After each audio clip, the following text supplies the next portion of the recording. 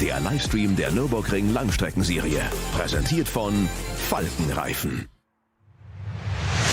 Herzlich willkommen zur Nürburgring Langstreckenserie. Welcome to the Nürburgring for the NLS, the Nürburgring Langstrecken Series. Und jetzt ist das Rennen freigegeben. The red lights are out now. Viele Zuschauer unterwegs.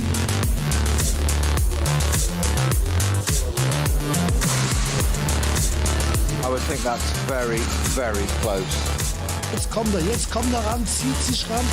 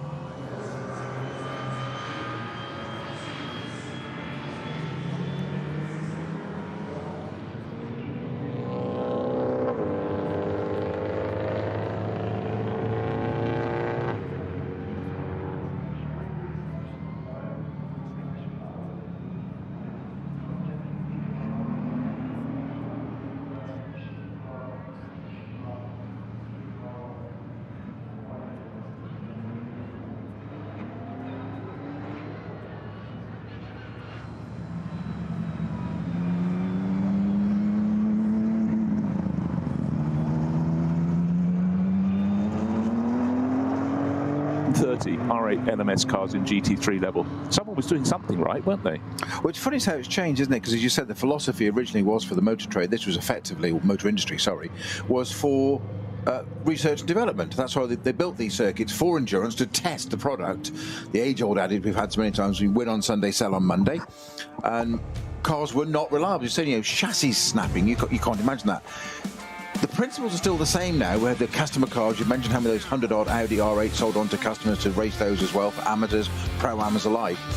But what has changed dramatically is the reliability. 100 years ago, it was, could it get to the end? Would it get to the end? Now, it's become almost like a sprint race because the cars are so reliable, but they're now developing new technologies of all sorts of things that still filter down to the road cars that you and I, the man on the street goes and buys. Yeah, and I think it's also just looking at that top class. We're looking at the Porsche Cup class, which is Cup 2 here. We've got the Cayman class, which is the Cup 3. We've got GT4 cars, but we've also got the road cars in here, effectively the production saloon cars.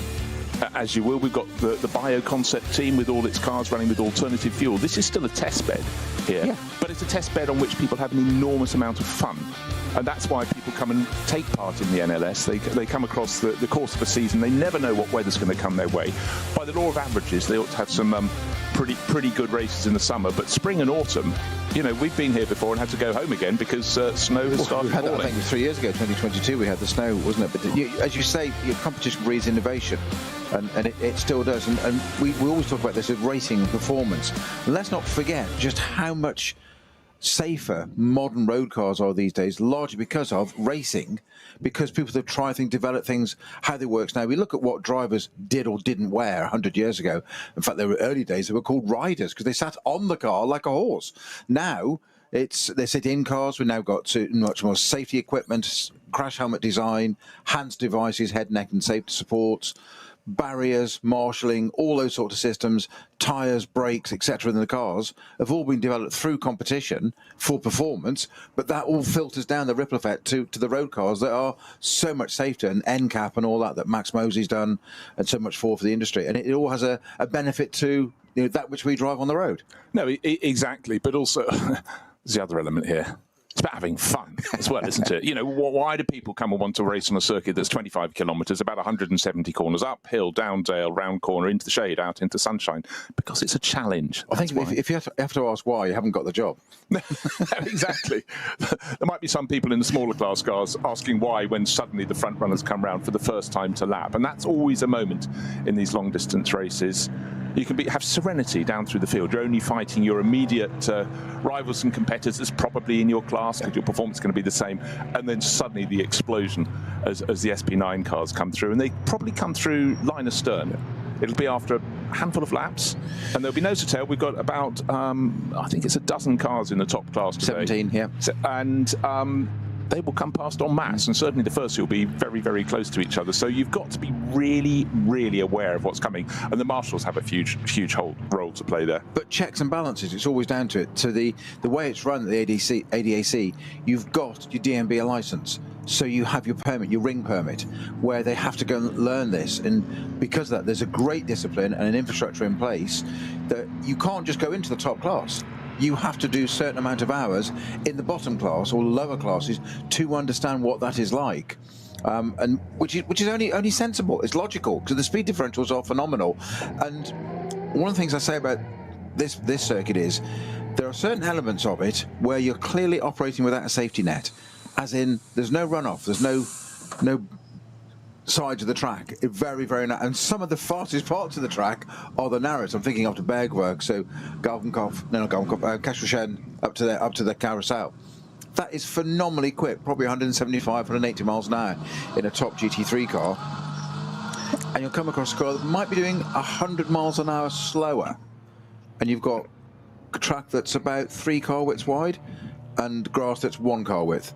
Yeah, you have to have your wits about you, both cars. That's the point. Exactly, and there's equal chance you won't be about to be passed by one car that's 100 miles an hour faster. It could be 1, 2, 3, 4. Train of 4 of them. So really, really, really tricky. But it's a challenge. And again, whenever the entry list is released midweek before any of these events, traditionally they run on a Saturday, you look the whole way down, just not at the front, and you suddenly find all the people who are in the junior classes trying to get their ring permit to play in the big thing. Names like Michelle Gatting, did I notice, normally competing in the World Endurance Championship for Iron Dames.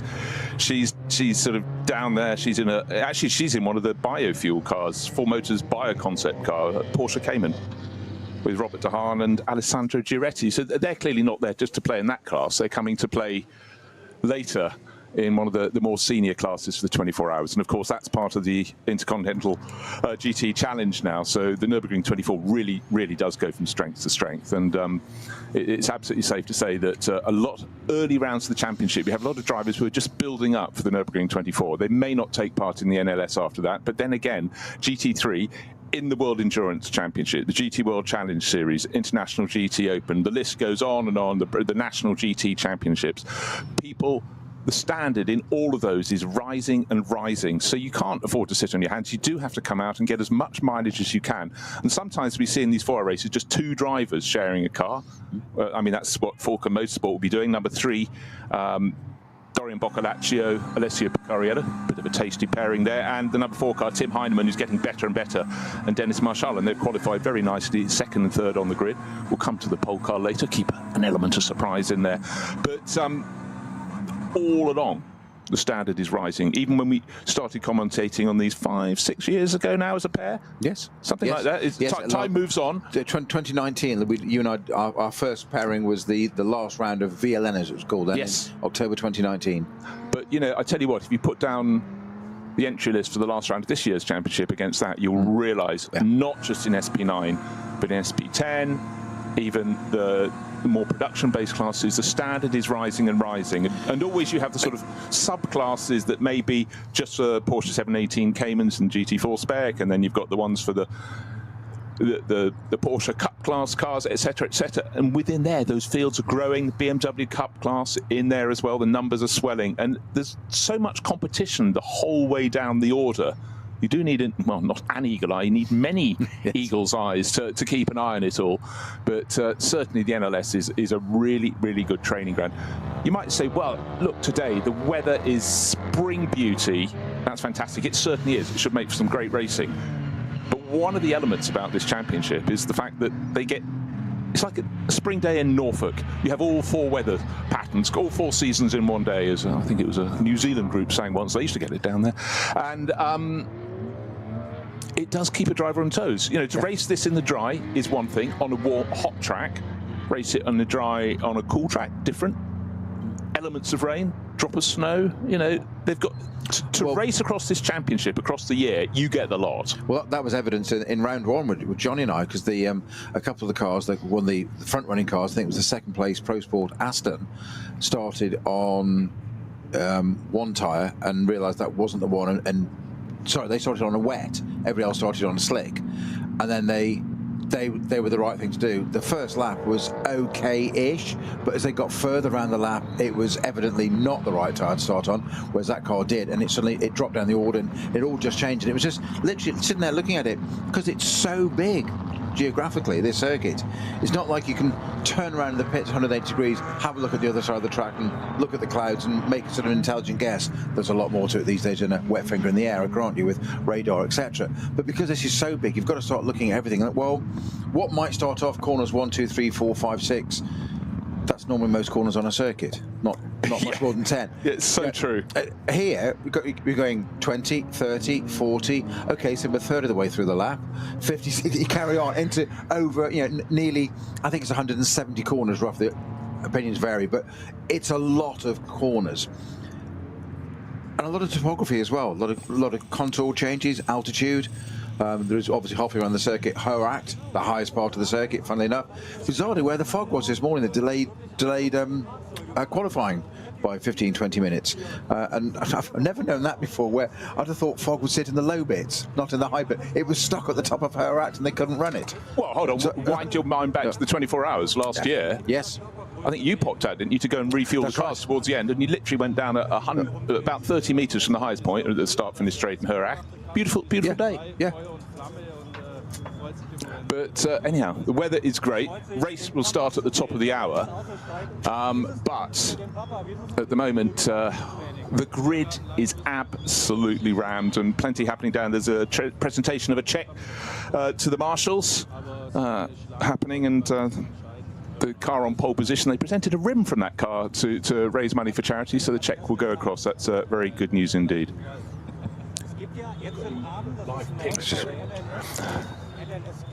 So, starting at the top of the hour, and just a little refresher if you wish. Opening round was a 1-2 for the Falcon Motorsport crew. Sven Muller, Morris Schöring, German-Dutch pairing, taking victory from Dorian Boccalacci and Nico Menzel. Third place, also a Porsche crew, Manthey EMA, Hanschen Guven, Thomas Preining. And later in the year, Kevin Estre will jump in there. And fourth place, also a Porsche, Dynamic GT, Bastian Buus and Matteo Caroli. And then the best of the rest was a BMW in fifth place. Rover Racing, such a rich history in these NLS events. Augusto Farfus and Jesse Krohn, sharing with 2 other drivers, Raffaele Marcello and Kelvin van der Linde. and they will be back taking part in the race today. So the race start is just over half an hour away from now, and plenty of action lying ahead. My name is Bruce Jones alongside Peter Snowden. Round 2, it's the ADAC Ruhrpott-Trophy, and next action is on the 5th of May. And then that's round 3, that's the ADAC Nordschleife Trophy, and then 23rd to 25th of May, it's the qualifying races for this year's Nürburgring 24. So building up, and we go all the way through the season. There's a race, and this is breaking new ground. It's 5th of July. It's for the smaller classes. They have their own race. It's called NLS Light. Then we go back to Full Fat, which is 16th of August for round 6. That's the ADAC Ruhr-Pokal-Rennen. And then 2 races in the same weekend, 13th and 14th of September. And then at NLS 9, the Barbarossa Prize, 27th of September. And then 11th of October, who knows what the weather will be, and that will be the final race of 2025.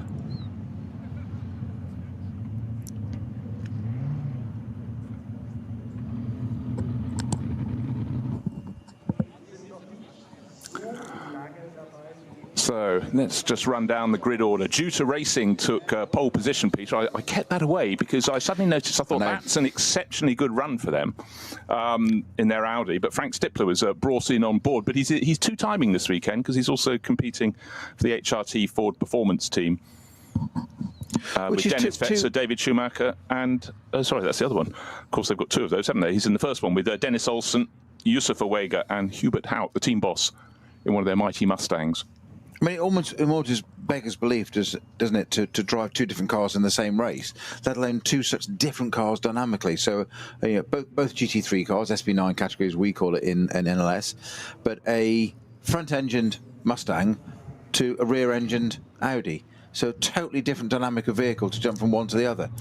It's not like you're jumping from one Mustang into the other Mustang and sharing the love in the team and getting that. It's a totally different. No, I think Frank Stippler's quite handy and really else what he drives, isn't he, though? As we witnessed a few weeks ago. Yeah, a few weeks ago, Goodwood members meeting. Doesn't seem to matter what you put Frank in. He's an absolute expert on the Nordschleife, but he is pretty hot around the Goodwood circuit. And his performance in the little Ferrari 206S Dino was quite remarkable. Slightly crumpled nose come the end, a little bit of a mishap out at Lavant Corner. But, he is one of the drivers you look for here and there. And all the better for it, to make the Goodwood meeting fully international. You need in his defence, a mishap not of his making. Not of his making. No. But the delicate little nose, slightly crumpled. Yes. Quite extraordinary. Alongside that, we have I've misled the P2. We've written down P2 somewhere. It's the Falcon cars, isn't it? Yeah, indeed. So the pair of them, again, sticking with their 2-driver format. And as I said, the number 3 is round 1 winners, these 2. Yep, round 1, where they took 1st and 2nd. But going down to always have Conrad Motorsport, they're one of the backbones of the series. Of course, they're here always with the Lamborghini. That's Danny Sufi. He's doing great things this season and last in the Prototype Cup Germany in a Ligier. That's a championship for P3 races, LMP3 races, and. But due to racing, it's interesting to have a non-German team on pole position with an Audi, and you sort of feel, the Audi works GT3 entries are sort of fallen away as Audi reprofiles and looks towards Formula 1 next year, but still the car is absolutely fantastic. And, clearly around qualifying here, bear in mind, the fastest lap was just under 8 minutes and 5 seconds. That was my time I was thinking of, but that was 3 seconds clear. It's very quick fire. It's about basically a systems check. Get towards the front end of the grid. Don't risk too much because, of course, there are 132 other cars around the track at the same time. And sometimes we have enormous margins if you have a really, really wet qualifying session. It's about survival. But then, of course, the race is 4 hours long. And it's also a figure that 8 minutes is the magic number that the organisers want to try to cap it at, and they with their relative, say, balance of performance, whatever it may be, restrictors, ride height, weight, or however they choose to do that, whatever, they're trying to keep those top GT3 cars at just about the 8-minute mark, because that's what they'd like it for across the board of that class.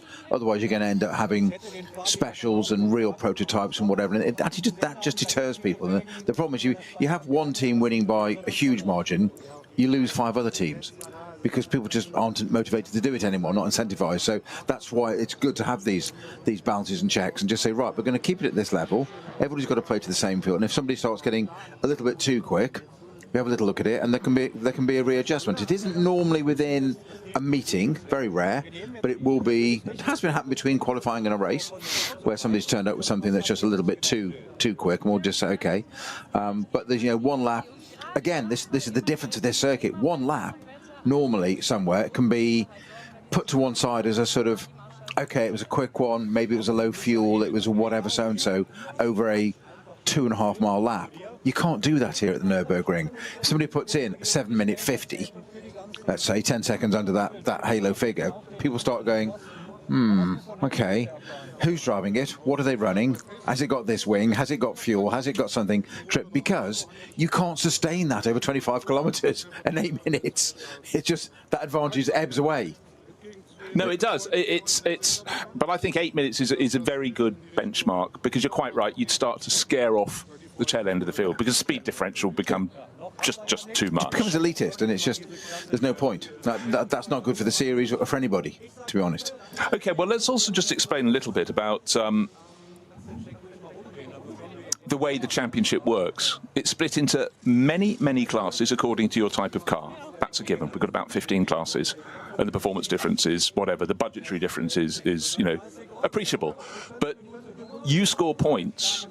If you win your class, you score points across the board. Oh, right, we've got the pictures now coming through. This is a cheque being presented, 630 euros, to the marshals. And you think how many marshals you need at most circuits, and you multiply that by a factor of about 7 or 8. So great to see. And the cheque presentation has been made. And again, we always tip our hat to the marshals. But just going back through the numbers, Peter, if your class has, let's say, 15 cars in it and you take victory, you pocket 15 points. Yep. If your car only has 3 cars in it, you still might take victory, but you're only getting 3. So when you look across the history of the championship, it's very seldom cars from the top class that win it overall. It's quite often cars running sort of around the mid-grid in terms of the overall performance spectrum that we have at the NLS. And those are the ones that tend to take the title. An amazing view of cars, I think. And on that note, by the way, just very quickly, do my nerdy bit here. They've got my notebook with it, a little bit highlighted. There are, by the way, in this race, 24 classes. Not just 2 24 classes. The top class, as you just said, the SP9 GT3 cars, they have 17 entries. Okay. Nice and full. Cup 3 Porsches, they have 17 entries. A couple of others have 11s, 14, Cup 2, etc. But we get down to the further through the entry list, as you said. BMW M240i's, there's 8 of those, so there's your points on that. SP10, 6, a couple of 7s, SP8s, but quite a number. SP Pro, VT3, V4, H2 and H4, all those classes have just but 1 entrant in each class, so they're out there on their own. Now, you're guaranteed a class win and fastest lap if you finish, of course, but only 1 point. Yeah. And that's okay. You can win your class that way, but you don't want to win it that way. You want to have some competition, and that's one of the things I love about this series, is that we're naturally drawn to those top cars, the front cars. That's where the TV projector shows, where we get images of, and we talk to you about those cars right at the front naturally.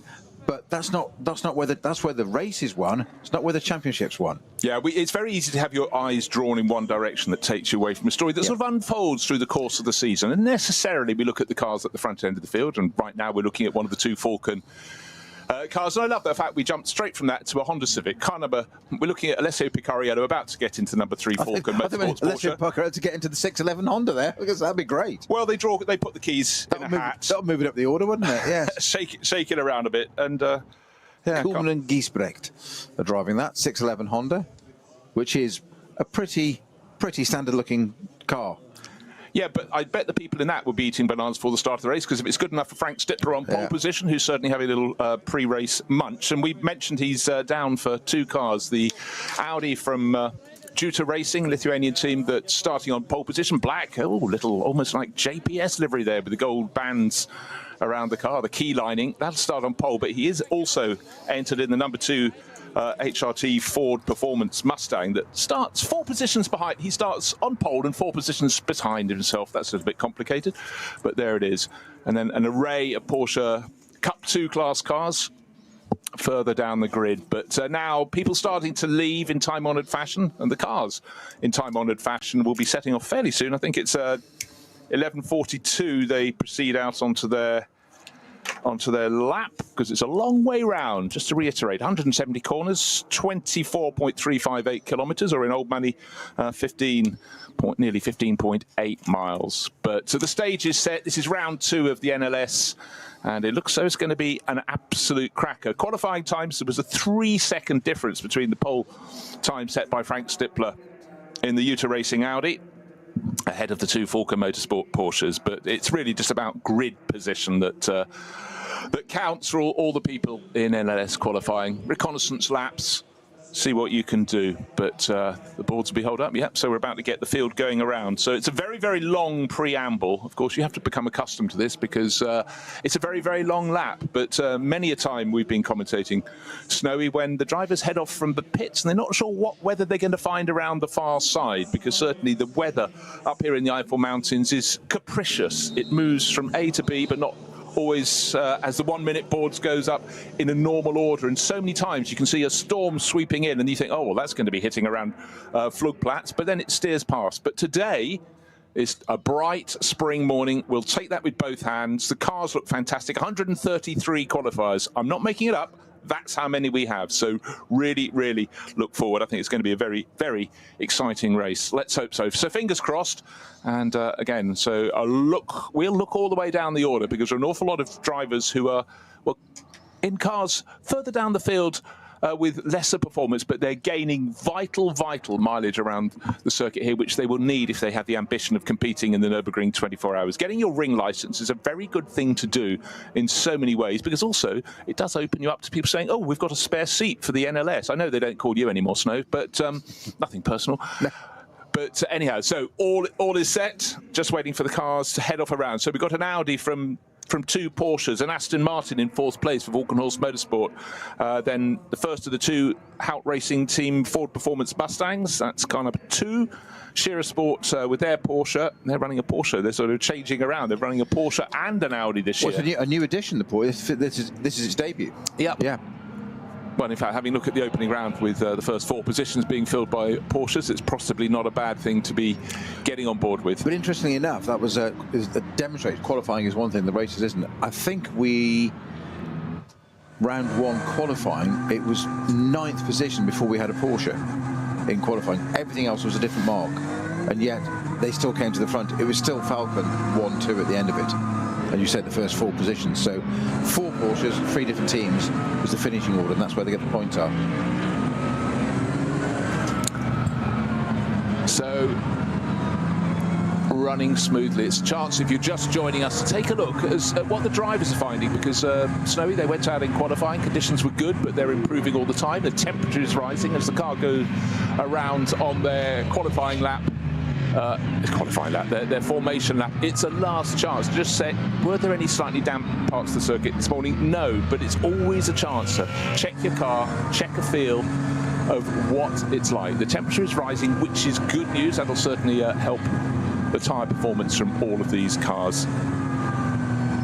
And some star-studded names dotted down through this field. 133 starters, fingers crossed. We had 136 on the entry list. 3 went missing, but often there are reasons for people at the last minute having a technical problem. But we've got some cracking cars right through this field. We'll start to cover them as we move down the order. The best car in Cup 2 is qualified in the top 10. That's pretty handy, and often we get them leading around the end of the opening hour, because they can run just a little bit longer before their pit stops. But certainly for the number 921 crew, that was a very, very strong performance indeed for them. I don't know which. They were very, very strong in round 1 as well. At one point it looked like we might even have a Cup 2 car on the podium. It didn't quite happen in the end, but it was at one point. It really looked like it was game on. Yeah, well, that's a car that from Mullner Motorsport who have so much experience. Right, great chance to run around the circuit now with number 948 also in that Cup 2 class, which is for the Porsche 911 GT3 Cup cars. And 948 is from always in the running with Nageldisk. Nageldisk has so much experience, and Carlos Rivas as well, around the Nordschleife forward-facing and rear-facing cameras. We are treated to many shots, and if you're just joining us, you think, haven't we already started the formation lap? Of course we do, but we start with 3 different groups of cars. It's according to their performance, their categories, and so the second group of cars running down towards the first turn. Track conditions perfect, clear line of sight around the circuit, and of course weather is something that always comes from all angles here at the Nürburgring. But today I don't think we're going to have to talk about it too much, which is sort of a nice, refreshing change. So we will probably be very happy to follow along those lines. Yeah. And again, Peter, as someone who's raced here, who's raced all around the world, when you get a bit of the circuit that's got a different coloured tarmac, does that always set your antennae going? Because at the first corner, it's light on the outside, dark on the inside. After you've done a few laps, you might assess that it has the same level of grip from light to dark tarmac or not, but you always have to find out, don't you? Exactly that, you have to go and find out, and no, it never does. Usually the darker stuff is newer and therefore can bizarrely have sometimes less grip because it's not weathered in yet. It has not rubbered in, as we say on a racetrack. It is quite strange. You'd think that new tarmac would be grippier. Quite often not the case. And you do have to learn, and to find that if it's on a straight you're going over, of course, no big problem at all. It sounds really obvious. That first corner there, as you're turning, of course, that's why you need the grip, is when you're turning. It sounds really obvious, but if you've got a surface change as well, that's not ideal, to say the least. Yeah, and another thing that's not ideal is if you have an airport nearby, like Donington Park with East Midlands Airport. It's a very good excuse. You go down Hollywood to the Craner Curves, but it's aviation fuel. But certainly you can feel there's a difference when there's been busy I remember flights. first being told that decades ago, and just thinking it was some wind-up story to the rookie. Oh, by the way, when the planes come over, they drop fuel, and of course the first thing like, yeah, of course. And you go barreling in thinking, of course you know better, then you find it understeers off, and you go, oh no, it does. And it's when that circuit, and it would be the same anywhere else.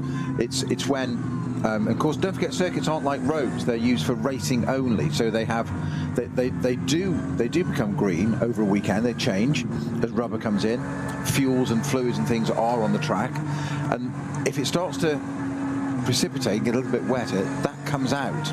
And it's that first bit, and certainly that corner you mentioned at Donington in the UK. It's a 90 degree, more than 90 degree right.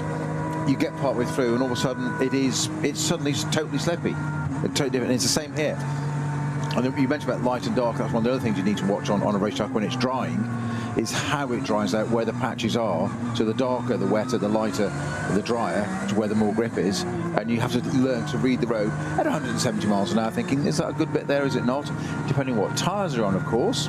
Because then if you're on wet tyres, which are meant to be running in water, therefore they run quite cool. If they get to run in the dry, they overheat and they chunk, and you have another problem then. And it's all, at the end of the day, we always talk about power and performance and brake horsepower and all those sorts of figures. At the end of the day, you've got 4 bits of the car that are in contact with the track, and those are the tyres. Hopefully 4 bits in contact all the time. It's a general idea anyway. No, it all sounds very good. 1,080. That's 3 complete rotations. That's what I managed out of Hollywood.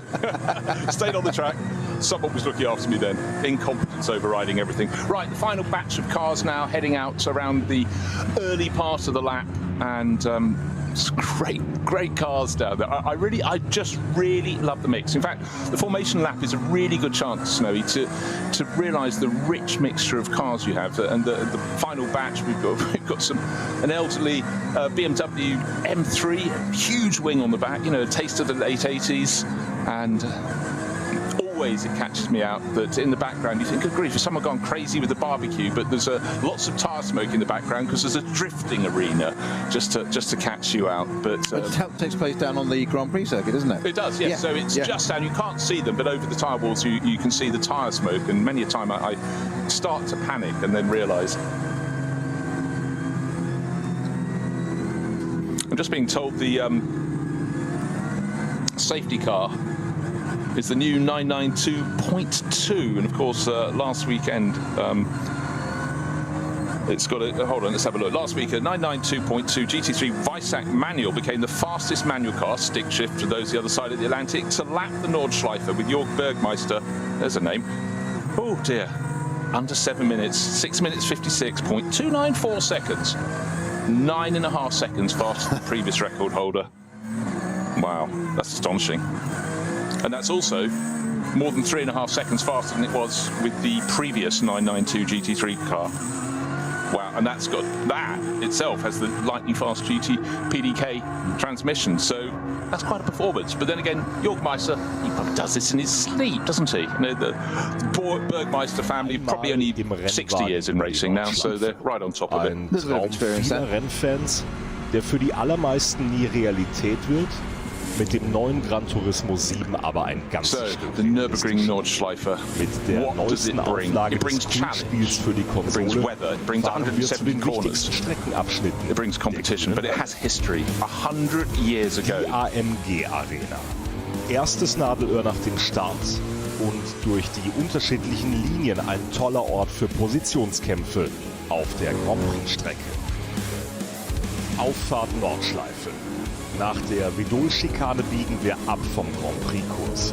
Hier beginnt der 20 Kilometer lange Ritt durch die grüne Hölle so richtig. Fuchsröhre. Mit Vollgas bergab, durch die Kompression und den Berg wieder rauf. Wie so oft auf der Nordschleife, kein Platz für Fehler. Breitscheid. Der tiefste Punkt der Nordschleife. Die Brücke über die Hauptstraße von Adenau ist ein Zuschauermagnet. Das Karussell, benannt nach Rudolf Caracciola, einem der ersten Heroen des Rings. Die alten Betonplatten der Steilkurve sind Kult. Brünnchen, der Zuschauer-Hotspot. Ob beim Rennen oder bei Touristenfahrten, ob bei brütender Hitze oder im strömenden Regen, hier ist immer etwas los. Die Döttinger Höhe. Windschattenschlacht bei 270 km/h und die Überholmöglichkeit schlechthin am Ende der Nordschleifenrunde mit dem neuen Gran Turismo 7. Und damit von der virtuellen wieder zur realen Nordschleife.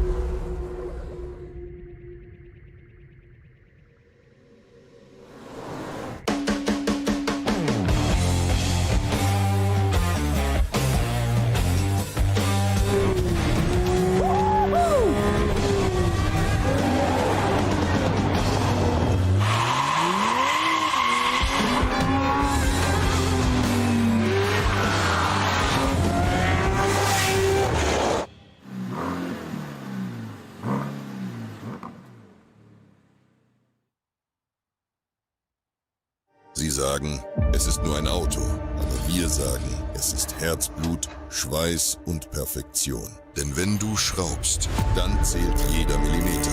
Dann bist du in deinem Element. Du willst mehr als nur fahren. Du willst es fühlen. Die volle Kontrolle. Eine optimale Straßenlage. Wir wissen genau, was dich antreibt. Denn wir teilen die gleiche Leidenschaft. Egal ob auf der Straße oder auf der Rennstrecke. Wir sind immer an deiner Seite. Wir sind H&R. Offizieller Partner der Nürburgring Langstrecken Serie.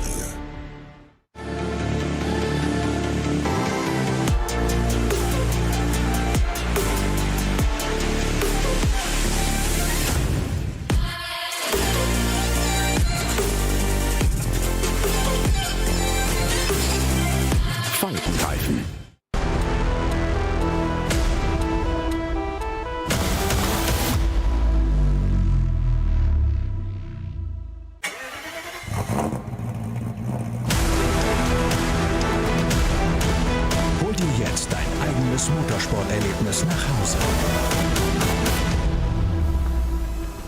dein Online-Shop für Simracing-Hardware und Zubehör. www.simraceshop.de.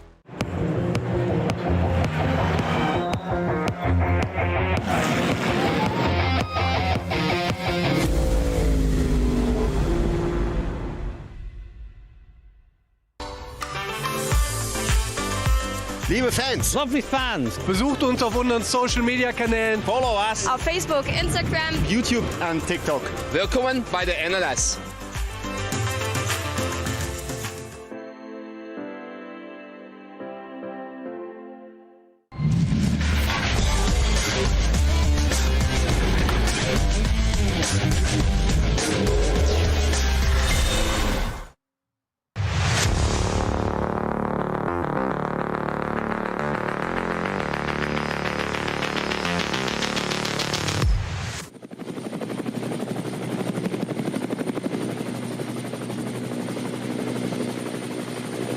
Shots are always useful to let you know where the cars are, how close they're running to each other. Of course, they're running line astern, it's the formation lap, but it also always strikes me.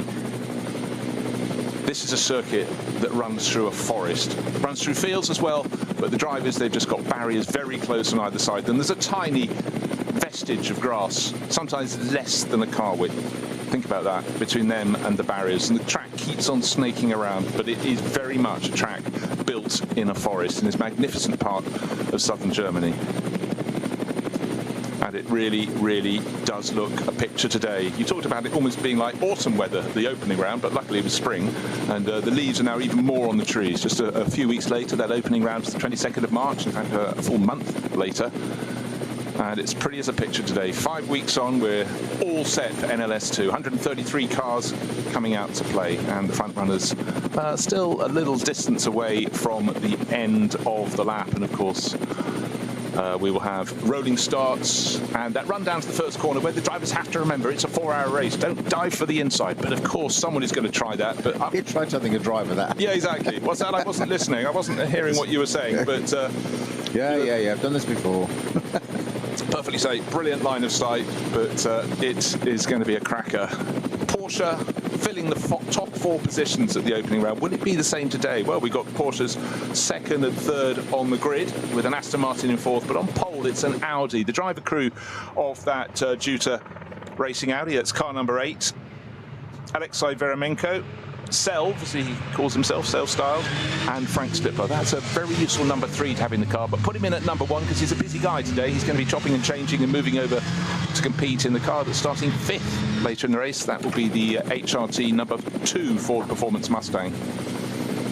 And one of the very features of the circuit as the drivers come down that long run, the Dottinger Höhe. It's the only straight of any real distance, weaving from side to side, and just the other side,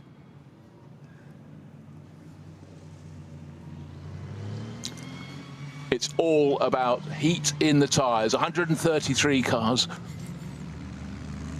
thinking about the start. They'll take part in 3 different starts, but the SP9 cars and the Porsche Cup 2 cars are in the front of the field in their first group, and hopefully they'll keep it tidy. But it also gives 2 other groups of cars, if you're at the front of your group, a chance to pretend you're at the front of the race as you run down to the opening corner.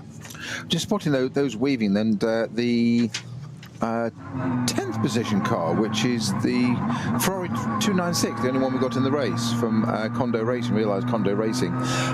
That's the only one coming down the Dottinger Höhe that's absolutely just keeping in a straight line, not weaving. It's that standard camera shot we get to see and talk about on our radio show today, is always that shot of the cars weaving left and right, getting the heat into the tyres that last bit before they get to Tiergarten for the start of this race. The 296 Ferrari just in an absolute straight line to go, nah, I'm doing my own thing. There's always one in class at school, isn't there? Yeah, he thought there was a second formation lap, but it is about learning.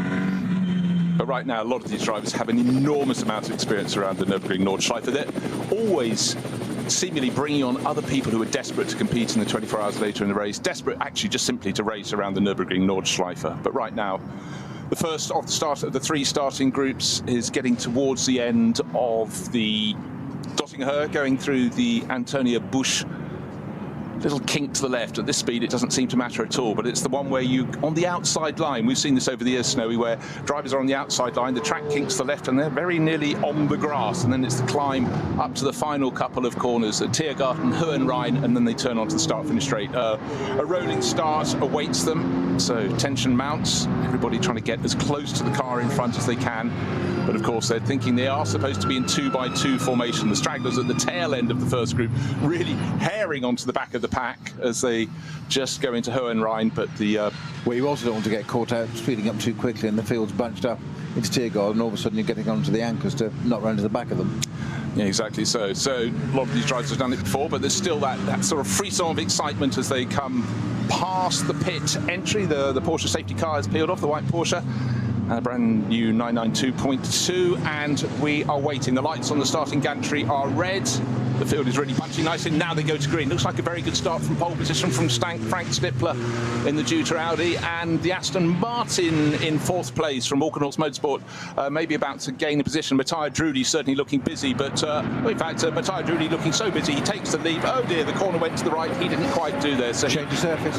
Well, exactly so. So he arrived in first and has come out of the first corner in fifth place. But Frank Stippler has got the job done. And I'll tell you who else who's got the job done. The number 2 Ford Mustang, blue at the front, yellow at the back, has moved up from fifth into second place. Dennis Olsen, the Norwegian driver, at the wheel of that. It's busy, but it's neat and it's tidy, Peter. A lot of respect between the drivers. I wasn't expecting that there from Frank Stippler to pull away there as easy as he did. That was job done. I thought he was under a bit of threat from, I think it was the second of the 2 Falcon cars. That would be the number 4 car with either Tim Heinemann or Dennis Marshall at the start of that. I'm not sure who's doing it first.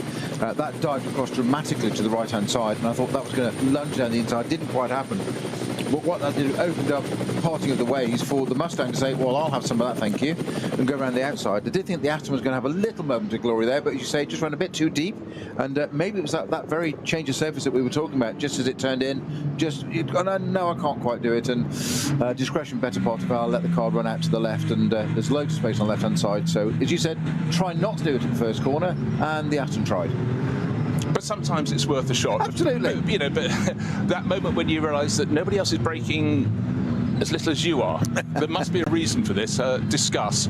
But anyhow, neat and tidy from Frank Stippler. You'd expect nothing else, and so going very nicely. But while that's happening, and the lead group are going down through onto the Nordschleife and going through Hocheichen and out to Kittelbacher, the second starting group is lining up 2x2 formation, and again their turn as their safety car pulls into the pits. It's an Audi driving into the pits, but it's largely Porsches at the front of this group. They're waiting for their lights to go red. Someone's already made a bit of a jump from about 8th in the order, but from the pole position in that second group of cars, a really clean run down to the first corner. This is more like 3-4 abreast, but certainly for group of cars, again, hugging the inside line isn't the quickest, but it's in some ways almost the safest. And people who go to the outside, as we saw with the Aston Martin, with Matthias Drudy in the first starting group, well, quite simply, it can work, but it didn't on that occasion. But neat and tidy.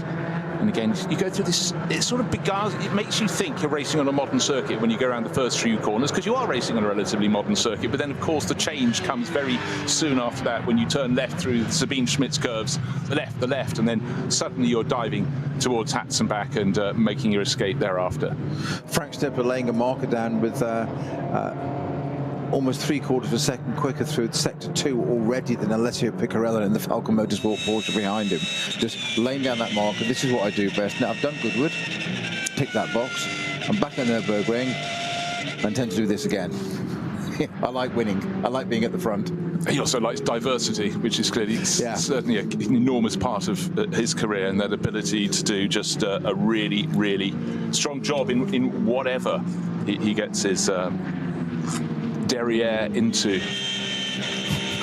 Second group, I'd say, I was just starting to think maybe being a little less sensible. Certainly it's got very busy indeed around the middle order, and some of the onboard shots will maybe be used in the steward's office afterwards, but let's hope not. But again, what you always see on the opening lap is people who think they got the heat into their tyres, and when the track's they go through the Sabine-Schmitz curves, you suddenly got the first of several slow-speed corners. You suddenly find the grip's not quite there, but that wakes them up a little bit, which is what you need, a sort of quick slap around the face before you head out to Hats and back, and all the corners that suddenly come at you very, very quickly indeed. And unfortunately, there's only one way to find out, and it's if you don't push, you're losing time, and you're sort of, I can only speak for myself, but you're mindful of the team just going, well, what's he doing? Why is he waiting? Why is he dilly-dallying?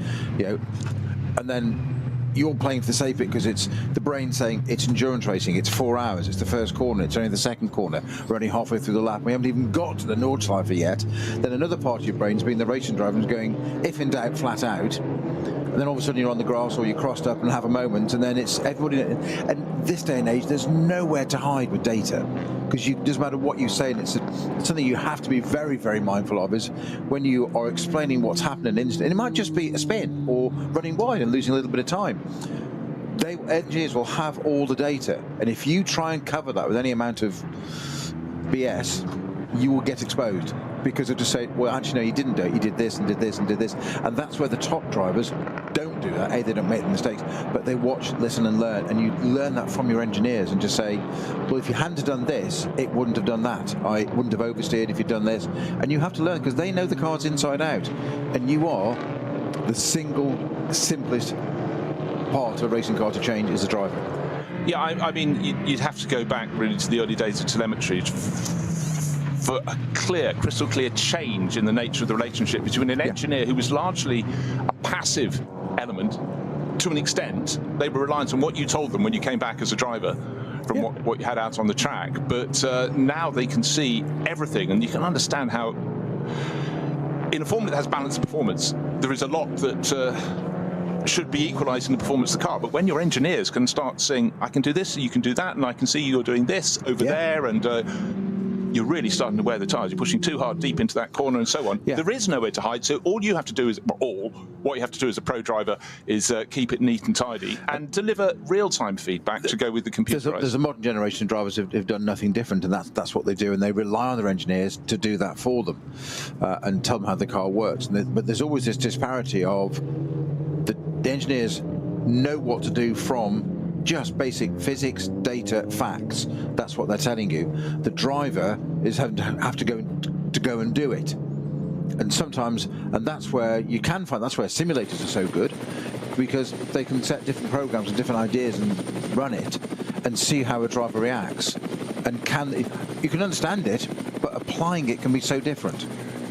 Yeah, it's a bit like music. I know I can read music, but I can't play the notes. Yeah, I'm not in the right order. Exactly. Going back in time. Yes. Well, Frank Stippler, he's trying to make a break, but I tell you what, he's being pushed quite hard by Dennis Olsen.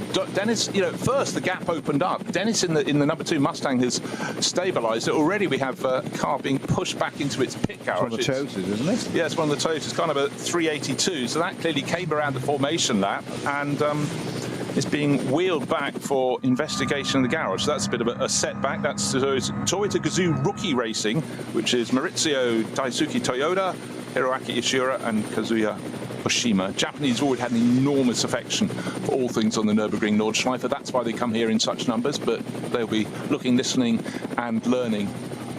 Already the cars on the Dottinger Hoa. I would suggest between first and second the gap is it's about 1.5 seconds, but Dennis Olsen in that rumbling blue and yellow Mustang in second place, then the 2 Falcon Motorsport Porsches in behind, and then a bit more of a gap back to 5th place. And just remember, Matteo Drudi was running 5th, had been running first into the first corner, didn't get the braking done. He went straight on to the very edge of the circuit, and having started 5th, went back to 5th place again.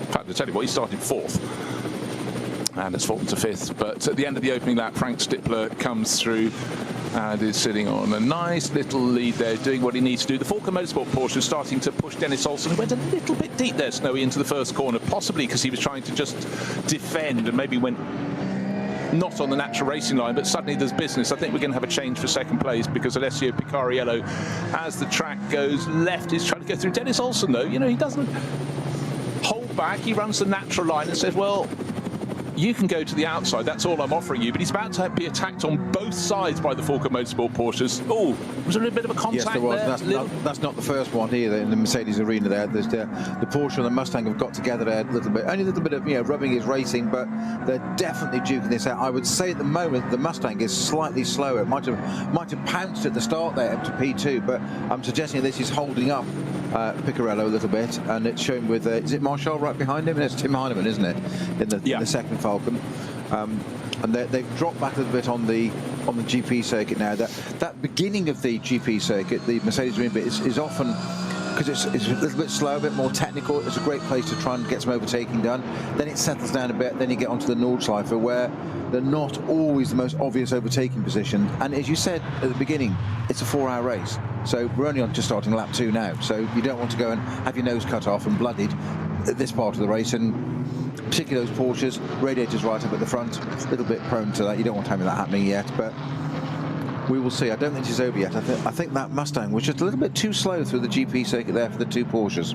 No, definitely. But bear in mind that the Mustang is very much at the early end of its absolutely so development. It's the I was informed a few weeks ago that it's the 58th model across various all the manufacturers to be homologated for GT3 racing. And oh dear, we've got a faller already. One of the Porsche Cup cars appears to be at the side of the circuit in front. I tell you what, wait, have to close in. Oh, how disappointing. The end of the opening lap. Well, you haven't even got, you just come out of Galgenkopf and didn't get to come along Dottinger her and has pulled up. In fact, it's Bastian Boos. It's kind of a 54 as they focus on that, which is the dynamic GT car. That qualified well. That was going to be starting in 7th place. 7th or 8th, wasn't it? Yes. Yeah, and Bastian, really promising drive. He had a full season of racing lined up, and then at the last minute, the plug got pulled. Good to see he's getting some drives again, but he's opened the driver's door and steam is billowing out of the car. I'm looking for an engine issue there, a water issue. We're just talking about those. Porsches can be quite prone to it. They either work perfectly or not at all. There doesn't seem to be any mid area, does there? Does seem to be a track that really does seem to suit the Porsche very nicely indeed. So its abilities, across the Nordschleife, you're racing across every form of corner you can imagine. But actually, as we go around the Nordschleife, it then starts to open out a little bit, and the Mustang in second place with Dennis Olsen, 1.5 seconds down on race leader Frank Stippler, is starting to put a bit of gap between his car and the two aquamarine and blue cars of Alessio Picariello and Tim Heinemann, the two Falcon Motorsports Porsche drivers. And hanging on gamely in 5th place is Matthias Drudy. He's about another 2 and a bit seconds down, but he's pulled a second clear of Patrick Niederhauser. Scherer Sport going very well. Now they're running a Porsche as well as an Audi. And this weekend it's just the Porsche, but 6th place at the moment for Patrick Niederhauser. Very, very talented Swiss driver. But for so many years, Peter, of course, an Audi driver. Very much a shoe-in at Audi, but that's the trimming of the Audi numbers has certainly led to him moving across, and he's proved very handy in a Porsche as well. So good work for him. Yeah, this Mustang and Falcon, two Falcon Porsche battles continuing as they go down to, is that Adenauer? We've already got intervention vehicle on the circuit there at Adenauer. Not quite sure what that's for. It's just going past. So there's a green flag already. So we haven't got any code 60s yet. We have. My apologies. We have a code 60. Not there. That's after Carousel up towards Hoacht. They weren't at that point yet. Yeah, I can't answer that one now. Again, it's I think these two Porsches, the Falcon Motorsport cars, need to hunt together, and they're doing precisely that, because Tim Heinemann is getting right under the rear wing and trying to push Alessio Picariello along. But both these drivers know that at certain points in the circuit, it seems to be on the tighter Grand Prix loop, they seem to have an advantage over Dennis Olsen, or maybe Dennis just made a slight mistake in the Mercedes arena, because certainly Alessio Picariello was pushing and probing and getting him offline. And maybe that's why they managed to catch up. But right now, they're not being dropped particularly by Frank Stippler. Frank hasn't got anybody to trouble him. He's 1.5 seconds clear, but it's staying at 1.5 seconds clear. And I tell you what, in 5th place, the Aston Martin from Walkenhorst Motorsport is now starting to close in. So it's all back. Oh, we've got a course vehicle, 2 course vehicles on the circuit. One is, I think it's an ambulance going around. They're on driver's left as they leave the carousel. So again, the marshals make it absolutely clear there are slower vehicles on the circuit. And up ahead, okay, now they're into the code 60. So it's 2 corners after the carousel, and that means our lead group of cars closing right up. Someone has, damaged the barriers on the driver's right, about 3 corners off the carousel. It's a heavy impact. It is a heavy impact. The car is nose into the barrier, but it's where it slid to. Obviously not the point of impact. That was so the front runners get through that and they continue on their way. But again, it was about being fully aware of what was lying ahead on the exit. Well, it was just before her act that impact had been made, just where the track kinks to the left before you have to go to the right and everything goes light. Other yellow flags at Hatson back. At I thought it was. It's an Aston. It's the other Valkenhorst GT4 Aston, number 191. That's unfortunate at any point in the race, but to lose it so early on. But up front, we've got a cracking scrap. Frank Stippler just clear, but even now, with all the pressure from behind from Dorian Boccolacci's number 3 Falcon Motorsport Porsche, Dennis Olsen's doing very nicely for the Hout Racing team. Hout, or HRT Ford Performance, as we call them. Of course, Hubert Howe, the driver who works Audi driver a long time ago, and built a very successful construction business and runs a fantastic team. And he always makes sure if there's a Nordschleife around, he is part of the lineup. And another slow zone, and in fact, Alessio Picariello got perilously close to thumping the tail of Dennis Olsen's second place Mustang, and as they came across a course vehicle and all put the anchors out. And in fact, Frank Stippler has almost come to a halt, so it seems, but that is simply because he's going into a slow zone, and someone where the track went left has not quite managed that and has taken to the barriers. We also have Bastian Buus's Porsche off right at the start of the Dottinger Höhe, so a lot of fallers early on. Clearly mechanical problems for Bastian Buus and the Dynamic GT Porsche team, but contact with barriers for at least 2 other crews we've seen so far, Peter. Yes, and it was Niklas Abramson. It's in the Valkenhorst 191 Aston that's gone off. Okay, that was the 146, wasn't it, or whatever number you said? 191. 191. So, that's 146 with inflation. So the car's being led past Bastian Buus's broken Porsche 911, and the top 6 cars nose to tail. Frank Stippler leading the way to Duta Racing Audi, then Dennis Olsen in the HRT Ford Performance number 2 Mustang, Alessio Picariello and Tim Heinemann in the Falcon Motorsport Porsches. They are all nose to tail now because of these slow zones. Matthias Drudy 5th, Walkenhorst Motorsport Aston Martin. Patrick Niederhauser 6th for Scherer Sport Audi, and tucked under his rear wing is Fernandez Laza in the Kondo Racing with Rinaldi Ferrari. That was the one that wasn't weaving too much on the formation lap. And the best of the BMWs, Augusto Farfus, Rover Racing. That's a cracking driver lineup. A quartet of drivers in that is running in 8th place overall. And then there's a bit of a gap, and the best of the Porsche Cup 2 class cars is actually no longer the Müller Motorsport car, but we've had a change of position because SRS Team Sorg Rennsport have managed to make their move around this second lap of the circuit.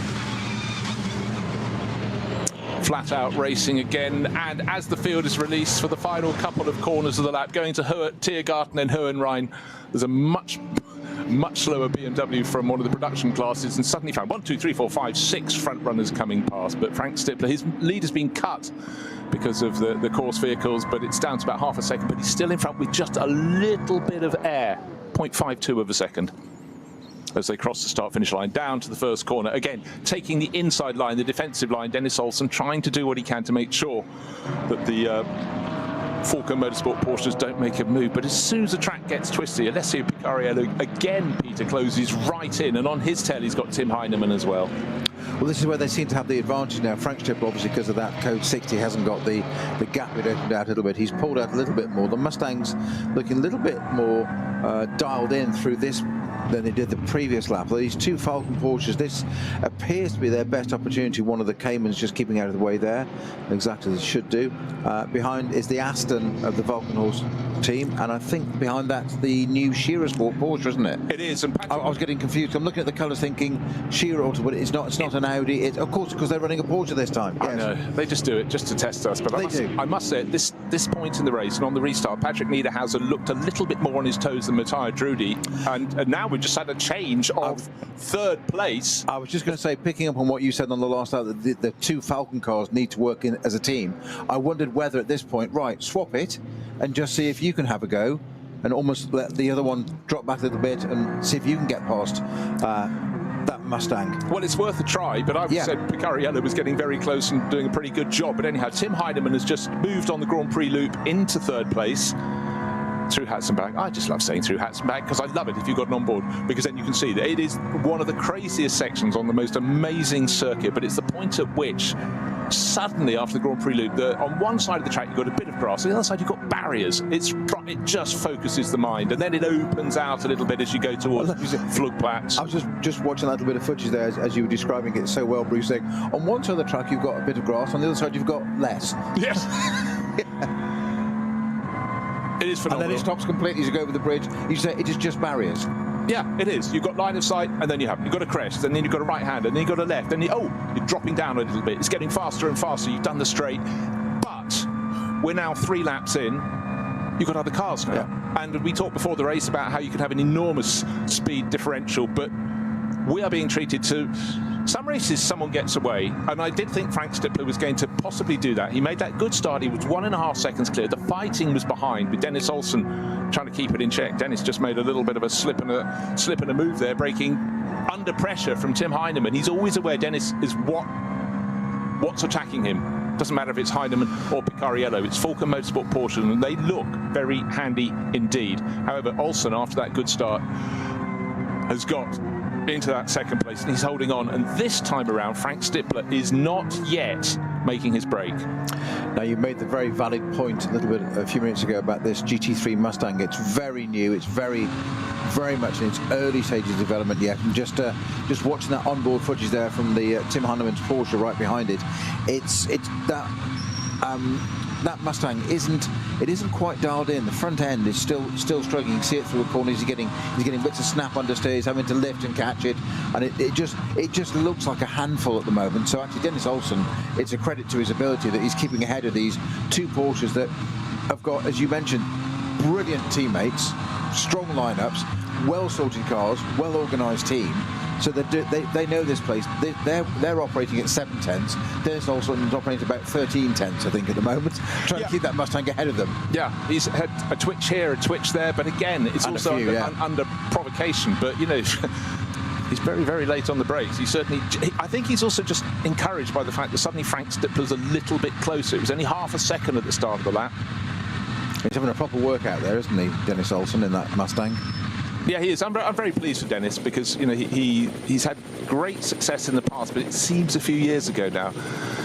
Flatbed on track, holding a beautiful racing line, but has to be on one side of the track. And our front runners come up behind. They've got a couple of tail enders just in their path as well. In fact, I think that's suddenly, hold on, has that worked in Frank Stippler's favour? I think it possibly has, because they got to within half a second of him as they started the lap, and about half a lap ago, Dennis Olsen was half a second down, but Dennis now has clear track ahead of him. He's got the 2 Falcon Motorsport Porsches in behind, the Volkenhorst Motorsport Aston Martin in 5th, Matthias Drudy, Patrick Niederhauser, Scherer Sport PHX Porsche, get the name right, and they are running almost line astern. Stippler's just disappeared. I cannot see. Sorry, helicam shot. Stippler's just disappeared. I mean, he's kept to the rule book, and we said 8 minutes is the organisers' ideal lap time. He's done an 8:01.5 dead. So I kept it within 1.5 seconds. There you go, just outside of it. So perfect. No showing off. Certainly Frank lost a second of his lead when they came across the slow zone, but I think he managed to get around that flatbed rather better than the quintet of cars behind him, and he's built a lead, I think, of about 2 seconds. He's coming out of the carousel already, Frank Stippler. Yeah, well, he's just, sometimes it falls into your lap, other times not so much, but certainly what was shaping up to be a really good 5-6 car battle. And I just fancied, because Dennis Olsen was a second closer than he had been before, he's half a second down on Frank Stippler's Juta Racing Audi. This was a sort of renewed opportunity for him, but then it broke the other way. Now we've got they're all slow-moving cars along the Dottinger Höhe, but I'm beginning to, no. You know what? It's a glory It's a glory to have a heat haze. There's a very long camera shot looking back along the Dottinger Höhe, and of course that always gives a sort of shimmer effect. But I was thinking it might be Bastian Buss's Porsche that's got going, but I think it's the RPM Racing. Yes, it is the Cup 2 RPM Racing car running in that sort of lime green and blue livery that has been the markings of that team for decades now, so it seems. But second place, again twitching under pressure from the Volker Motorsport. Shearer Porsche passed the Volkenhorst Aston as well. Changed position. Oh, good spot, yes. So where did that happen? So we've got 3 Porsches now in line astern attacking the Mustang of Dennis Olsen. So we've got the 2 Falcon cars and now the Shearer Sport car on its debut with this team. So none of us are running Audis, but they've nipped past the Volkenhorst Aston Martin. Running with 5 timing sectors around the lap. Again, from championship to championship, it changes. In sector 3 of the 5 timing sectors, the reason we suddenly lost Frank Stippler from our shop was he gained 3 seconds in that. He gained clear favour from the way that he found the flatbed before the others and got through and passed it where they couldn't for a moment because there was a back marker, and he's making that advantage pay. But at the moment the drivers have to be right on their toes. There are quite a few points at which suddenly the flag marshals are urging them to slow down, giving them messages. There are slower moving cars out on the circuit, there are rescue vehicles, and so there's Dennis Olsen in second place, looking with a car that's still a handful, but he's doing a fantastic job to keep the Falcon Motorsport Porsches behind him, and suddenly he's got to use that sixth sense and be fully aware of what's in front of him and act accordingly and slow right down. But definitely there's been a gift to Frank Stippler on this lap. Doesn't not deserve it because he always drives brilliantly here, but well, some people's days don't get any better. The 101 entry, which is in the BMW 325i class. You need to explain what cars those are for. That had a penalty in qualifying, would you believe, for its fire extinguisher being disarmed. So they had a €100 fine for that. It wasn't a great deal. That's now stopped at Exmoor and is causing the code 60 there. That's car 101. 325i BMW. Now we seem to have a whole host of slow points on the circuit, and second, third, fourth, fifth, sixth, seventh are all literally nose to tail. Dennis Olsen in the Mustang, number 2, is in second. Alessio Picariello is listed as being ahead of Tim Heinemann, but it's not. Of course, we saw them make the swap very early. It was on the Grand Prix loop, and so Tim Heinemann holding down third position. Alessio Picariello in fourth, Matthias Drudi in fifth in the Walkenhorst Motorsport Aston Martin, Patrick Niederhauser in the Shearer Sport PHX Porsche, and Fernandez Laza in the Kondo Racing with Rinaldi Ferrari. So a lot of manufacturer variety there, but they're all in a great big group. And then a whisker behind, having gained quite a bit, is Augusto Farfus in the Rover Racing BMW. But they're all going slowly along the Dottinger Höhe, and I think now they've just now been enabled to pick up the pace again. Green flag, Green flag, and off they go. It's been very, very stop-start, not in terms of the race being stopped, but in terms of when they're allowed to be at full racing speed. And as we get this restart, suddenly Patrick Niederhauser has made a better fist of it than Alessio Picariello. So change behind. And they're all dropping the Aston Martin at the moment for Matthias Drudi. He's falling back. They were nose to tail, but some read the restart on the Dottinger Höhe better than others. And then for others, there are some cars from the slower classes in their path, but it's their job to negotiate, their job to find their way past. But certainly the move there was by Patrick Niederhauser to move from 6th at the start of the lap up into 4th at the end, having passed Alessio Picariello just moments ago and Matthias Drudi early in the lap. Now that change has come back again, so the Falcon Porsches dive down the inside at turn 1 to get back past the Shearer Sport Porsche. I nearly said Audi, it's a Shearer Sport Porsche on this one. Meanwhile, Heinemann is still trying to get ahead of the Mustang, which he can't quite do. And is that the Ferrari having a little look in there? So the Aston and the Ferrari now on the back of this as well with the Shearer Porsche. Now they've got a back marker in the way they're trying to get either side of it. They all have to go to the left-hand side. That's one of the Toyota Supras by the look of it. The Mustang still holding on. Dennis Olsen, I've got to say, is doing an absolutely fantastic job. That Mustang shouldn't really be ahead of any of those Porsches, let alone all of them. He's doing a great job hanging on to it. The car does look a little bit more dialed in after a lap or so now. It looked like it just hadn't And that's all the part of this. Exactly what you do. This is why we race, because it's early in its development. Find out how it does, and I can imagine him struggling with that car for that first lap, and then suddenly finding, hang on, it's a little bit sweeter, it's a little bit easier to drive. There's some hope here. That roller coaster of emotion that drivers go through. But it's also about how, what was the temperature at the start of the race, how you're setting up the suspension of your car to get the heat out of the tyres as well as you can. Didn't look as though he had the same sort of tyre heat, because certainly his grip level at some of the tighter corners, in fact even some of the faster corners, as we saw when they got to Arenberg a while ago, big twitch. But the Norwegian driver holding on very well indeed. End of lap number 3. We're on lap 4 now. Frank Stippler leading the way. He's in a Pro-Am entry car because his teammates Selv and Alexei Veremenko are not as experienced as the next 7 crews, which are all entirely pros. So you may expect the Audi, when driver changes are effected, to start losing position, but it's going for its main target. Of course, outright victory would be lovely. You have to say it's fairly unlikely, but it's about getting points in the Pro-Am class of SP9.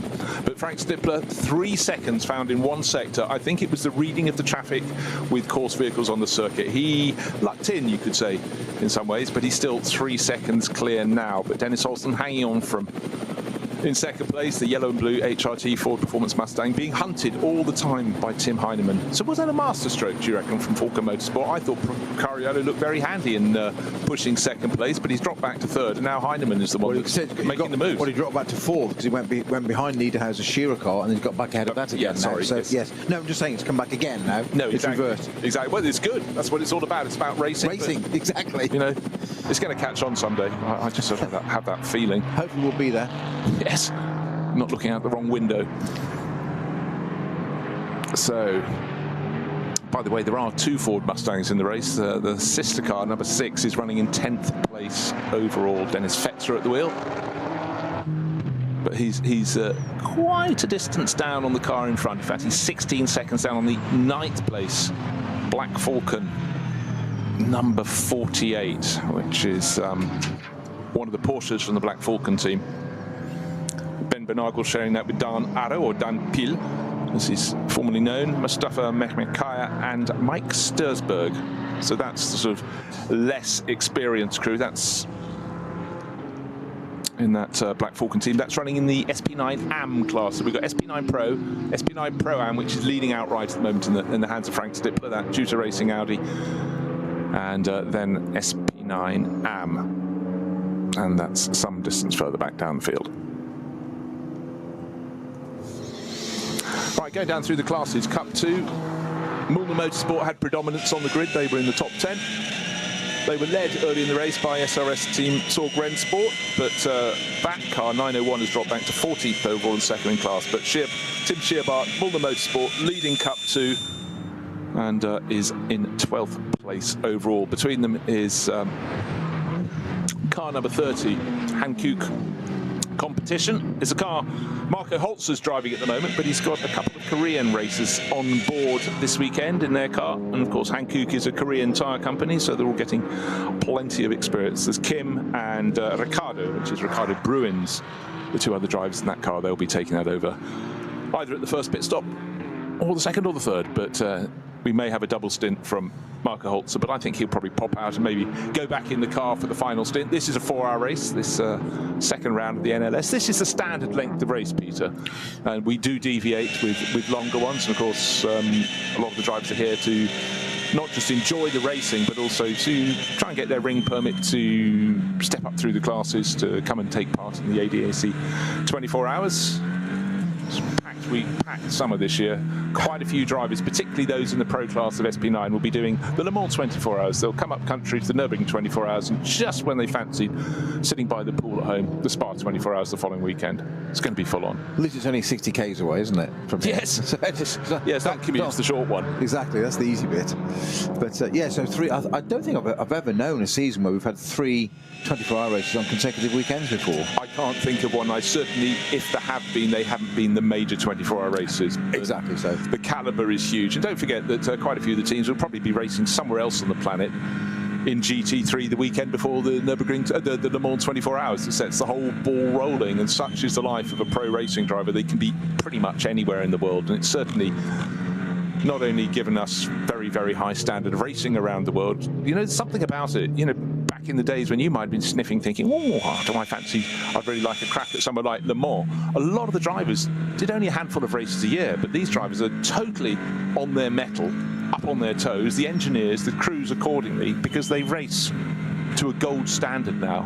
And a lot of these drivers, it hadn't been for GT racing with a Pro-Am lineup, they would have run out of money and they wouldn't have been able to carry on. But everyone benefits. They get a salary and a career, and we as the spectators and the commentators and the fans, we get drivers who can drive at a far higher consistent level than before. Well, I think there's a definite sea change when you're a factory driver, which I mean, you are you're a racing driver. Forget the glamour. You are a racing driver. You are an employee of the manufacturer, and therefore, like any job, you have a reporting line. You have to give reports back and the information. It just happens to be about racing a car on a circuit, which sounds very glamorous. But the job is you're reporting to your superiors of what your product is doing, with a view to how it sells, or is it worthwhile, was it worth the investment? It's all it is at the end of the day. That's what you're doing. It just happens to be the glamour, the TV bit, the radio bit we see and hear is all wonderful. We all go, oh, racing driver. There's so much more to it. As you say, these pro drivers, they're working for a living. We saw a great example of that a couple of years ago, didn't we, with the BMW Junior team, when they were racing here, they racing in the M4 BMWs, and BMW put them into a junior squad, into a M240i, to say, we're developing this product ready for customers. So all three of you are coming out of the top category, the SB9 Pros, and you're going to drive an M240. And here, I remember talking to Dan Harper about it and said, how do you feel about that? And he went, it's great. And he turned it to a complete positive, where he said, we're looking at it as a greater understanding of how those cars work at a different category. So when we go back into the other car, we understand what it's doing, where it's likely to go, what you're doing. I was thinking, what a great philosophy, what a great way of looking at it. But it was at BMW's behest. You work for us, and that's what you're doing this weekend. You know, you're being sent to Coventry, you're being sent to this kind of thing. You know, that's what you do. It's a job. No, and it helps understanding all round. And in fact, one of that junior team, Neil Verhagen, is here this weekend. But you have to look down to a BMW M4 GT4, which he's sharing with Samantha Tan. They raced together in the GT World Challenge America. But, you know, again, he's got a full career ahead of him. And BMW, you know, their history of running a junior team dates back decades, absolute decades. I remember... long time ago, dear friend of mine, no longer with us sadly, Ronan Ratzenberger, was down with an opportunity to go for a test, and he phoned me up and he said, I know they look at absolutely everything, not just what we do on the track, what we do out of the car. And he said, could you just run me through exactly which cutlery I use? I went, oh, Roland, you're having a laugh. He said, only a little bit, but you know, he just didn't want to mess it up, element to go wrong. And hey presto, he's a BMW works driver. You know, there was someone who used to have to do, when he was working in a racing school as a mechanic to start his racing career, he used to go back up to Salzburg to his parents' house and sort of basically empty the fridge and then live off that for the next X, you know, go over the cool box. You know, it was hand to mouth, and that sort of gets lost. But, you know, for them to suddenly, and also manufacturers can support you for a long time. Just had a change of second position because Dennis Olsen has just dived into the pits. And that, by my reckoning, is what we call early. That's 4 laps on the board. But remember, it's a 4-hour race, and you can split it however you want. But what we did have on that lap was the lead that was 3 and a bit seconds for Frank Stippler. Came down to 2 seconds on the line, and it's now, he got caught by the back marker and has been in the Mercedes arena again. First 3 cars, nose to tail. How did that happen? Dennis Olsen out of the mix for now. The car having a driver change, nose in, but that was a strong stint from Olsen. He's going to have an awful lot to report to the crew. They'll have picked up a lot of the car's handling and seen how he was trying to fight it from what he was saying, but also what they would have seen on screen. But again, it's very early in its development. Yeah, and it's also very early in the race to come in for a pit stop. We've seen 5 laps before now. We've often seen this where a crew will take their strategy. it evolves later in the end. You get a shorter pit stop, the longer you run at the end. So we'll explain how that works a bit later on in the show when we get to that point when it's more relevant. Oh, and something coming in with dripping fluid all over the place. That's one of the Porsches coming into the pits with its hazards on already. It's also got a bit of bodywork at the front end of the car, is peeled back and is not where the designers intended so I'm hoping it to that be. is just water, not oil, that's dropping down to the pit lane.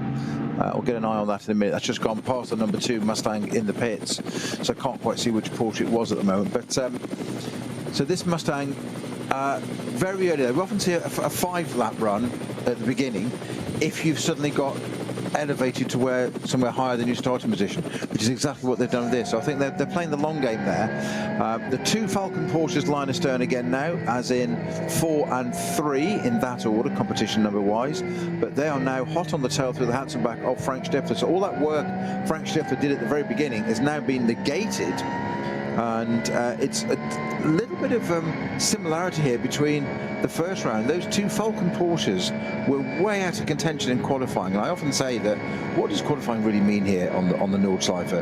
Yes, it's bragging rights and whatever and so. You don't want to start 20th, but in some ways it doesn't really matter if you do. No, I mean, and the Falcons did this last time. They came through the field, just got higher and higher and higher, ended up being 1-2. They were P3 and P4 anyway, were they not? Or were they? No, 2 and 3. 2 and 3. Which is exactly where they are now still, in the same order. We saw that the Toyota Gazoo Racing entry arrive in the pits. It didn't even get the start of the race, did it? It sort of went off on the formation lap. Busy garage. In fact, both cars are in, and one's being pushed around the other. Pit garages here, you don't get... I thought they were swapping cars, but they got a spare car. Exactly. No one will notice. Quick, change the numbers. But again, it's about a testing element, and the fact they've got both cars in, it's almost like it was a preordained plan, but just to get your sighter. But the good news is it looks like they're both going back out onto the track. This is their Gazoo rookie racing team, so they're developing the drivers as well, getting them to know this amazing circuit. But up front, the pros are doing what they do. Frank Stifler, but he's now being hounded by Tim Heinemann. Alessio Picariello in 3rd place in the 2nd of the Falcon Motorsport Porsches, having a go. And it's a Dacia moment, and it's a Dacia going for a spin. That's just been to the pits, just left the pits, that has. So I think that's on its outlap, the Dacia Logan number 300. That's now sitting on the grass. That's got Krisa at the wheel. Well, he's the only entry in that car, so he can only blame himself. Okay. No other drivers have done anything to the car, but it's just simply looped around. It's not going anywhere either. I suppose he's got time to admire the daisies and buttercups as he sits upon them, but it's spring, but it has sprung. Well, it looks like both of the junior Toyotas, the rookie racing cars from Toyota Gazoo Racing, about to go out onto the circuit, but it's a voyage of discovery. One is a GR Yaris, and so's the other. Dramatic pause, but they're coming out. This looks like it's a preordained plan. They've still got, well, time aplenty in this race remaining. Out into the race, obviously they won't feature in the results. Now, I'm just trying to work out which was the Porsche that came in. Number 77 is sitting in the pit lane, but I don't think that was the one that we saw come in with the bodywork. That's one of the Porsche 718 Cayman GT4 cars from BSL Racing, Alexander Walker and Philip Hagnauer, but can't quite work out who came in with the bodywork akimbo.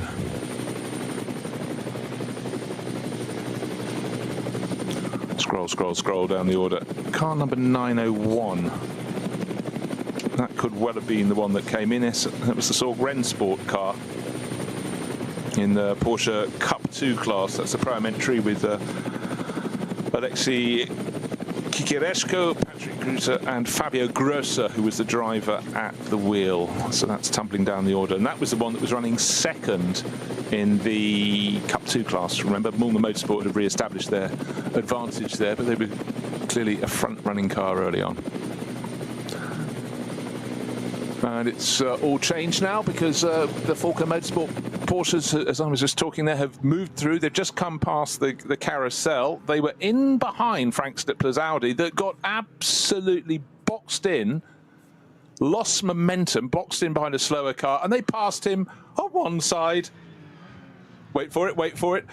And then just following through, Alessio Picariello says, "You've left the door just enough. Thank you very much, Tim Heinemann. You left it just a chink open for me as you went on through, and I dived through." So there's nothing Frank Stifler could do about that at all. it is where you find the traffic, how you find the traffic, and then how you carry momentum. Momentum's the word I want to work on there, because Frank lost all of his, and he's due to racing Audi. There was nothing he could do. He had to come off the power. He was not trying to thread the eye of a needle, but basically he was going past two cars, and one he thought might stay on the right-hand side of the track. It came across the left, and I'm afraid all that early lapping has been undone. He's already been undone once by a course vehicle. Then he gained much more from a course vehicle, and his getting past it before the others in second, third, fourth, fifth, sixth, seventh places, etc., caught up with it. But now just one little moment and it's gone away. But I must say, I think the Falcon Motorsport team didn't just win the opening round by circumstance. Well, they didn't win by accident, did they? And it's, so is that the remains of the Aston? Oh, the 191 Aston Martin, the one you were talking about, front GT4 car. Yeah, front right damage. Well, in fact, whole front end damage, because the bodywork on both sides. But front right wheel. No missing. front right wheel. Yeah, that's the giveaway. Yeah, but those your often used phrase about the Nordschleife, and now it's giving back again. The Nordschleife, it giveth and it taketh away, and it did there. Frank Schnipper had absolutely no choice, as you say. I think he was caught a little bit more unawares by the second Porsche coming through, who really did capitalise on the opportunity, and he was sort of going for the bit of track. But Frank Schnipper's no fool. He doesn't win the races. He doesn't have to achieve the results he gets by making mistakes. He had to acquiesce and let that second Falcon car come through as well. But that's going to be really galling, dropping from first to second to third in so quick a space of time. But what he can do now is, of course, it's now given back to him again. He's caught on the back of them again, so it'll restart, and once again he's canny. Racing, proper racing around the Nordschleife. Nürburgring looking.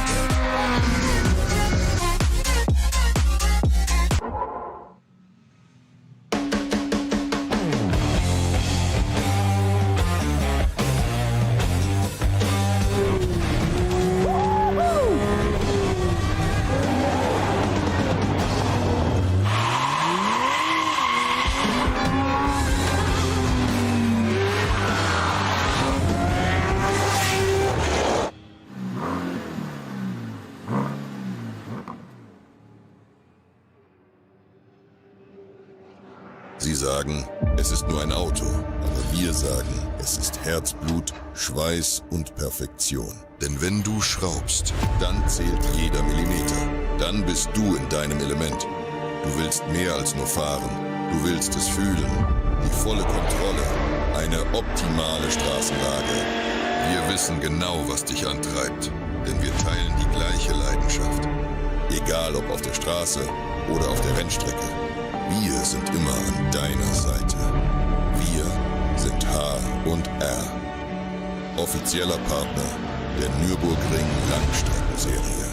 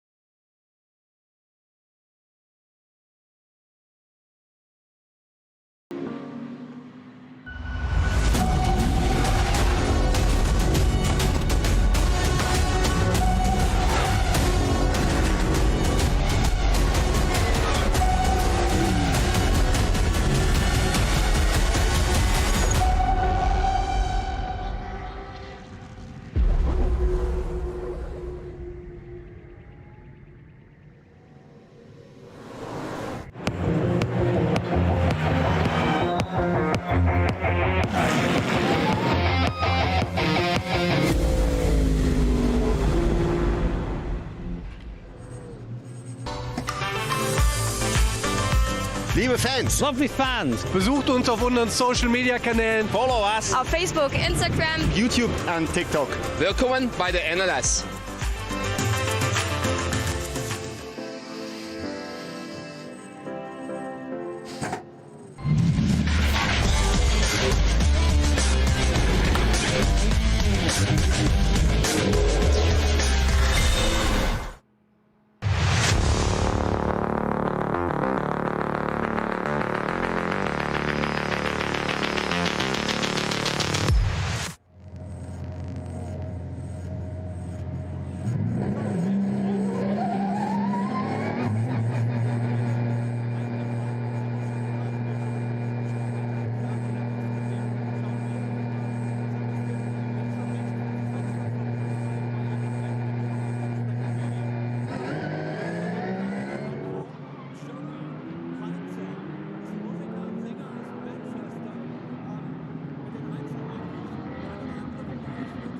Board. He's popped out just in front of, I think, the second of the Ford Mustangs. So for Boccolacci, fine weather conditions, but of course a side to lap, and he's come out in a gaggle of cars that he just has to have a little bit of caution, decide which way they may be going and move accordingly around them, not take too many risks. But I suppose at least you come out on an element of the Grand Prix loop, not all of the Grand Prix loop.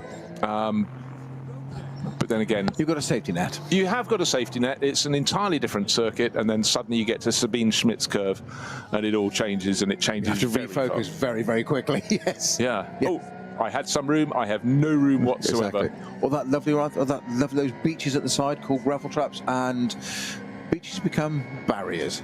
It's that close. There is literally nothing, no room for error.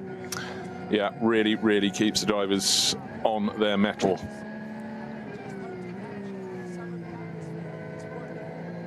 Frank Stippler, though, I don't know, he'll probably run quite a long opening stint, and he's down to drive one of the Mustangs, and then he'll probably be down for the final stint in that to give him time to recover. But in a Pro-Am lineup, you want to have the longest run you can from the Pro, which is Frank Stippler. Yeah, exactly. As you said, it's back to business, isn't it? Maximise your Pro. Why wouldn't you? But again, with that position, the complete opposite of the Mustang, Olsen getting from 5th to 2nd, and capitalise on it. Right, stop. Quit while we're ahead. Put it in the bank, it's done. Stippler, okay, we've led, now we've got second, we went to third, we're back to second, whatever. So maybe run him a bit longer and see how it balances out. And plus, he'll need a rest anyway because he's got to get into another car and reset his brain. Although this is back with Frank Stippler, it's just a switch in his head. He just goes Mustang, Audi, done. That's it. Just has to remember where the other pit garage is. Don't walk off in the wrong direction down the pit lane. Exactly. Yes. But if you've never watched the Nürburgring 24 Hours or the Nürburgring Langstrecken Series races, we have a lot of cars. 136 cars were entered here. 133 have started the race. I think we've lost about 3 so far. We don't have 133 pit garages. Necessarily, you will be sharing sometimes with sort of 4 other cars. So a little bit of moving cars around in the garage is required. We saw that from the Toyota Gazoo Racing rookie team. They had to shift one car round from behind the other at the back of the garage, get round the front one, and keep on moving. But it is quite something. The sheer number of people involved as well is something else. And any grid walk here, you are shoulder to shoulder. It's like a very, very busy shopping. It never seems to amaze me in the 24-hour when we go into the garages to try and get some more information and talk to some of the crews and whatever. And you'll have the top teams, have their SP9 GT3 cars right at the front. There could be 6 other cars in that garage with different classes, and you all mix them. And there are people trying to do setups and run bits of string around the cars and do corner weights, etc. All on that when it's just absolutely crowded. No, well, it is. You have to be quite slender to get between without treading on something vital. Another slow zone there, and Tim Heinemann that's the barrier repair for the GT4 Aston Volkenhorst one. Yeah, so they get clear of that, and then it's all down to that moment where the driver in front sees the flag signal that he can go again. It's all green, and then how hard he pushes immediately. Frank Stippler actually just rode the curbs quite big time as he was just trying to have the shortest line around the circuit. But Tim Heinemann is looking very, very handy and smooth and comfortable. His Falcon Motorsport Porsche set up very nicely. Now, they took first and second in the opening round, but he wasn't one of their drivers. Falcon Motorsport always shuffle a whole group of drivers through before the Nürburgring 24, and so they very seldom have a regular driver pairing. But again, the drivers have to learn how to interact with others, because that's the very nature of GT racing. It's also about finding a good working driver relationship, and just the ability to put the information that you've learned about your car over in clear, concise fashion to the person who's about to take it over, as well as to the engineers. Well, this goes back to that which you were saying earlier about professional drivers and their role. And I'm always reminded of sort of Oxbridge type people in the UK, of when you get to one of those universities of that sort of level, certain abilities that are expected of you as the norm. It's what else can you do? What can you bring? And that's very much the case with these drivers. The fact that you can drive quickly and safely, it's kind of given. You wouldn't be here otherwise. So you're here, you're in the room, you're in the garage, in the boardroom, whatever. What else can you do? What else are you going to bring to us, whether that be Ford Motor Company, Porsche, BMW, those manufacturers? What are you going to bring as well? And it's that reporting, and that's where I do think people like the Stiplers of the world, we've just joked about switching that brain from one car to, but that is an innate ability, and they can do that, and they will just tell you, matter of fact, they'll go out and do a lap or something in it, or get on the radio and say the car's doing this. They're not complaining, they are informing their employees of what their product is doing to help develop it. Yeah, that's what they're doing. Communication. Yeah, it doesn't exactly matter what you're doing, what branch of business you're in and life. If you don't communicate, you come so far short of what you should be achieving. And some people are just brilliant communicators, and it just makes the world a difference. And I tell you what, there are very few top drivers who are not good communicators, and that is half the reason they're there. Yeah. Yeah. And also someone that brings mechanics beers and pizzas, they go a long way too. Time honoured. Other foodstuffs are acceptable. Yes. You go right back, actually, to when Michael Schumacher joined Ferrari in Formula One. Obviously, he'd done fabulous things with Benetton, etc., etc. But he immediately stood out. He was the first one in the garage, and he wouldn't leave until they left it. And that's something, because he knew they were doing the car for him. And even if it made the tiniest of difference in terms of the distance they'd go to make sure he had the best car they possibly could give him, was just that little bit more. It's all down to small increments, and he absolutely got that. Yeah, I believe Senna was the same, and staying the latest. And go back to Friday to Niki Lauda when he first drove the car. And he famously, I can't use the word on air, but he described the car as a certain inability to be driven. And Enzo Ferrari was just, you don't say that to Enzo Ferrari. He said, but why not? Because that's what it is. I will drive it and I will race it, but I can make it better, or we can make it better. But there's no point in it being this deifying it. It's a Ferrari. Well, it isn't.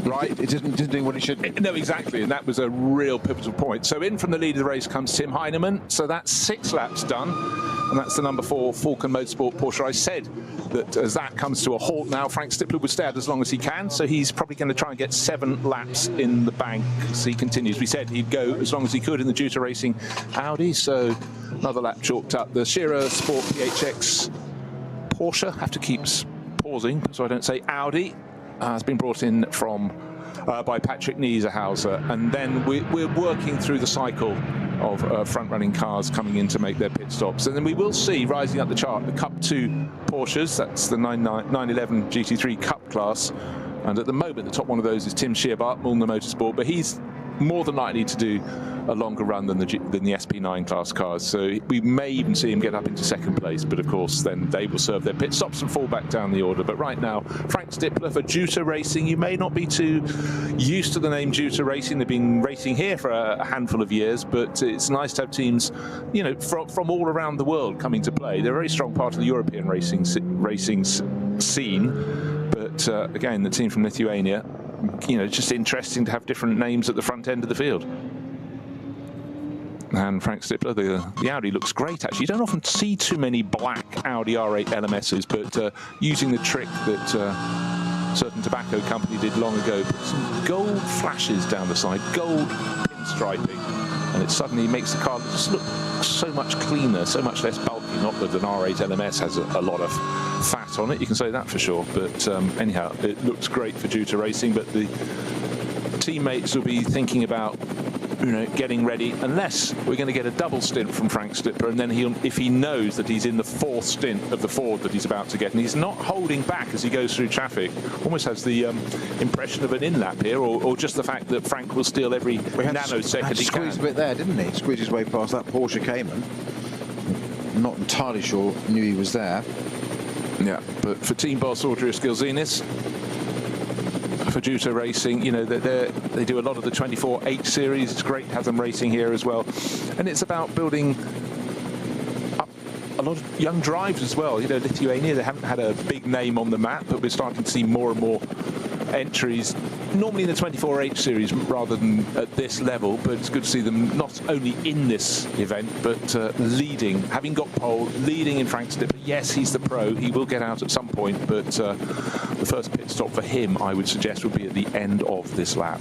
And also in after 6 laps was the number 98 Rover Racing BMW. That's Augusto Farfus. Dennis Vetzer bringing in the second of the Mustangs, so it's suddenly been busy in the pits, with the majority of the teams coming in after 6 laps. But just remember that number 2 Mustang came in after only 4.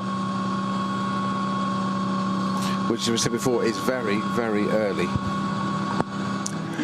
Yeah, if we've seen it before... We're surprised at 5. Yes, exactly. So 4, most certainly.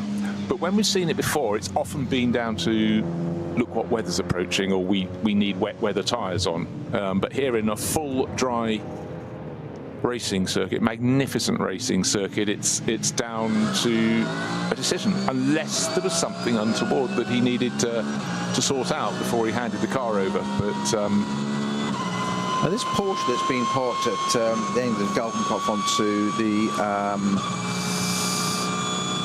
Dodginger Hoa, which is still causing a code 60 pass, that is. I can't understand why it hasn't been moved. No suggestion that the marshal have anything right. I'm wondering if it's got a locked transmission or something. We saw that car emitting steam. This is the dynamic car, is it not? At the beginning? Yes, it is. Well, at the end of the first lap, wasn't it? It was. Didn't even get onto the second lap. It's all rare to see a car just parked at the side of the track and stuck, because it's in the escape road, as it were, but it's not got any further. Normally, it's pulled, so if it would have a straight toe or pushed, a little bit uphill there, but obviously it can't because it must be stuck in a gear or something. So I'm wondering if it's had a gearbox transmission failure and it's locked it. They just can't move the thing, but then it would go onto a flatbed, but they can't seem to get access to it. It's just really rare to see that a car like that just stuck in place so many laps later. It is. I mean, it seems to be by a gap in the barriers, and I would have thought they would have just opened the gate or whatever and said, come back. But I think that's a very good call. Snow, or maybe they simply had the other flatbeds were being used at other places to tidy up. We've seen barrier repairs. We've seen the 191 Aston Martin brought back eventually after front-end contact, and that was a couple of corners after the carousel going towards Her Acht, but the track went left. The Aston Martin did not. And a couple of other fallers, but just looking to see who's going to emerge in the lead of this race when that number 8 Audi from Juta Racing and Frank Stippler surely makes its pit stop at the end of this, lap number 7. But at the moment he's leading the race. One would expect probably from Tim Heinemann, because he was the one that was pushing and shoving and having got in front in the number 4 Falcon Motorsports Porsche. But just bear in mind that that number 2 Mustang came in after only 4 laps, and we could see that therefore having a shorter first pit stop. So that should actually come to the head of the race when all the front runners will come in, but then its final pit stop will be much longer because that'll be earlier, and that comes with a big time consequence. Basically, stop early, your first pit stop short, but your last pit stop's long. Swap it around. That's the sort of equation. But we have a chart. I shan't read through it all because it would take quite a while. For example, if you make your final pit stop, you probably know there's 20 seconds before, 20 minutes before the end of the race. I shan't read through it. However, yes, exactly. It's straight in. Well, little thing, right? Just say this: if you stop 20 minutes before the end of the race, so after 3 hours and 40 minutes, your pit stop, the final pit stop, has a minimum time of 228 seconds. But if you stop 40 minutes before the end of the race, it's 304. So doing the maths on that one, we're talking 76 seconds different. So that's massive. But you've gained at the start, you lose at the end. And sometimes it can work, but the assumed norm is normally 6 laps is your starting stint. And then if you do 7s, because of course your starting stint includes that 25-kilometre formation lap, then you do 777. Often it's rain affected, but the runners are working their way through the order. By the way, leading SP9 AM is still Renazzo Motorsport. That's the yellow Lamborghini, car number 786.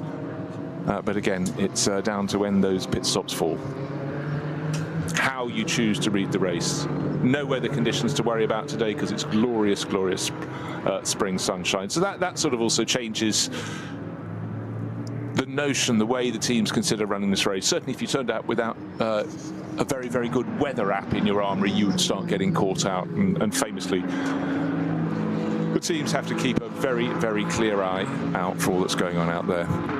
Now, a name we see quite a lot in the NLS races is Jimmy Broadbent, man, of course, who does a huge amount of sim racing, and he's out with a BMW M4 GT4, running third in the SP8T class, but he's been running better than that, just sort of coming out after his first pit stop. So pretty much everyone has made their pit calls so far. Just waiting for the Cup 2 cars, the Porsche Cup 2 class cars to come in, but they will be coming in probably this time around, as will Frank Stippler, surely. Well, he must do, sure, yes, absolutely must do.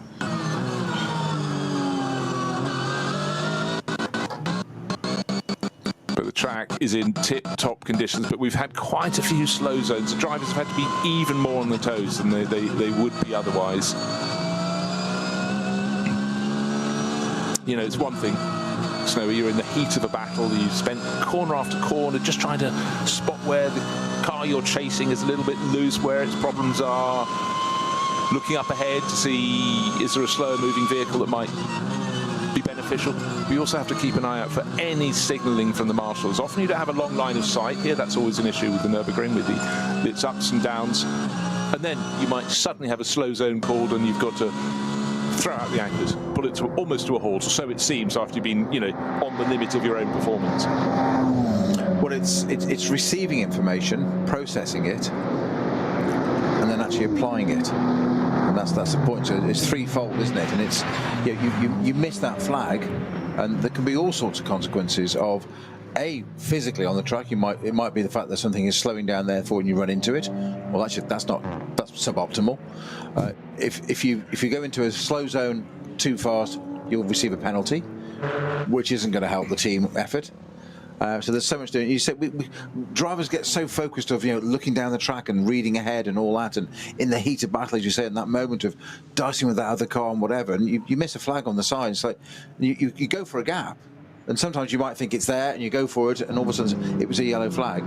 Well, you haven't really got the position, and then you might have a penalty as well, which might make it tenfold worse. So is that Stippler into the pits? Stippler into the pits. I'd already, thought... You teed it up, you told him already.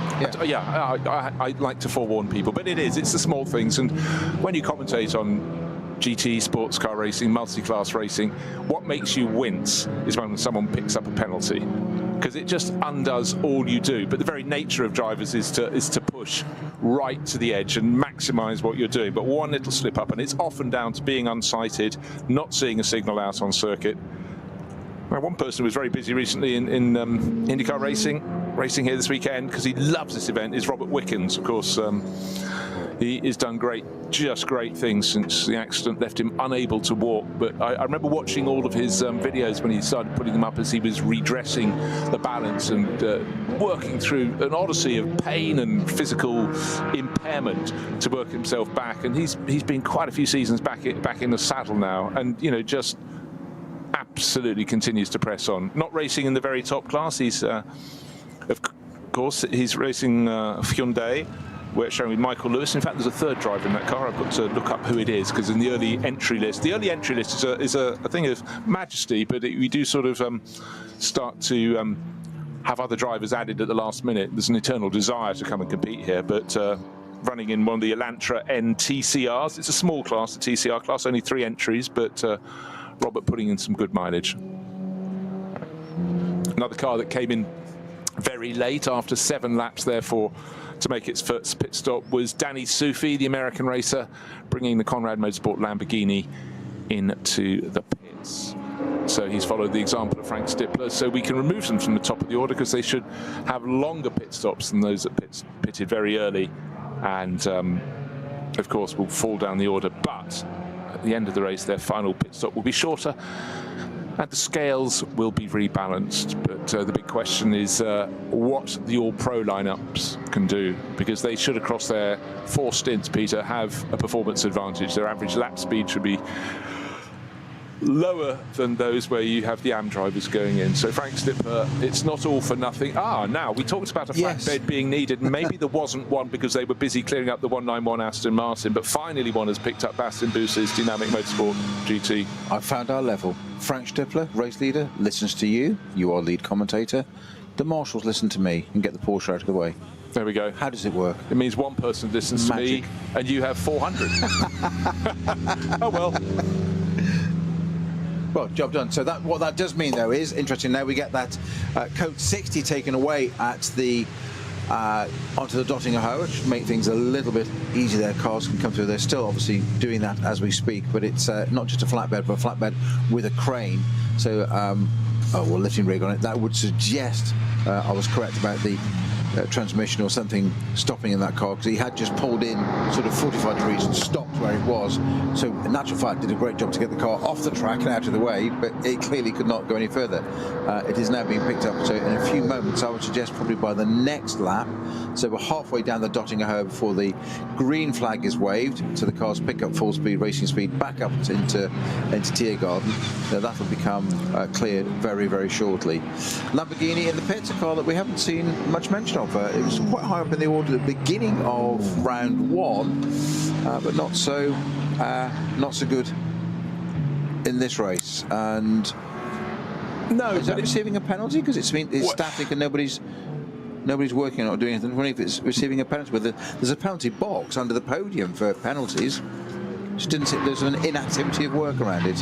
Maybe they've said he can't have new tyres. He's got, so they're not wasting any time with any of that old behaviour. But anyhow, certainly a bit of a strange one. The Conrad Motorsport Lamborghini, the Huracan, so, been here forever and a day, running in the black and turquoise livery of the Austrian team. But Danny Sufi, I think, possibly got out. I'm not entirely sure.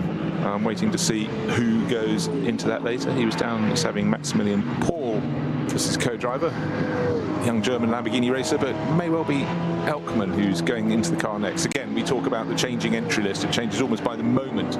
You can almost be sure that whenever the race officials go, okay, that's it, we can press the send button, you suddenly get another driver coming out to play. So it's Dieter Elkman who is on board the number 7 Lamborghini. Now we'll see the sort of artificial order once the cars get to the end of this lap, because the cars that pitted after 7 laps, including that Juta Racing Audi in which Frank Stippler led the race, will still be listed as the top of the charts. However, they were stationary in the pit lane when their rivals came past, their earlier pitting rivals. And you'd expect probably the Falcon Motorsport Porsches, but hold on, of course, I'm just trying to see exactly how well the Mustang is going in the hands of Hubert Howard. He's listed at the end of last lap down in 25th position, but bear in mind a lot of his rivals were stationary in the pit lane. I see that coming vaulting back up the order. It ought, if all things are equal, be in the lead of the race. It pitted early, it pitted after only 4 laps, and some of his rivals, including Frank Stippler, came in after 8, but after 7 laps. But in fact, after 5 laps, we had Alessio Picariello bring the number 3 Falcon Motorsport Porsche in, running right at the sharp end of the field. And then after 6 laps, his teammate Tim Heinemann came in. They could be at the very front, but I do expect the Mustang, unless it had a really long pit stop that I haven't identified, to be in the lead of the race. However, the Sting will be in the tail. They've put their hand in the sweetie jar, but they're only allowed 1 at the final pit stop. They've got 4 in their mouth at the moment. I'm receiving a report that the Dynamic Porsche number 54, that the reason for its stop is a puncture, which I understand. We don't want that coming up part of the circuit anyway, just before onto there. Well, that's most interesting. There's a lot of steam coming out of the driver's door. It could be the front right-hand sided. Okay, well, I'm not doubting that. I'm just wondering why the car couldn't be therefore moved for so long. No, odd one, very odd one.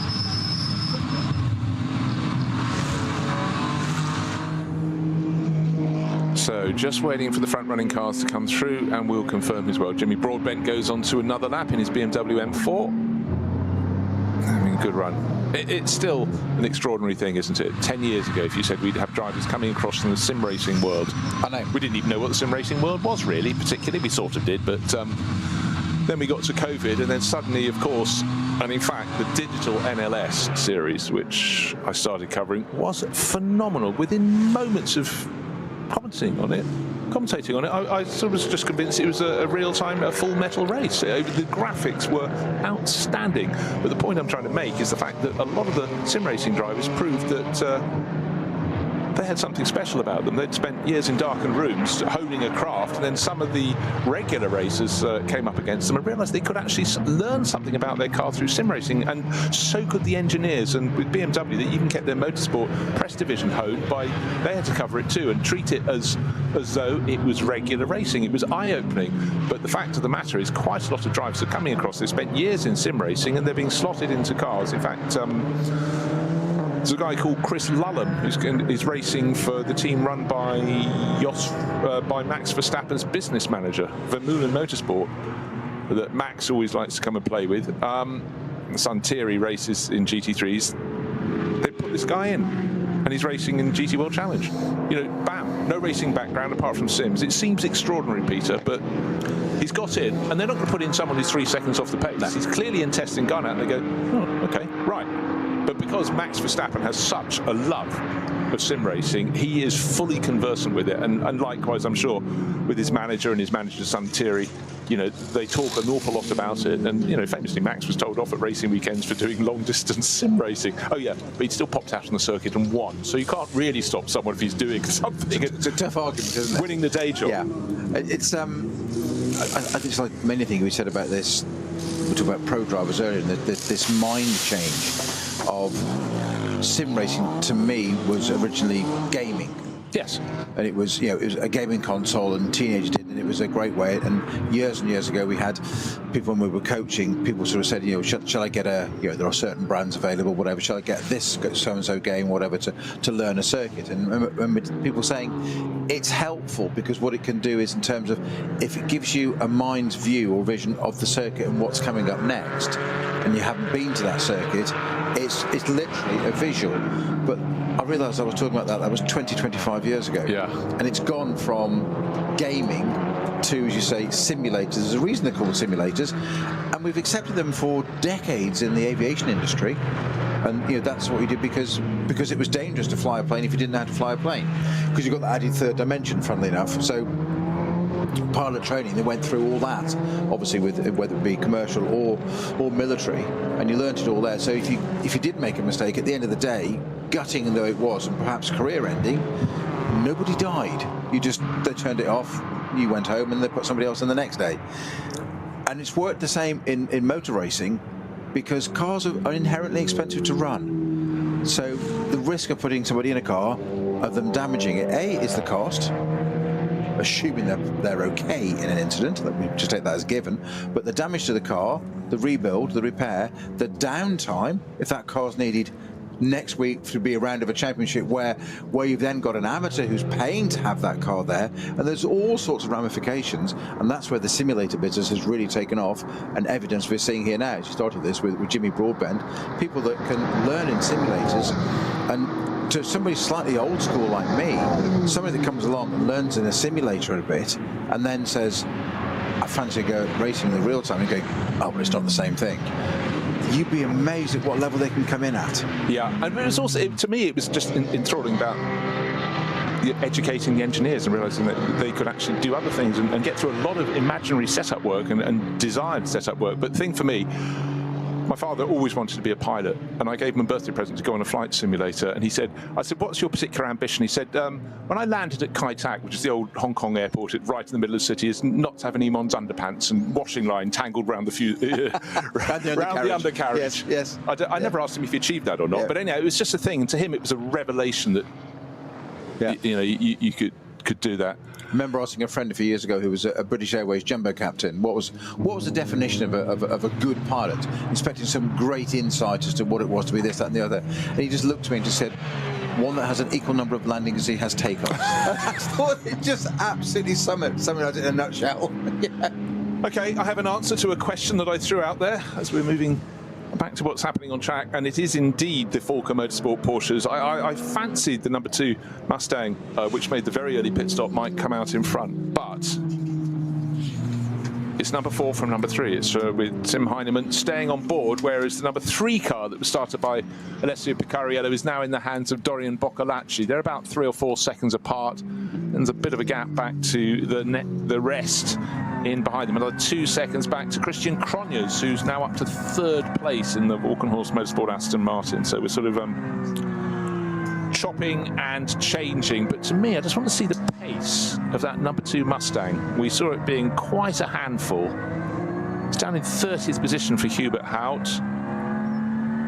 Still listed as only 1 pit stop. I'm going to have a little investigation on that one in a moment, because I fancied that coming higher up the order. Maybe it's at the point where it's going to, once it gets 8 lap on the board, yeah, only the top 8 cars have got 8 laps on the board. 9 now, the Rover Racing BMW. Yeah, at the end of this lap for the Hout Racing number 2 Ford Performance Mustang, we'll see where that really slots in, but I think there'll be more problems than we realise. Great opening stint from Dennis Olsen, you know, keeping the Falken Motorsport Porsches in behind him, and he really was working hard on a car that did seem a bit of a handful, but we will see where that comes through. Now the Porsche Cup 2 class cars making their pit stops. They got into a few of them in the tail end of the top 10.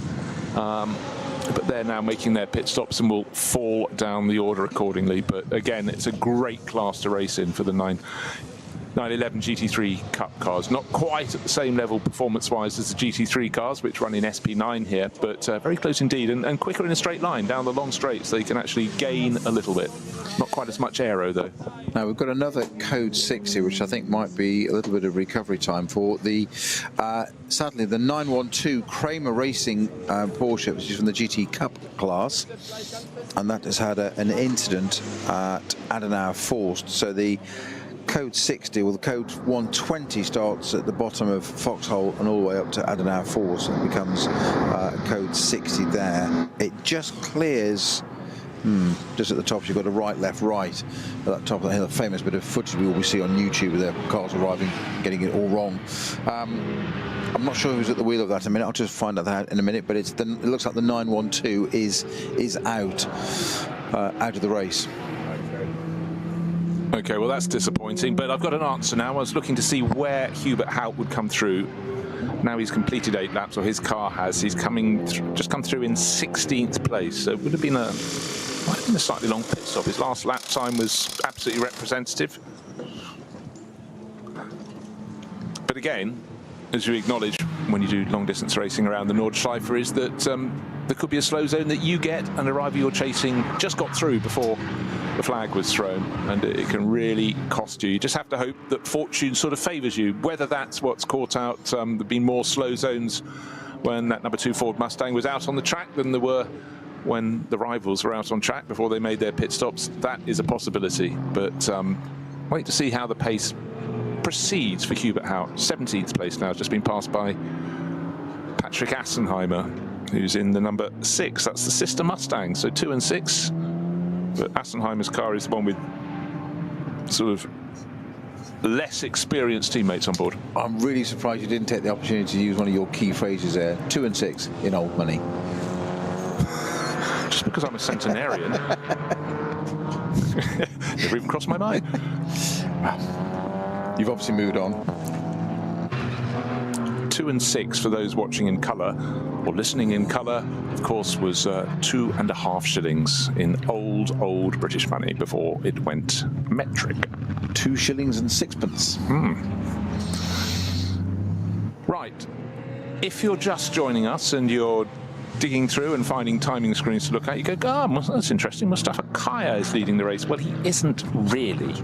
Car number 48, Black Falcon AM class Porsche. Second driver in the car is the Turkish racer Mustafa Mehmet Kaya, but that is just by dint of serving its pit stop very late indeed when the cars have got round at the end of this lap. Expect the 2 Falken Motorsport cars. This is the team that had Porsche's first and second in the opening round of the championship are going to be first and second again. Tim Heinemann ahead of Dorian Boccolacci. Car 4 ahead of car 3. Best of the rest, Christian Cronjes in the Walkenhorst Motorsport BMW, which is another 5 seconds back in third place. So the field's spacing out a little bit, but just remember, teams choose when they make their pit stop. So normal stint length is 6 laps for the opening stint of the race, and then 7s thereafter. But just remember, the number 2 Ford Mustang came in after only 4 laps. That means its final pit stop will be earlier and therefore longer than its rivals. So we just have to keep an eye on that. But in terms of keeping things clean and simple, Forker Motorsport seems to be doing a really, really good job, with a gap of just, what are we looking now, 3 seconds between Tim Heinemann in effective lead and Dorian Boccolacci in second place. So it's all looking pretty good for them right now. However, how are the slow zones, if we have any more, which one suspects one will, with 133 cars playing on the circuit? You know, we will have some of those gaps opening up or closing down, but right now it's looking quite neat and tidy for them. Yeah, I don't remember them being this far up the order this early on round 1. It took a while to come up. See, I'm just going on reflection, on recollection. I think it was 9th before we had a Porsche in qualifying, maybe even 11th for the round 1. It was, they weren't there, and they slowly came through, and it was really sort of the last hour when it sort of, oh, hang on a minute. Not only is it going to be Porsches, it's going to be Porsche 1, 2 Falcon. It's going to be Porsche 1, 2, 3, and 4. So podium lockout and 4th, as in just got a spare, just in case. Yeah, it's always something that's just confusing. If people are looking at it's even confusing if you follow them the whole time. But the basic stint length, if you stick to average, then everyone knows pretty much where people are. The weather can affect all that, but at the moment, we're having the stagger unwinding, if you will, but those who pit early, they do pay the price later on. They get a bit of a foot up, so you'd have to say, in that case, number 4 leading the race has got an advantage over number 3, because the sister car, number 3, with Dorian Boccolacci on board, will have a pit stop earlier. Its final pit stop earlier, therefore longer than the rival car. So advantage Tim Heinemann in the number 4 Forker Motorsport Porsche, and Dennis Marshall, well, he'll be going, oh, that's rather good, isn't it? So he'll be sitting, watching and waiting. But what's happening now is Christian Cronjes is getting all over the tail of Dorian Boccolacci. The Walkenhorst Motorsport Aston Martin having a really tidy run, but he's got company. He's got the Scherer Sport PHX Porsche with Patrick Niederhauser looking very, very busy in behind. So the green, black and yellow Aston Martin working hard. 2nd, 3rd and 4th, nose to tail. And I must say, over the course of this lap, the Aston Martin's gained about 4 seconds on the second of the Forker Motorsport Porsches, is now pushing it very, very hard indeed, tucking under the rear wing as they go along the Dottinger Höhe. Porsche Cup class car between the Aston Martin, and then still trying to get a double toe at the back, and slingshotting to the outside is Patrick Niederhauser. It's always a thing, Peter. If you can get one toe down the straight, it's one thing, but another, a double toe, is fantastic. And the Scherer Motorsport Porsche has just come woof through past the Aston Martin. Yeah, that's because he used a side draft to the perfect use there, because the Aston didn't. And what I mean by side drafting, you sit on the rear 3/4 and you basically steal the air off the leading car, so there it's got less downforce, takes the air off their rear wing and gives it to you instead. But they have to move from left to right, so it's inconsistent. So he broke the toe, and I'm sure Adrian Newey was watching that, just going, it's not what you do with an Aston Martin through the air. Whereas the Scherer Porsche was just like, okay, I've got a double toe, you're helping. You've got 2 lots of air over him, and away he goes. Great job there, actually. It's a very, very good visual whenever you get a long straight to just watch the advantage. And sometimes, particularly in the top class, SP9, and actually also quite often in the Cup 2 class for Porsche 911 GT3 Cup cars, you get 3-4 cars, and you think, oh, the guy at the back's got no chance, might pick off a position, and they can easily pick off all 3 of the cars in front if they're running 4th. Coming out of Galgenkopf, the first corner built on this circuit was established 100 years ago. God, that's really still quite a thought. 100 years ago tomorrow? They laid it down, as they had said, wasn't it? We understood? Yep. Working on a Sunday. I joke. It probably wasn't. Well, there was unemployment, so you're probably grateful for the job. But going on the Dottinger Höhe on a line of cars as you come onto it, you don't want to be the lead car, actually. You really don't. You want to be the 2nd or 3rd car, because you've got much more of a chance. And then, of course, there's the rogue element, which is if there's a driver in one of the slower classes in the field, the smaller engine, the production-based cars, they've got to be somewhere, and your job in a pro car, in the top category in particular, you've got to, they stay where they are, and you go round them. But you've got to read them, and often they don't see exactly how many cars are coming in at warp speed, which always adds that sort of frisson of excitement. Have they seen me? Have they not? Right, looking down the field, every car bar one has made their first pit stop. One of the Cup 3 Porsche 718 Caymans hasn't quite made it in, but I suspect that will be happening this time around. So it's Falcon Motorsport first and second. It's Tim Heidemann from Dorian Boccalacci, but then Patrick Niederhauser all over the tail in third place, having got past Christian Cronje's Aston Martin. So 3 cars, second, third and fourth, very, very close indeed. But Tim Heidemann had a very good lap, and he's opened out a margin of 11 seconds in the lead of this race. And really, one would have expected from the 2 Falcon Motorsport cars, the one that pitted first would be the one that's in front, but it was the one that was pitted second. So that's quite a run for the number 4 crew. Full lap advantage. What am I talking about? He's not a full lap ahead. What I meant by that was when we get to the end of the race, he'll make his final pit stop a full lap later, which, as Peter knows, saves him 24 seconds. But you were too polite to say so. I wasn't even aware. I would have been at that point, maybe. So great mileage for the drivers on a dry surface today.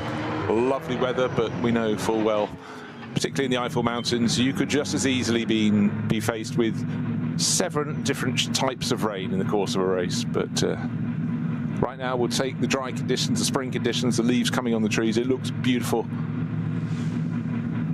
And I'm just having a little look to see. Right, Frank Stippler got out of the Juta Racing Audi, was the last of the front runners to pit. It's fallen down to 8th place, and you don't expect the driver who races under the pseudonym Selv to be right on the pace. In fact, he could be shedding, well, I'll see next time around, he could easily be 8 seconds a lap slower and still be running a respectable time for SP9 AM. He's the AM element of this Pro-Am lineup. Which is, again, it's something that I always find fascinating, because we just take it as read because we've grown up about it, and we're just sad. We love motorsport, and we think about these different classes and this and that and whether. And again, I always find it interesting when you're trying to explain to people that are not involved in it. Much like I've got a very good friend who doesn't really quite understand motorsport, and I don't understand cricket that well, so I'll talk to him about that, and we try and understand these others, and the spin and this and that, and what do you mean so and so, leg off, and all those sort of terms. I like the tea and the sandwiches with cricket. all those different terms. Slogger Jones. Who won? That kind of thing. But I say we just accept it. But you have A class, so we call it SP9 GT3 cars. Yeah. Within that, you have got 3 more categories. Sorry, so you've got 3 categories within a class. How many classes are there? Oh, 24. Yes, I know. This is in one race. Oh, okay. And it goes for how long? 4 hours over a 25-kilometre circuit with 170 corners on it. People at some point just go, you lost me at 3 classes. It is, we forget, don't we, that it is that it's high-speed chess, isn't it? Yeah. There we are with certain forms of racing, with about 6 different analysts and endless presenters for a 1 hour 20-minute race, which is one class. Exactly so. But many forms of analysis. One can look at data and come out with extraordinary concepts and images, and we were talking earlier about the data that started really flowing, and I think the Tyrrell Formula 1 team was the first team that strapped a computer on board, and everyone else is going, right, okay, who's that man with the what is a laptop? It literally was in the 80s, but it's grown like Topsy since then. But even the drivers who'll be competing in this event in the road car based vehicles, we're looking right now at a BMW 330i, they will have some form of data, and they will go away and pore over it, and we'll come back hopefully with greater knowledge. But it's also down to having a very good analyst who can explain what you're seeing in terms of data. And that's the point, and that's why teams have strategists that can understand that side of stuff, and they all have their little niches. Like any business, you have people that play to their strengths and play to their skills, and they do that. And we're forgetting also that we're talking about simulators and data in cars. You also have driver coaching information, which is different to the engineer's data, where they'll have video and overlays and where brake pedal pressures or this or that and steering angle, it's all measured. And then they'll sit there and they'll have one driver will go out and set your, so let's say Frank Stifler, for just case in point very easily, will go and set out a datum lap, a reference lap. You'll then go and drive it, and you'll be whatever the difference is, doesn't matter. And then they'll overlay the two, and they'll sit there, the engineers, and go, right, she is doing this, this, and this at these points, and this is what you need to do to get to that time.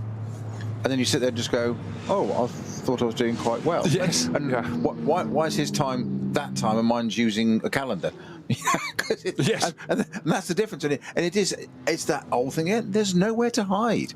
There isn't. I'll tell you what, I saw some incredibly interesting footage. One of the most extraordinary cars I've seen in recent years, using fan technology to ultimate downforce, McMurtry Spearling. Yes. Okay, it turns up at Goodwood, and it's, talk about purpose made.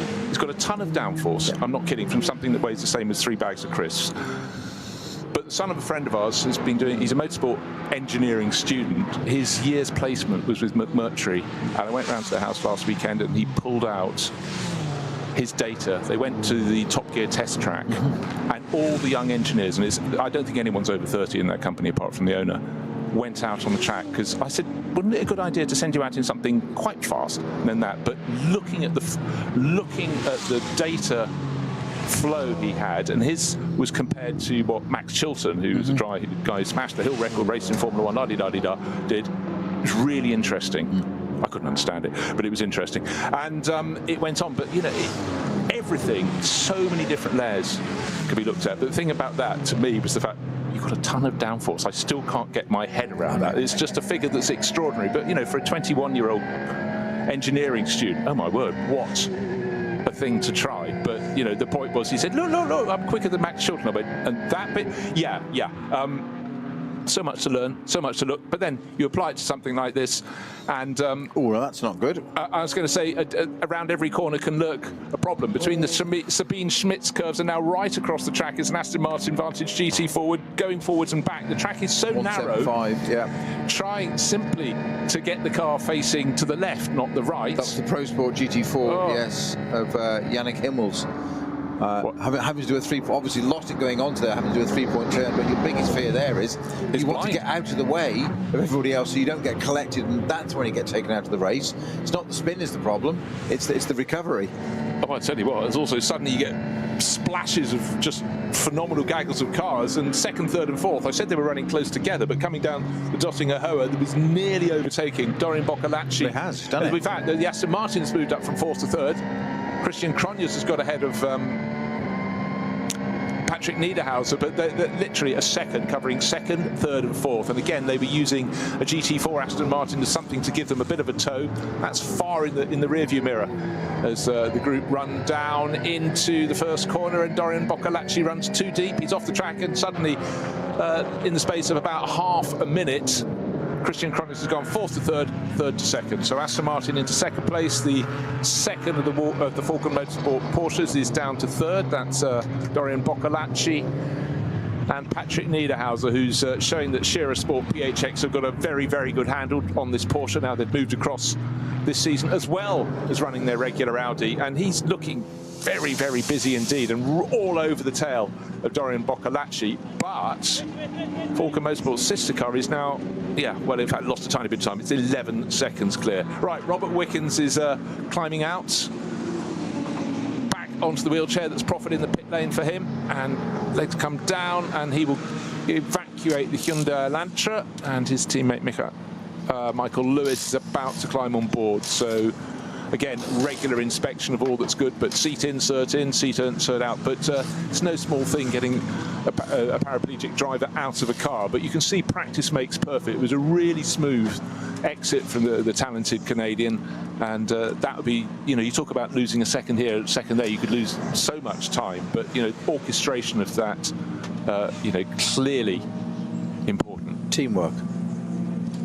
Just going back to the Christian Krohn thing for a minute while we just see that driver change. I was going to say 10 minutes ago. Well, of course, it wouldn't be 10 minutes. It wasn't the lap. It was 9 minutes 11 seconds ago. It was on the Dottinger Hoa that Aston. I said, trying to do that side drafting on the Porsche in front, moved from left to right and broke the toe, and therefore the Stewartsport car got the advantage of the double toe.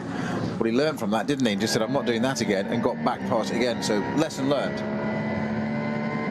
And it's a rare, rare treat to have a straight as long as the Dottinghurt in any circuit. But the fact it comes as such a welcome relief after the other 160 plus corners around the circuit, but it is one in which you can hunt. Lots of other circuits you think I might get a bit of a toe, but here it's more than that. If you work it right, you can gain 2 or 3 positions. You could gain a wonderful slingshot, but just remember, if you're on the right hand side of the circuit as you get to the Antonius Booker, it's a little kink to the left. Suddenly you've got diminishing returns, and that's the sort of corner that Kevin Estre loves, because that means he's going to be on the grass and he'll still be foot down overtaking. It is super, super spectacular, but you can come unstuck. But a lot of these drivers probably do half a dozen races per year, and these aren't even the regulars. They come here when they can, and of course the 24 hours if the weather wills. It was the world of fog last summer. You should get an awful lot of mileage here, day and night. The track changes all the time. Big diurnal difference as well. That's what you really don't want when you're racing in the Nürburgring, because you go into darkness and suddenly your tyres are not behaving at all. But this is where experience comes.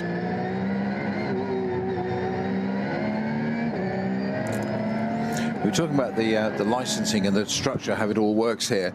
A couple of penalties that have come in, and there's a point in this for us. Car 909. 70k speed it into a 60k, into a code 60. What do they get? 45-second time penalty. 502, sorry, 116, exactly the same. 502, code 60 speeding at 138 kph. Okay. What's the number you said after code? 60, isn't it? Oh dear. The penalty for that? Go and see the stewards, likely disqualified, likely have your ring permit taken off you, start again. That's how seriously the organisers take that sort of thing here. Because of that, which you said much earlier on the show about those closing distances of speeds and that difference of 100 mile an hour sometimes. When you do get it wrong, you get your knuckles wrapped, and there's no. It's almost back to school, start again. Yep. You didn't learn. Back to school. And it sounds draconian, but there's a reason why this still runs on here safely. That is the absolute key word in all this. This circuit is a challenge. This circuit with 132 other cars out on the circuit with wildly different speed performance potentials is waiting to bite. So you've got to eliminate every single element that can make things go wrong. And it's a tough lesson, but that is why we still have racing here. You've got to learn. And getting that ring permit, very important. But you have to remember it can be taken away. And that is a big, big matter. All these drivers have to just think and maybe just hold back a tiny bit and just keep those antennae tuned on what's coming up. And the first part of this race so far, there have been many instances or moments where they've had to be right on their toes and react to the signals coming in. Maybe a message from the team, slow code 60 coming up. And again, I asked for the number after the word code. There's a clue in that, 60 kph, and it must feel like walking pace. But that is what you have to do, because it's all about keeping the marshals safe. Anybody who's crashed a car, they've got to be in a position where they can be removed safely, and your own safety as well as a driver. But notwithstanding, we still are having great racing today in the battle for third, fourth and fifth. Second, third, fourth, Dorian Boccolacci in the second of the Falcon Motorsport Porsches, Christian Cronjes in the Walkenhorst Motorsport Aston Martin, and Patrick Niederhauser, who's looking very busy indeed in fourth place, have got a cracking battle. They've then got best part just over half a minute back to the Ferrari 296 GT3 in fifth place of Thomas Neubauer, French racer, sharing the Condé Racing with Rinaldi Ferrari. Previous years we've had a few more Ferraris, but I'm sure we'll have some back later in the NLS, certainly when it comes to the Nürburgring 24 Hours, because of course there was a rather famous win a couple of years ago, 2023. Ferrari building up to their return to the World Championship, the jewel in the crown, the Le Mans 24 Hours, and David Pittard, I think he's come down to earth since taking victory here. Felipe Fernandez-Laza and the gang, and for Fricadelli Racing, a team that specialises here, it was just phenomenal, and it was a real boost, and it happened before Le Mans, so suddenly Ferrari had something to talk about to carry them into the week down in the south. Yeah, it was a sort of one of the sort of moments in time, wasn't it, where everything just falls into the right place. It's quite extraordinary. This, Fricadelli had always been Porsche people. They took on a Ferrari. It was quite a new model. It wasn't really proven. You don't tend to come back and win 24-hour races with a new model. You build up and do things like this, 3, 4, 5 hour, 6 hour races, whatever, etc. And it all just worked out, and it happened. Ferrari themselves came back to Le Mans half a century away. So half the time the race had been running, they hadn't been there, hadn't won it since 1965, tipped up with a car, and they always say it takes 3 seasons in the World Endurance Championship to build a winning car. Tip up at Le Mans, the blue ribbon event, and finish it, win it. They only went and won it. Yeah. And then again next year, still hadn't won a race outside the World Endurance Championship until the start of this year. Yeah. And they've won the first 2. So things, can they make it a hat-trick at Le Mans? But yeah, it's probably tricky. win Le Mans now. But yeah, no, they'll never win it again now, you see. But looking at Fricadelli Racing, they just kept their nose clean. They did not pick up penalties. And you were talking about penalties earlier. They can undo so much good that you're doing. Of course, we understand in the free running of any event on the Nordschleife, there'll be moments when traffic is a problem for you. You lose a lot of momentum, but you're not losing in a lap 45 seconds, are you? So that's what people have to bear in mind. And it's difficult. Track limits always being looked for, because of course, actually here, if you exceed track limits, you're pretty much on the barrier anyhow. So it's almost self-policing, but you're being watched, and it's a cumulative thing. But it's things like pit lane speeding. And just things that make you go... Exactly. And that's one of the tools that a professional endurance driver, of which there are many in this race, and very experienced one through all different categories, is that ability to understand the whole thing, not just drive quickly, but not make mistakes, not speed in the pit lane, all those things. Stay out of pits, stay out of trouble.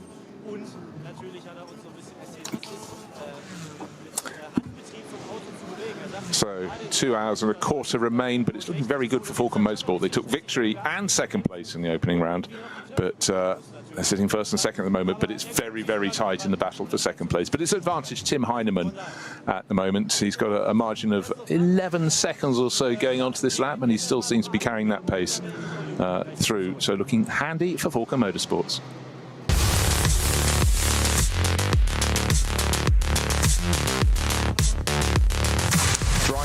Sunny weather, spring weather, Nürburgring weather. No, Nürburgring weather can be anything on the spectrum, from disastrously wet and cold to full and glorious and hot. But right now, in spring, it's just too dry.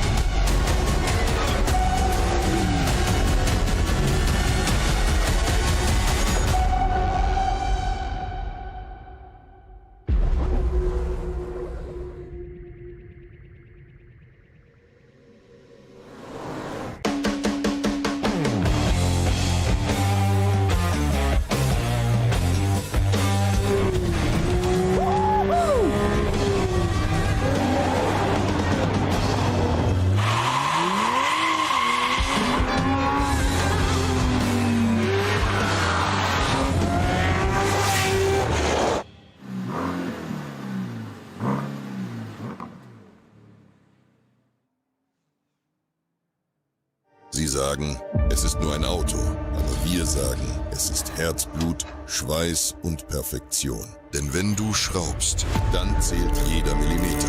Dann bist du in deinem Element. Du willst mehr als nur fahren. Du willst es fühlen. Die volle Kontrolle. Eine optimale Straßenlage. Wir wissen genau, was dich antreibt. Denn wir teilen die gleiche Leidenschaft. Egal ob auf der Straße oder auf der Rennstrecke. Wir sind immer an deiner Seite. Wir sind H&R. Offizieller Partner der Nürburgring Langstrecken Serie.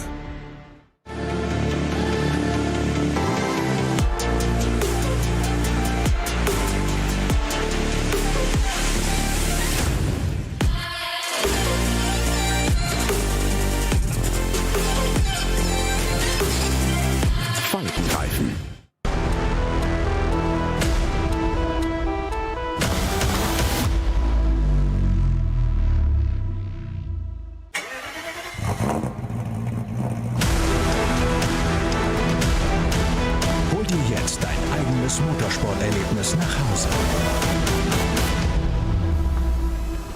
dein Online-Shop für Simracing-Hardware und Zubehör. www.simraceshop.de.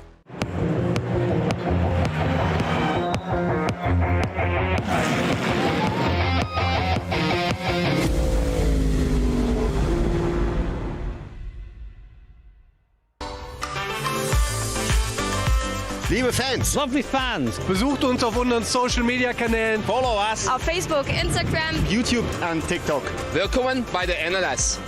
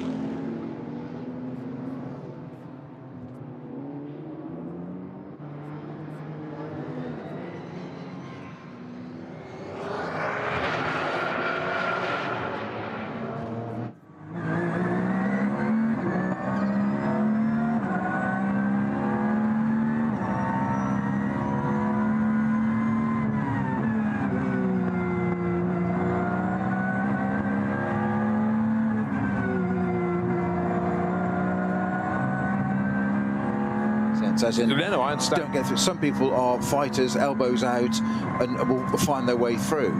And then actually, you get some drivers who are at the front, don't like being at the front because they've got the pressure of being chased all the time. And you have to know your driver and understand their characteristics of, okay, this, I'm not suggesting this was going to happen then, but it's the mindset of a team of this driver may be better placed there in front to go and do this and lead the attack now. You say, hunt in pairs, that's what they're doing, because it's all about a team result. It doesn't really matter. Teams don't really mind which one of their drivers wins, as long as both get in the points. No, exactly. And bear in mind, of course, with Falcon Motorsport, they swap their driver pairings around the whole time. So it's not like there's a driver pairing A and driver pairing B. They're bringing on drivers and giving them a turn on the Nordschleife this year in, this year's GT3 Cup GT3 cars. It's constant, exactly so, and also developing their tyres as well. Right, just having a look. I mean, the fastest lap of the race so far, we haven't really talked about that. Frank Stippler, as you mentioned, actually did 8 minutes, 1.5 seconds on the nose. The front-running car, the race-leading car, the number 4 Falcon Motorsport car, the best lap in that was by Tim Heinemann, only driver in it so far, but he's 2.1 seconds slower on the fastest lap. I know it's a long lap, but again, Frank was under a fair bit of pressure, but he probably did that lap when he wasn't in traffic. But bear in mind, a lot of those laps in that first stint were interrupted by slow zones. So you don't actually get many cracks at setting an entire lap without interruption. Talking of slow zones, we had 3 code 60. We're down to 2 of them now. 1 has gone, so the HOA Act has finally cleared. I'm surprised we've still got... so the Dottinger HOA, that's now clear.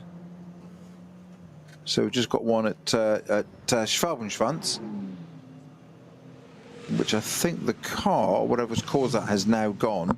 So it's obviously just going down to repairs. That starts at a yellow flag up at Flansgarten at Marshall Post 173 and graduates through to a 120 to a 60. So it's basically, as you were saying earlier about these, there's really no excuse with the way this permit works of speeding to that level. If there's barrier repairs going on now, the primary role is safety of the marshals that are working at the trackside. Yeah, so you all approach. Doesn't matter whether you're in a M240i or a GT3 car. Doesn't matter. Those marshals' safety is paramount. So they will start with a yellow flag. That's your first warning of imminent. It becomes a code 120. Slow to no more than 120k, slow to 60. And I think that's what can happen is that car that got caught for a 1 and will be penalised quite heavily was probably still doing 120 in the head. So they were doing 138 anyway, but that's inflation. Yeah, exactly. And that's what happened because it evolves. It goes yellow, 120, 60, and then clears. But that's part of your job, and it doesn't matter whether you're a pro driver, an amateur driver, or whatever. safety is important, and if you can't be safe or keep those people safe on track, then you shouldn't be out there and you have to go back to school and learn again. You know what? Even if it wasn't an event happening in the Nordschleife, there's still very, very good lessons to learn. But there's a very, very good reason you have to be on it here, and that is why it's looked at so intensely, and you are being watched at all times. What they haven't really talked about too much yet today is Cup 2. I mentioned the fact they would have their later first pit stop than their rivals in the SP9 class, but at the moment, in 8th place overall, Mullner Motorsport, that was the car we were looking for at the start of the race, 921. It's got David Yarn on board, very handy driver. He's a driver who I don't think has had the drives his talents have merited across the years, but you know, for the best part of 15 years, he's been very, very quick indeed. He's sort of been away from racing for a bit, but it's good to see him leading that class, 8th overall in the number 921. The next car is 948, and that's Losch Motorsport, and that's some distance back, so really good run from David Yarn. And again, you know, you sometimes stand back and go, what happened to that driver? They were doing really well for a while and they fall away. A lot of it's down to money, of course, but certain drivers, it's quite nice when you see them slotting back in and just bang, straight back on the money. So maybe that's not by chance he's leading the class in Porsche Cup class car. So many variables to even get yourself onto the grid. And there's a reason why these top drivers, as you say, have these roles, and people want the likes and the services of people like Frank Stifler and Dennis Olsen, etc. I go back to it again. It's we see them as racing drivers and sort of put this on this sort of pedestal, if you like, so and so, but that they're just doing a job very, very well, and companies employ the right people for those services. Yeah, it just happens to be the arena, the theatre, is motorsport. No, that's true. You've just got to hit all those targets.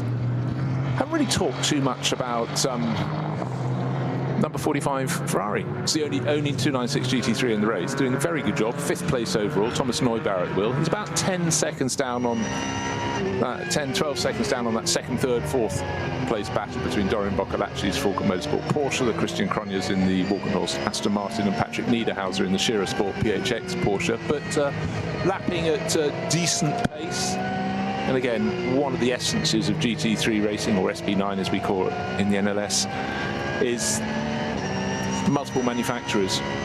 Oh, Rover Racing just diving in for their 2nd stop. Okay, that's an interesting one. So car number 98, they picked it first time after 6 laps, but now after, what are we talking, 12 laps, they've 6 and 6, so that's a lap shorter than I would have expected for number 98. BMW M4 GT3. We'll look to see who responds and who else decides they're coming in, but at the moment on that lap, it's just Jesse Crow. It might be as simple as having had a puncture.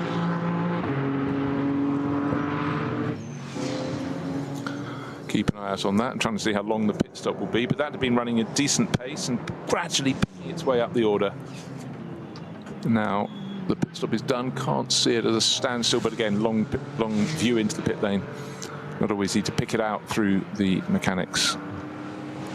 Again, looking for pace that we're seeing from, I said the Juta Racing Audi wouldn't run at the same pace as it had when Frank Stifler was in there. It doesn't make me a genius, it just means I'm stating the obvious. Selv is not lapping as fast, but he's in 7th place overall, which ought to become 6th with the pit stopping of the Rover Racing BMW. Again, it would have been great to have image of that to see if there was anything untoward, but just bear in mind it was a 6-lap stint for the opening stint of the race, which is fairly standard. In fact, that was effectively the standard length, and then another 6-lap stint, which is 1 shorter than expected for Rover Racing. Mind you, Rover Racing, gosh, what a lineup they've got in that number 98 M4 GT3. Augusto Farfus, who started, Jesse Krohn, who was next, the Finn, and then we've still got Raffaele Marciello and Kelvin van der Linde. Eye-watering lineup. Interesting, the only M4 GT3 in the race. We used to have quite a few of them. Yeah, we did, but we talked earlier of the BMW Junior team. That was always one, and Rover Racing would run one, and we have another one from BMW itself. But I expect we might have more at the next round. Still the best battle in the race, though, is for second place. Dorian Boccolacci, line astern with his Falcon Motorsport number 3 Porsche ahead of the black, green and yellow Aston Martin Walkenhorst Motorsport with Christian Cronjes, who very nearly got in front a lap or so ago, and Patrick Niederhauser in the several shades of blue Scherer Sport PHX. Porsche sitting there in 4th place. So the Aston Martin number 34 is the interloper. Otherwise, it'd be Porsche's 1st, 2nd and 3rd. Bear in mind, the opening round of the NLS, they were 1st, 2nd, 3rd and 4th. But certainly, I'd say the Walkenhorst Motorsport Aston Martin is looking very, very handy indeed. As I say that, unfortunately, he's lost about a 1.5 seconds traffic just in the wrong place for him, but not the wrong place for Dorian Boccolacci. And so the French driver actually gets his first breathing point for really quite a while now. So that 6th position Rover Racing BMW number 98, the M4 we just talked about, it's just had its 3rd change of driver. So Kelvin van der Linde has now taken over from Jesse Krohn in that car. Augusto Farfus that started it, but it's the first car, I think, to have a 3rd driver in it on this race so far. Yeah, it is. Some cars have only got 2 in them. Obviously, just stayed in the office just before you said. I knew it was coming. It absolutely was preempted. No, you get in early, get it wrong. Yeah, absolutely. I'm known for it. USP. No, but basically, another reason that we wouldn't have anyone else unless there's been something untoward with their 3rd driver is the SP9 class cars tend to run shorter stints than some of the sort of slower, less high-performance cars, and they can run. You know, they're more likely to, if they are going short stints, they'll still be pitting a little bit later. Right, 2nd pit stop for the number 2 Mustang that had risen to 10th place. Remember that was the first one to pit when it came in after only 4 laps for Dennis Olsen to hand to Hubert Hout. And now Hubert's brought it in. 2 other drivers listed on the driver lineup there. Christopher Wager and, we know this name, Frank Stippler. But I expect Frank will do the final stint.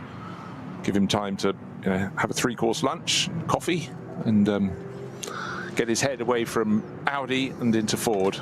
2 cars that could almost not be more different, but they're balanced by GT3 performance rules. And again, that's been one of the beauties of GT3 as a category, and been adopted by the NLS for a long time now as their top category, and running under the SP9 nomenclature.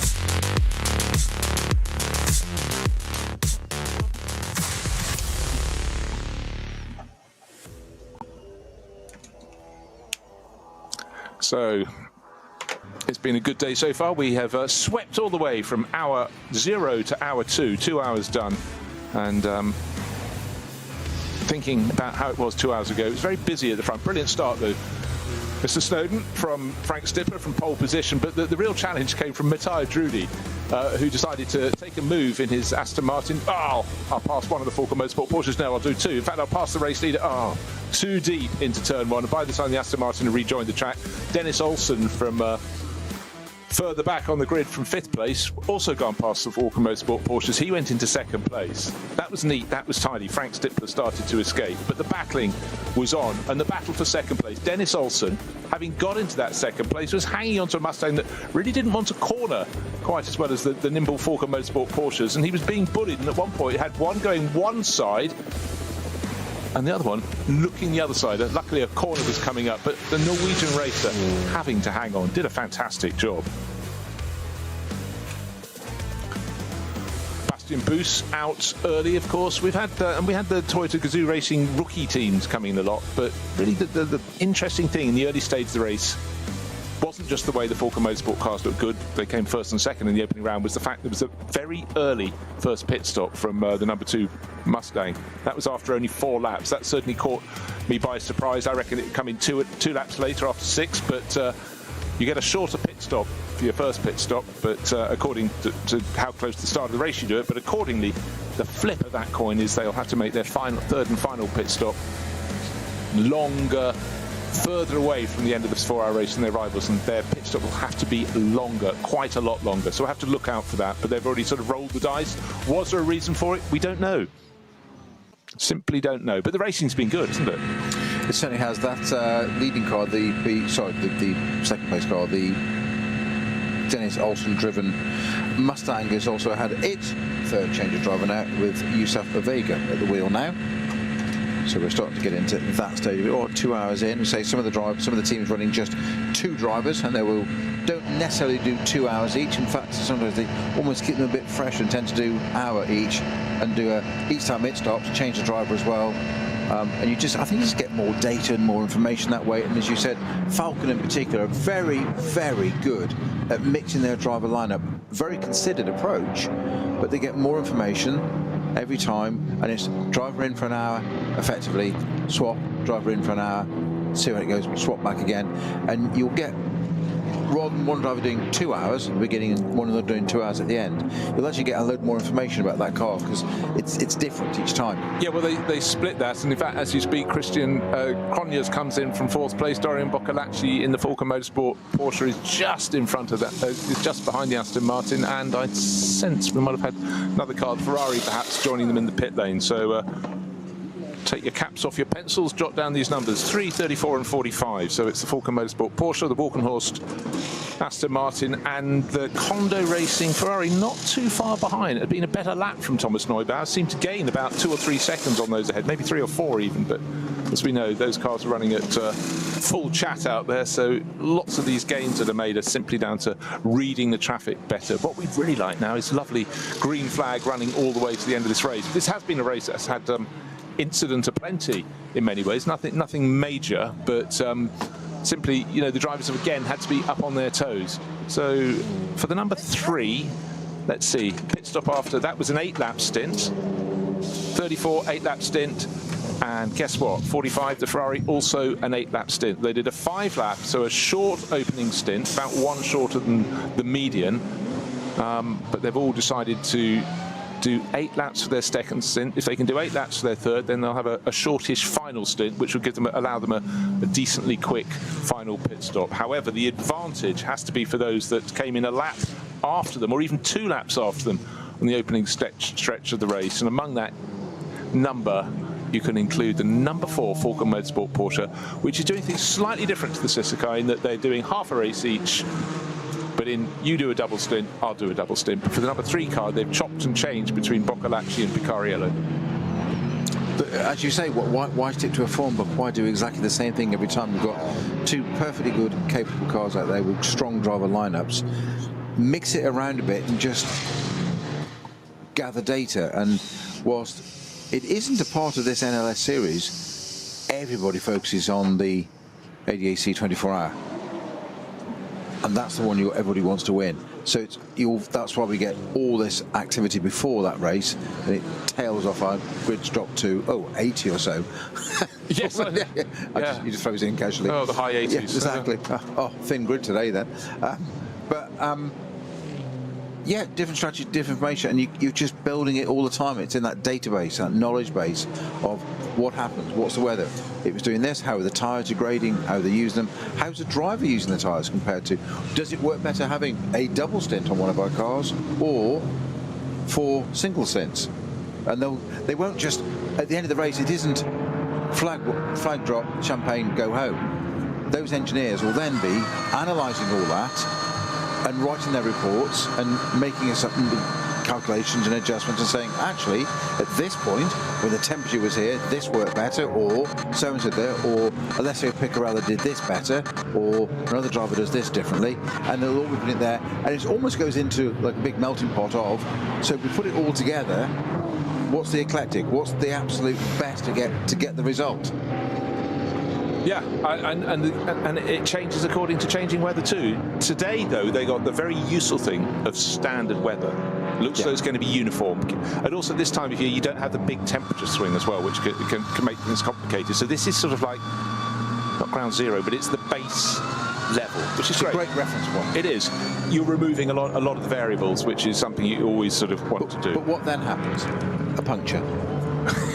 And that's my point. It suddenly throws it all those great ideas and calculations, best laid plans. All of a sudden, they get a puncture. It might just be a tyre failure or a tiny piece of debris. It doesn't really matter what. It's no fault of the car or the driver. You suddenly get a deflation, and it's like And it also then depends on where on a circuit so long that puncture is. Is this one a long circuit, Snowy? Pretty well. I think it's the longest on the calendar. It's the only one on the calendar. Exactly. Yes, but you know, entirely.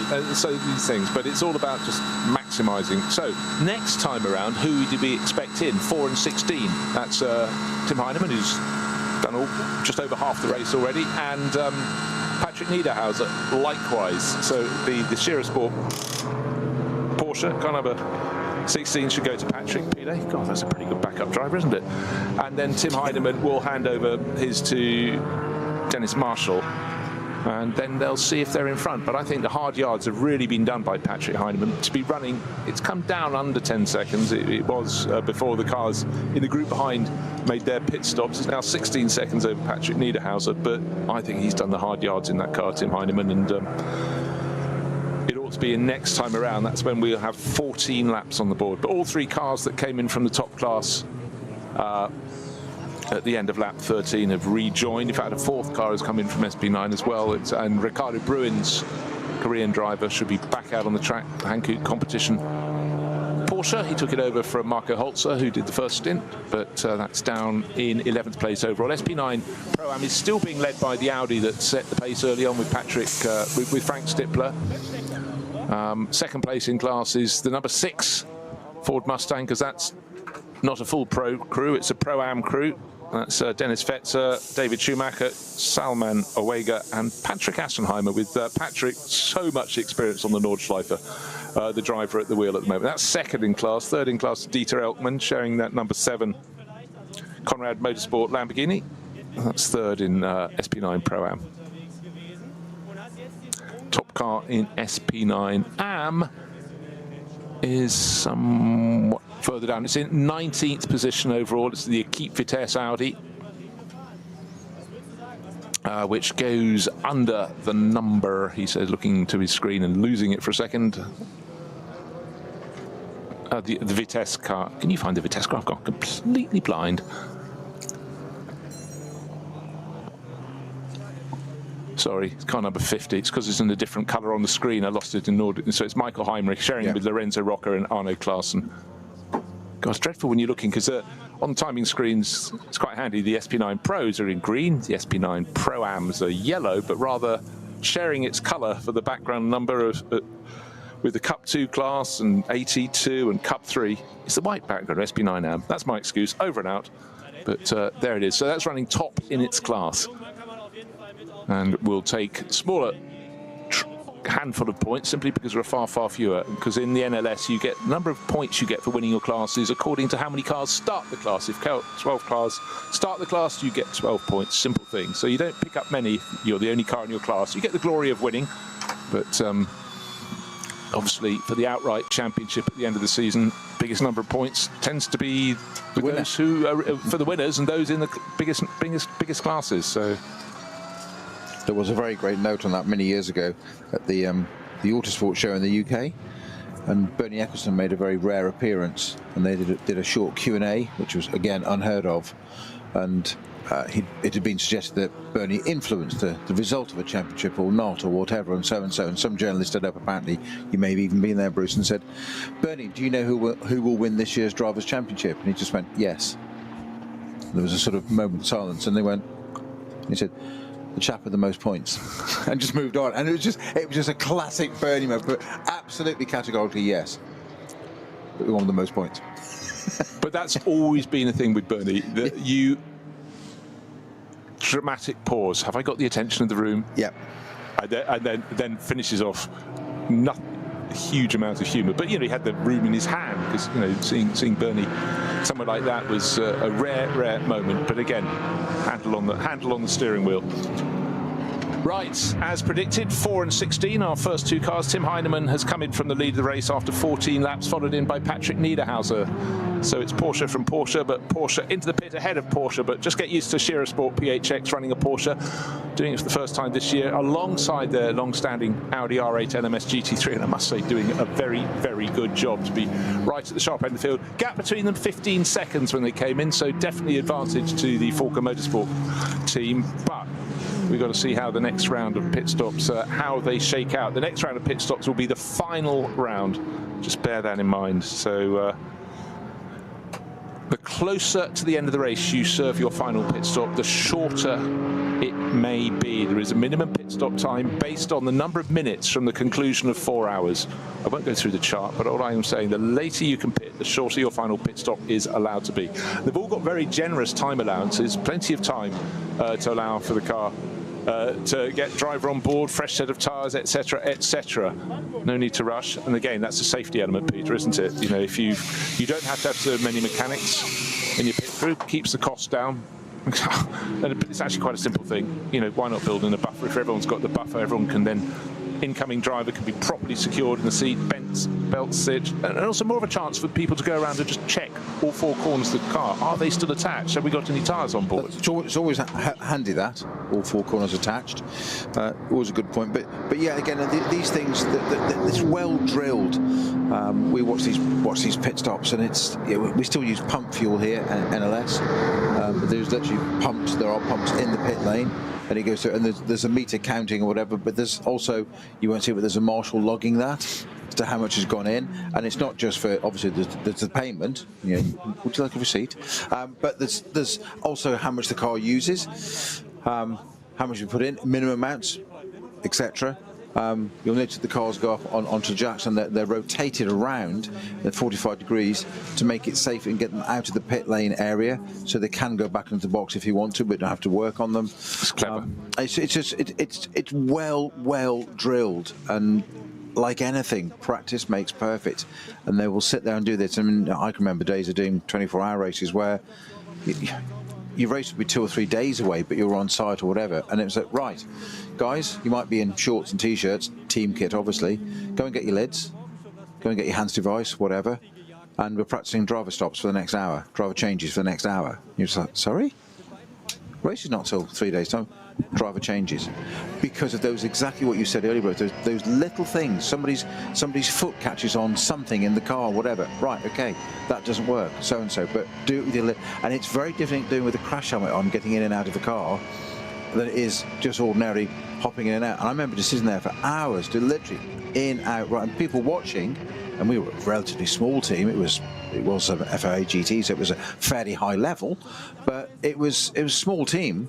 But it was, somebody would make a note and watch us, like, right, you did that, you caught that, so and so, right, do that. And we had in the early days then, to aid it, I think it's done far more technically now, but we had surgical tubing was basically put around the seat belts on cable ties and tightened, really pulled tight and cut the end off, so that when you undid the buckle, the belts pulled away and opened, so you weren't getting in, fiddling, trying to do a belt, and that's when you panic. And you can't really see that well in a crash helmet, because you're trying to look down. A crash helmet is designed to save your head, and it's got a slot for you to look through to drive the car. It's not designed for looking where your seatbelt is, or have you dropped your phone down the side of the seat kind of thing. So all those things add up. But it absolutely, but it's that element also that I was about to bring up, the lack of visibility, but switchgear in a car that you may knock on the way in. I'm just thinking about Frank Stippler, though. He's hopping out of an Audi R8 LMS. He knows that cockpit intrinsically. He's had far less time in a Ford Mustang. What if there's a switch that, again, early in its homologation and its entity, that a taller driver happens to touch inadvertently versus a smaller driver? So he's got to sort of be able to imagine, with his eyes closed, sitting in either of those cars, relative to the steering wheel, what kit is there, and it's not uniform. That's the thing. I remember clearly from that having to learn to memorise what the switches were, what they all did, by feel, with your eyes closed, because they said, effectively, you're blind, because you cannot have a driver looking down at the switches, just as you can on the road. You don't want people going into menus and sub-menus and whatever to change the seating position or a heating position on a car, which is something the automotive industry are coming away from a bit now. They're trying to get a bit more to analog switches again, which I thoroughly approve of. But you don't want, you shouldn't be taking your eyes off the road on the highway. You shouldn't be doing it on a racetrack, and you don't want to be. Plus, 24-hour races, guess what? Some of it's in dark. And then other bits of it, you don't forget, you've got a glove on, you've got a racing glove on. So the switches don't feel the same as they do ordinarily. So you have to learn to look down there. And I remember clearly going into free practice once, being just suddenly getting a radio call, you know, the car's all okay, everything so-and-so, said, can we have a diff temperature, please?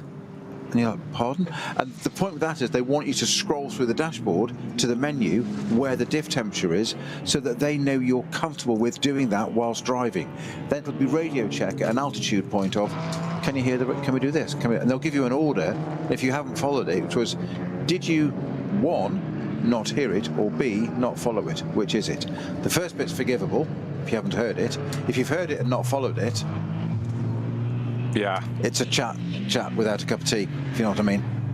Hold on, just having a look, Snow, totally. And the other thing about, right, your car's broken down in a 24-hour race, you're in the middle of the forest and it's dark. Yeah. No lights on in the cockpit, you've got to sort it out. That's the sort of thing. The number 6 Mustang has just come out of its pit stop, so I suddenly got confused. One moment they were showing number 2, then number 6, so I was going to say that's way too early. That's the second HRT car, isn't it? That's the second HRT. This is the one in the Pro-Am class of SP9, and that's come rumbling back out onto the track. Patrick Assenheimer was the driver who brought it. He may be doing this middle stint, but I think he probably is not. But I'm just waiting. I'm just going to throw some numbers at you, Snow. Okay. After 4 laps, which was 1 or 2 laps early from my reckoning, was the number 2 Mustang that Dennis Olsen drove so well. The next pit stop that they had was 8 laps later. So they did a standard mid-race stint, 8 laps, okay? Sometimes people do 7. So that's why I maximum, isn't it? That's when I suddenly panicked and I thought it was the number 2 in the pits again, because that would have been two laps after its previous stop. But it's out on the circuit. Yusufa Wega on board, going around in 14th position. I'm surprised it's not a little bit higher. I'm just trying to see. 12 laps between the two so far. 8 and 12. 8 and 4. Yes. Yeah. Yeah. So that's all good and 2. But Dennis Marshall leading the race from Patrick Pilet. Porsche from Porsche, Falken Motorsport from Scherer Sport PHX. Scherer Sport, huge amount of experience here, but now running 2 manufacturers this year. Something that Falken Motorsports have done, quite a lot over the years when they ran a Porsche and a BMW, just to keep them on the toes. But also for Falken Motorsport, they don't just go racing for winning. They go racing to prove their tyres work across a range of cars because they're in the business of selling them. Imagine that, selling tyres. And this is an amazing field. There's no demand for them, is there? No, just keep the cars off the ground, don't they? But now, if ever you look at these events, you think, why is the number 1 on the door of a car that's not in the top class? Quite simply, we were talking earlier about the points, and if you're in a class that's really well subscribed, and you win it, you're going to pick up an awful lot of points. You then get number 1 to carry into the following season if you're the outright champion. And almost invariably across the years, it's been someone not in SP9. SP9 is just too competitive. And Adrenaline Motorsport, a team that's won an awful lot across the years. And Kevin Wambach and Sven Markert driving number 1 this year. That's in the special class for BMW M240i. Great looking little cars, but they've got their own battle. But it's quite prestigious. Number 1 on the door. You bear in mind that over across the year, probably 200 crews take part in races of the NLS. But you've sort of picked your market. And this year, with 8 cars in class, unless you're consistently the best, that's going to be a struggle to win outright. But across the history of the VLN, as it was before, and now the NLS, the outright champions have been, from across the classes, but very seldom the top class. And Brink and Leisen, that's Danny Brink and Philip Leisen, often at the front end. 3 championships in 4 years, all in the BMW 325i. So they picked the sweet spot. But the main thing they did was win their class literally every time they were on the circuit, or more often than not, and that's how they ended up as outright champion. Right, 14 laps now on the board, waiting to see the next pit caller at the end of. At the start of the race, it was leading the race, and it's the Audi coming into the pits right now. Sell from 3rd place overall, but that will have it dropping down the order. But bear in mind, there was a bit of readjustment because a couple of teams made their second pit stop rather later than their rivals. So, second pit stop for number 8, the Audi that was started by Frank Stippler. It was a good little stint from Selv there, but after 14, he brings that in.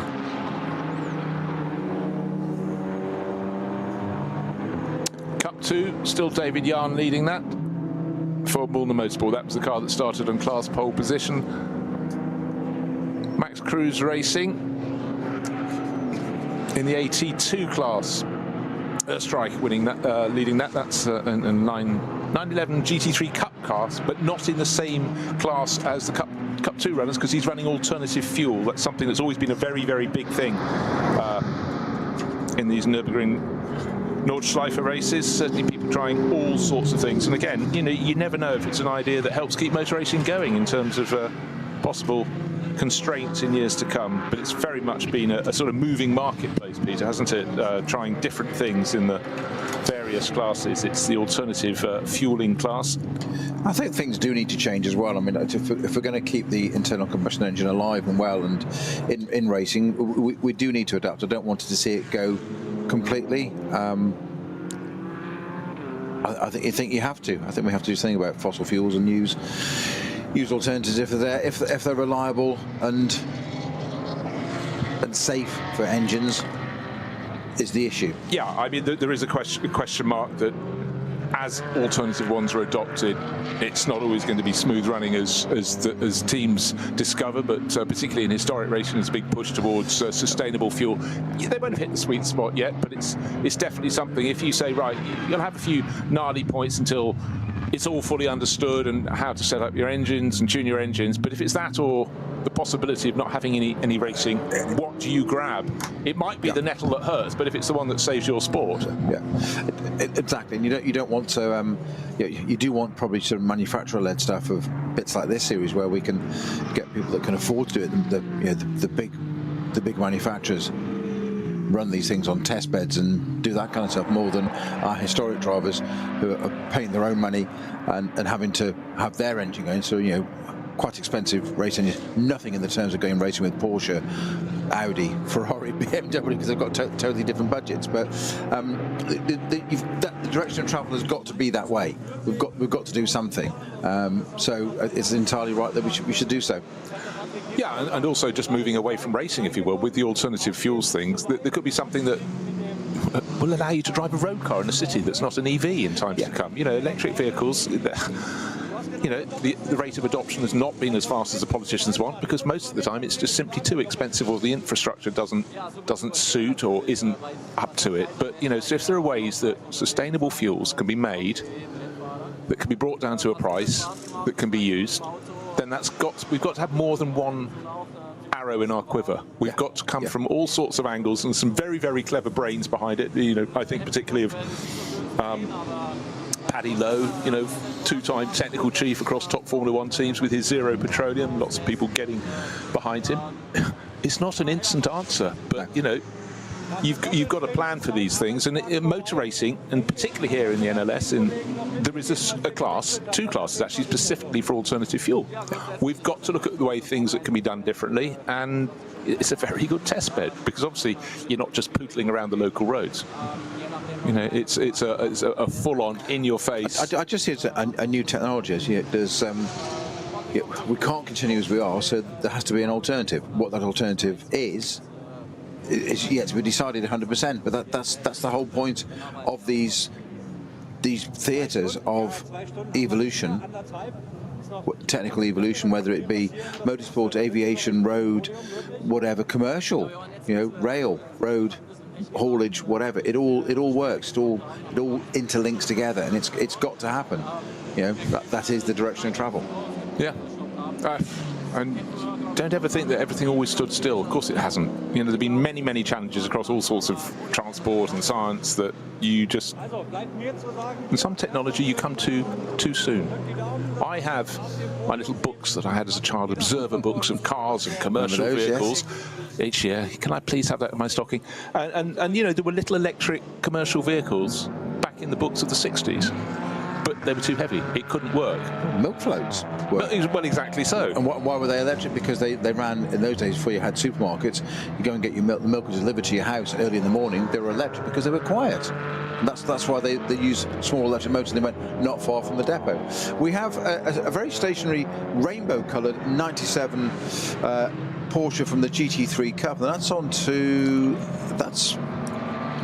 Mercedes Arena, isn't it? Yes. Yes, it's basically you turn right at turn 1, you turn left and left again at the corners 2 and 3, and at turn 4 just parked outside the circuit. Not a natural place to go if you've had a rotation. In fact, it looks like it's been driven off the circuit, but it is pretty much dead ahead as the drivers are making the exit from the Mercedes Arena. But car 97, running in the SP7 class, is sitting going nowhere with no visual signs that anything is untoward, but clearly it ain't going, so not all is right. So we'll see what happened there, or maybe not. There's no reference marks to how it's got there with tyres and rotated. It just, it looks like, I'm wondering if it's just a failure and it's just pulled off. Okay, it's down in 56th position, or was at the start of the lap, but for Julian Ree, that's unfortunate. Sitting at the side of the track, I'm just wondering if he's just come out of a pit stop and something has been untoward, but I can't see that that's been the case.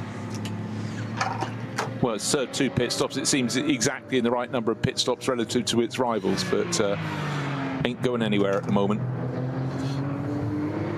Cup 3, by the way, I haven't really talked about Cup 3 at all in this race. 959 is leading. That's SRS Team Sorg Rennsport, a team with a very, very good batting average. Heiko Eichenberg and Harley Horton, young British racer, driving that, and they're leading the class by... Just trying to see in terms of time. Adrenaline Motorsport giving chase, but they've got about 3 cars between them, so that's a good little run. And it's Heiko. That's Heiko Eichenberg at the wheel at the moment. Very standard looking Porsche Cayman.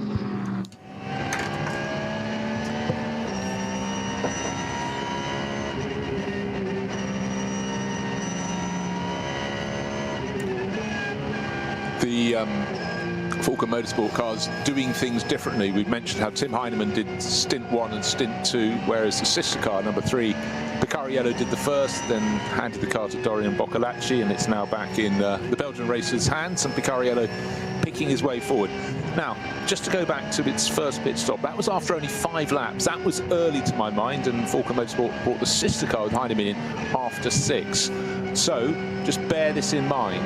The final pit stop for the number 3 Porsche will be earlier, further from the end of this race, and that will therefore make it a longer pit stop. So right now, Picariello is pressing on, trying to eke any half a second here or there to stretch it, because team pride means, of course, he wants Falcon Motorsport to win, but he wants his car to be the race-winning car. So right now, pressing on very nicely indeed. But will he be going? I wish we'd come in after 6 laps, not 5. We'll find out. And who decides these things?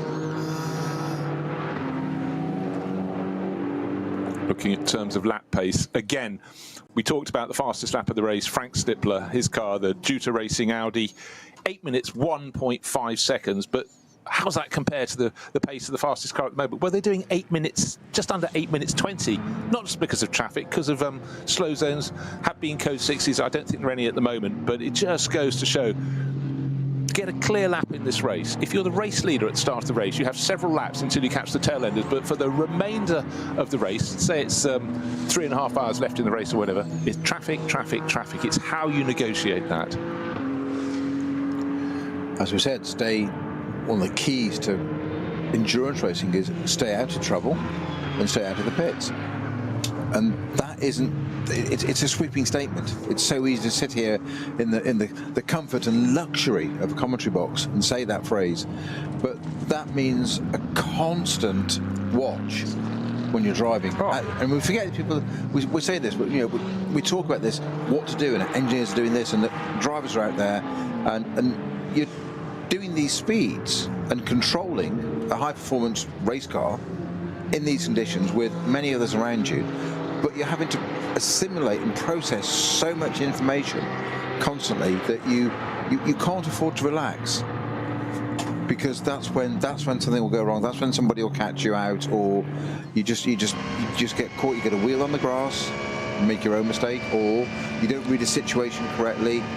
And some of the times we've watched over the years and then talked about, obviously, the onboards and tried to describe what it's like at this speed.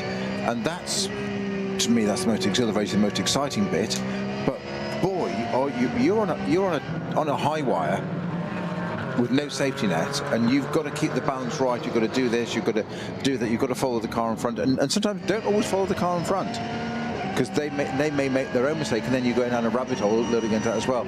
And those bits where we said, you mentioned earlier about approaching a car from a different class of a different speed at a very high speed part of the circuit in a train of cars, 2, 3, 4, let's say GT3 cars, and you're 2 or 3 in that, you're kind of stuck with what you do, because you're part of that train and you can't afford to get out of sync, because it's just domino effect for everybody else then. Yeah, and also you get the element where, you know, exciting though. Exactly, but as you become more experienced, get your foot in. You run your own race, but that moment where you're diving deep into a corner and the other person hasn't done enough braking, you're thinking, if they're not braking, I'm not braking, you both go past your braking point. You sort of just react to a rival. You don't want to lose a tenth of a second. I'll tell you who's not losing any tenths of a second is Alessio Picariello, picking his way through the second of the Sabine Schmitz corners and then onto the real circuit, the Nordschleife, and he is leading this race, but he's absolutely pressing on. Matteo Drudi not too far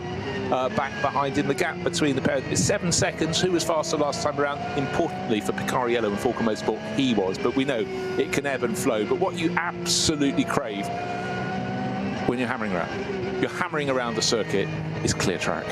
And at certain points on the circuit it matters more than other, but it's actually just a point of, it relaxes you a little bit as well, and you can pick your lines, you can have your lines, but even if you only have that clear track for what, 30-45 seconds, for example, Picariello's just working his way over Flugplatz, etc. And the next sweepers of corners, they're all his lines. This is a good lap for him, but flash of colour up ahead. He's catching a tail ender, and it's where he finds that car. But for now, he's had the best part of a minute of being absolutely flat out and doing what his car can do.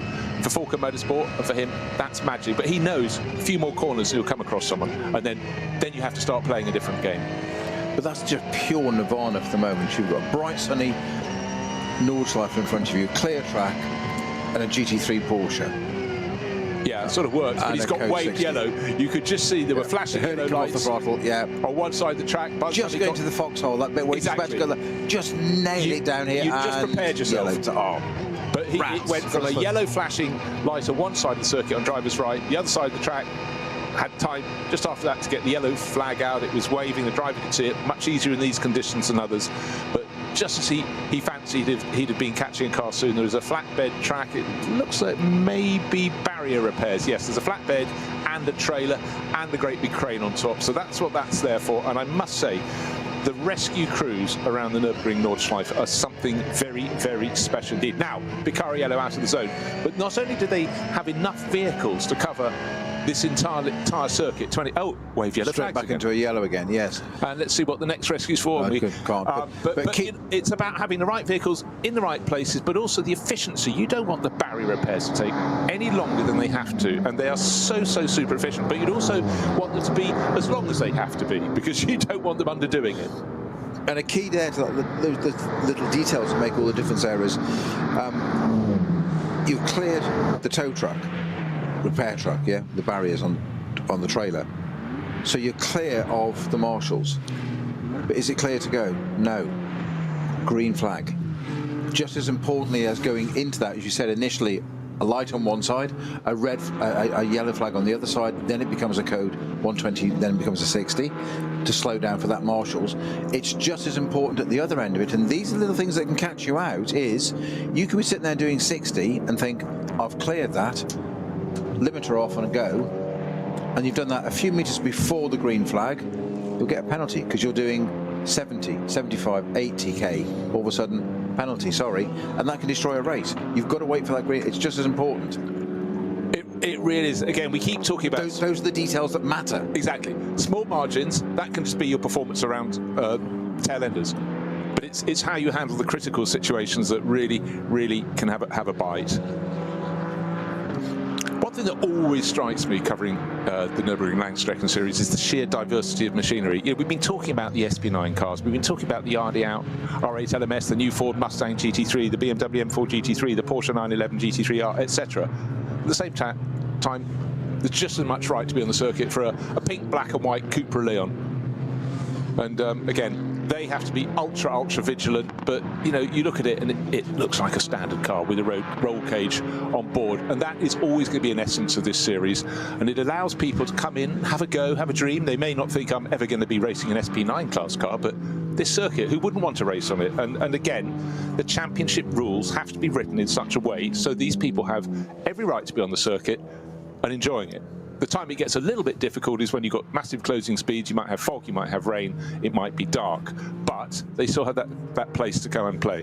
We talk endlessly about the pro drivers of the world doing the manufacturers, but they are the cream of the top. There are just a few in the world that are doing that. They get the attention. The mainstay, the backbone of this series and many, many other championships around the globe are these guys that get together, 3, 4 businessmen, whatever, and just say, right, we've got a common passion and a shared interest. Let's share the budget and we'll go and put this amount in, do it together and build a little team. They go away and do it. And yes, they do it because they have fun, but they take it very seriously because the governing body says, well, it's great to have you on board, but you can't just tip up here and drive this against these other guys. So you've got to go through this process. So it's just as important for them. And I think you'll find that the higher end manufacturer drivers have just as much respect for these people, because when you're racing against them, the one thing you do need is against a slower car is you want that person to understand what's coming up behind. And we've always said when you're in the faster cars, stay where you are. It's always the faster car's responsibility to get around the slower car. Exactly. Don't move, don't be polite. It's racing. You have every right to be there, which is why I go back to that BMW Junior thing of the guys, Dan Harper saying, it helps us understand what it's like to drive a car of a different speed for our manufacturer and watch what we normally drive come past us, where it works, where the gaps are, where the braking distances are, the turn-in points. He said, because Dan said to me, he said, in the M4, he said, I'd arrive at some points and it's just that, 2 gears, turn and go. He said, in the 240 or M2, whatever it was at the time, he said, it's not. He said, so I've got a greater understanding now if I'm coming up behind it of where has it got room, because I know it needs more time to turn in. So me nipping up the inside, he's already partly committed to that turn. It doesn't turn on a sixpence the way my GT3 car does. So it's that greater understanding, which is absolutely vital. And it obviously works, because look what happens here. We all get to do it with these 140 odd cars and 24 classes with different levels of capability and experience. We all get on with it, so it obviously works extremely well. Yeah, it does, and I think also just touching on Dan Harper trying a non-GT3 class car, he understands, he can read the dynamic of that car. Do I need to give it extra space? Because I know full well that's really struggling. It's missed its turning point, so it's going to be running wide. But just take the analogy back. I really think that we talked about not everyone wants to be in the top class race. Not everyone wants to climb Everest, but maybe climbing Ben Nevis is all the 4 workmates want to do together. And this is, in terms of motor racing, it's way more than Ben Nevis, but it's the fact you can do it.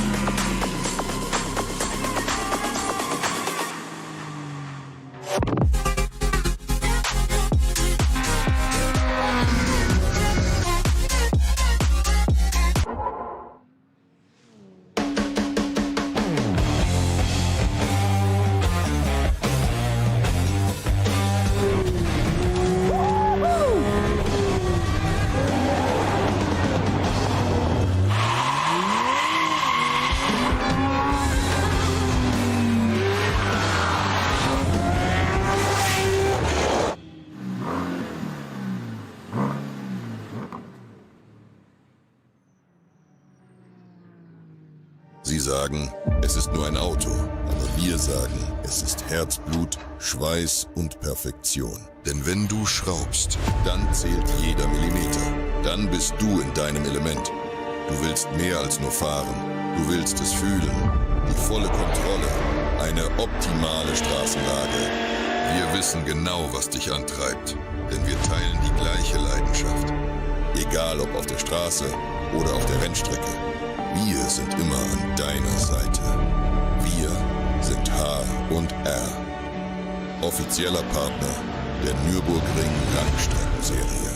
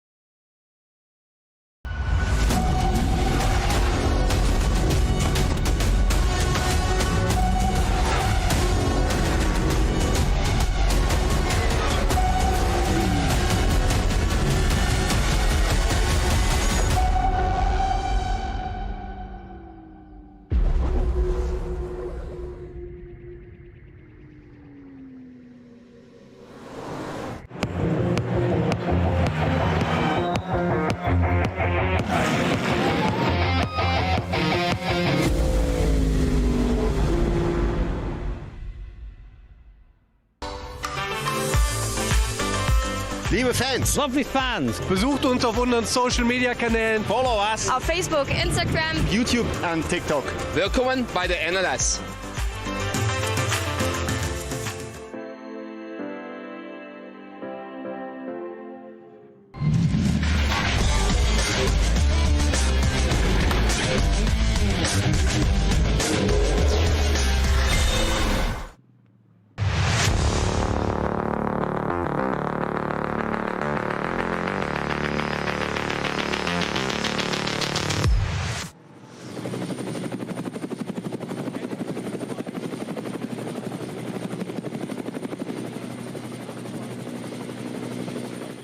Nämlich mit der Frage an euch, wisst ihr, was morgen für ein wichtiger Termin ist?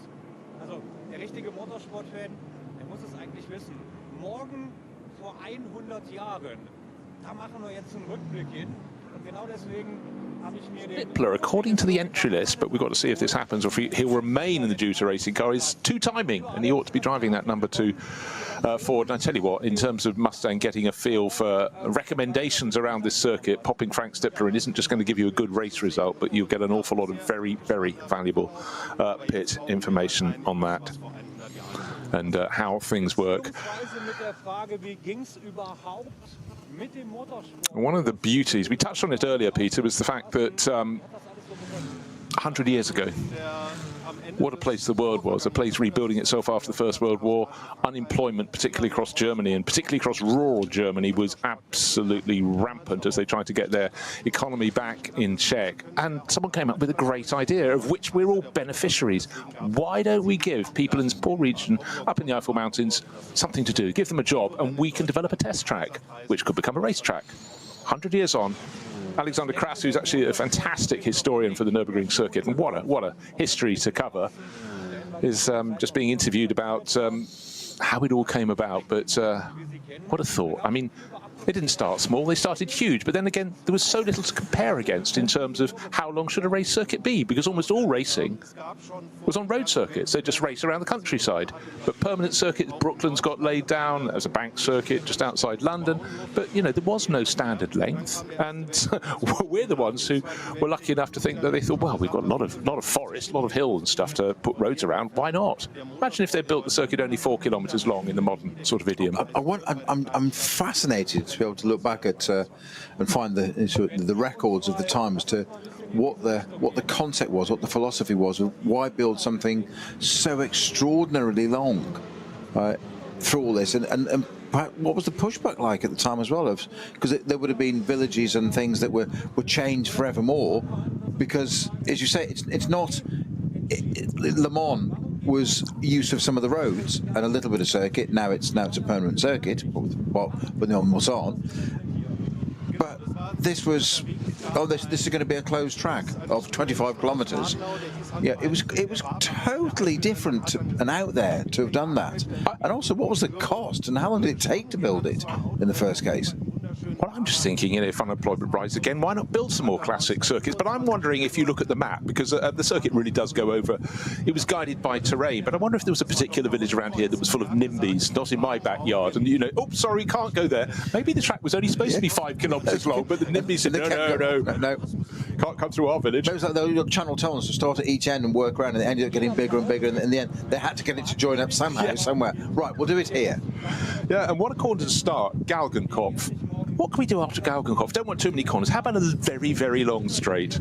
And They better build some pits. Yeah, I wonder if it was called Galgenkopf immediately, because you know, we love a circuit with names, but they thought it was shaped like the head of a swallow. But there's a corner that's vital to get right, because if you slow out of Galgenkopf, you pay the price the whole way along that long return straight, the Dottingerhöhe, and then eventually get up the hill, over the crest, you pass the castle on the right-hand side of Nürburg village, and then you arrive back in the epicenter of the circuit. But you know, one thing that always strikes me is quite simply, once you've got back onto the Nordschleife, once you've gone past the pit buildings, you, in current day, twiddle around part of the Grand Prix loop, and then you're onto the Nordschleife. Again, you're back in the very essence of what the circuit was all about. Back on the Nordschleife, back crossing fields and countryside. Not that you get to see too much these days with debris fencing and the barriers, but there's nature everywhere around you, and it just covering the NLS, you see it through the course of the seasons, from no leaves to some leaves to full leaf. And then, of course, you get the glorious shades of autumn as well. It really is a circuit that is majestic, stands the test of time. And if you do well on the Nürburgring Nordschleife, you can give yourself at least one pat on the back. It is the most extraordinary piece of tarmac in the world, I think. There are many, many circuits that I love and adore. 60 kilometres away, they've got Spa, which I'm unbelievably not old enough to have raced the original Spa, but whenever I go there, I go and drive it and just see it and imagine what it was like. But the current Spa, which is since 1979, is still an extraordinary circuit. But you know, and that was only what, 1927 they built that. Yeah, it was very soon after this. So, and possibly also, but it wasn't made as a permanent circuit by and large. It was as a circuit you could put your own oil down in your own car. Well, I can still remember this. This is a link of the two. I can remember doing the Nürburgring 24-hour in 2000 and driving back on the Monday and driving back through past Spa, and you drove down the Kemmel Straight the wrong way, and it was still a road, and you drove down through Eau Rouge and out, and it was still a road. And it was only, I think it was about 2001, it was just about that time that it actually became a fixed permanent circuit. It was still the road. I remember driving along thinking, I'm driving on Spa the wrong way, and not in a race for a change. Yes. Actually, I remember it's actually legit. A road trip to the 1987 German Grand Prix, and we felt it was rude to go past Spa. And we went diving down past the old pits, and then found the road was closed. Sharp left, and off we went through the forest. But you know, these things get forgotten. But another thing, I'm just going to allude back to when you talked about original Spa. For those younger listeners, Spa used to go Eau Rouge, Radion, up the Kemmel Straight, and where you get that lovely straight up into the Pif Paf, the right, left, used to go straight on, and you drop down into the neighbouring valley through a long downhill right-hander, then you'd get to a straight in which you had to negotiate between a couple of buildings, which certainly kept the attention, and then you'd arc around to the right, and you'd gone along towards Stavelot, and now you're coming back out of the valley. It really went from one valley to another, one weather formation to another, and it still makes me grimace slightly. I did a little piece for TV once, and they said, well, I was showing the old circuit, and they came back and said, why did you do a piece on the public road? That was the very point of the piece. Why was a caravan in the background? Well, because that's what happens in the summer. But there's a bank corner at Stavelot where it would start to lead you back up the slope. But, you know, these permanent circuits were something entirely different. And as a consequence, they also had a better racing surface because they weren't, you know, trammeled by trucks and trailers and tractors. But it's still a miracle we have this.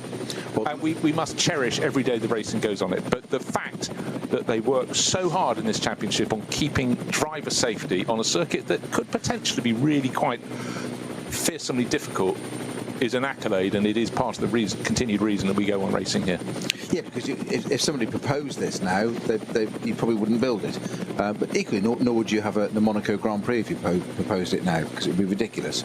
But that's a different story. That's because the cars are too big for the circuit.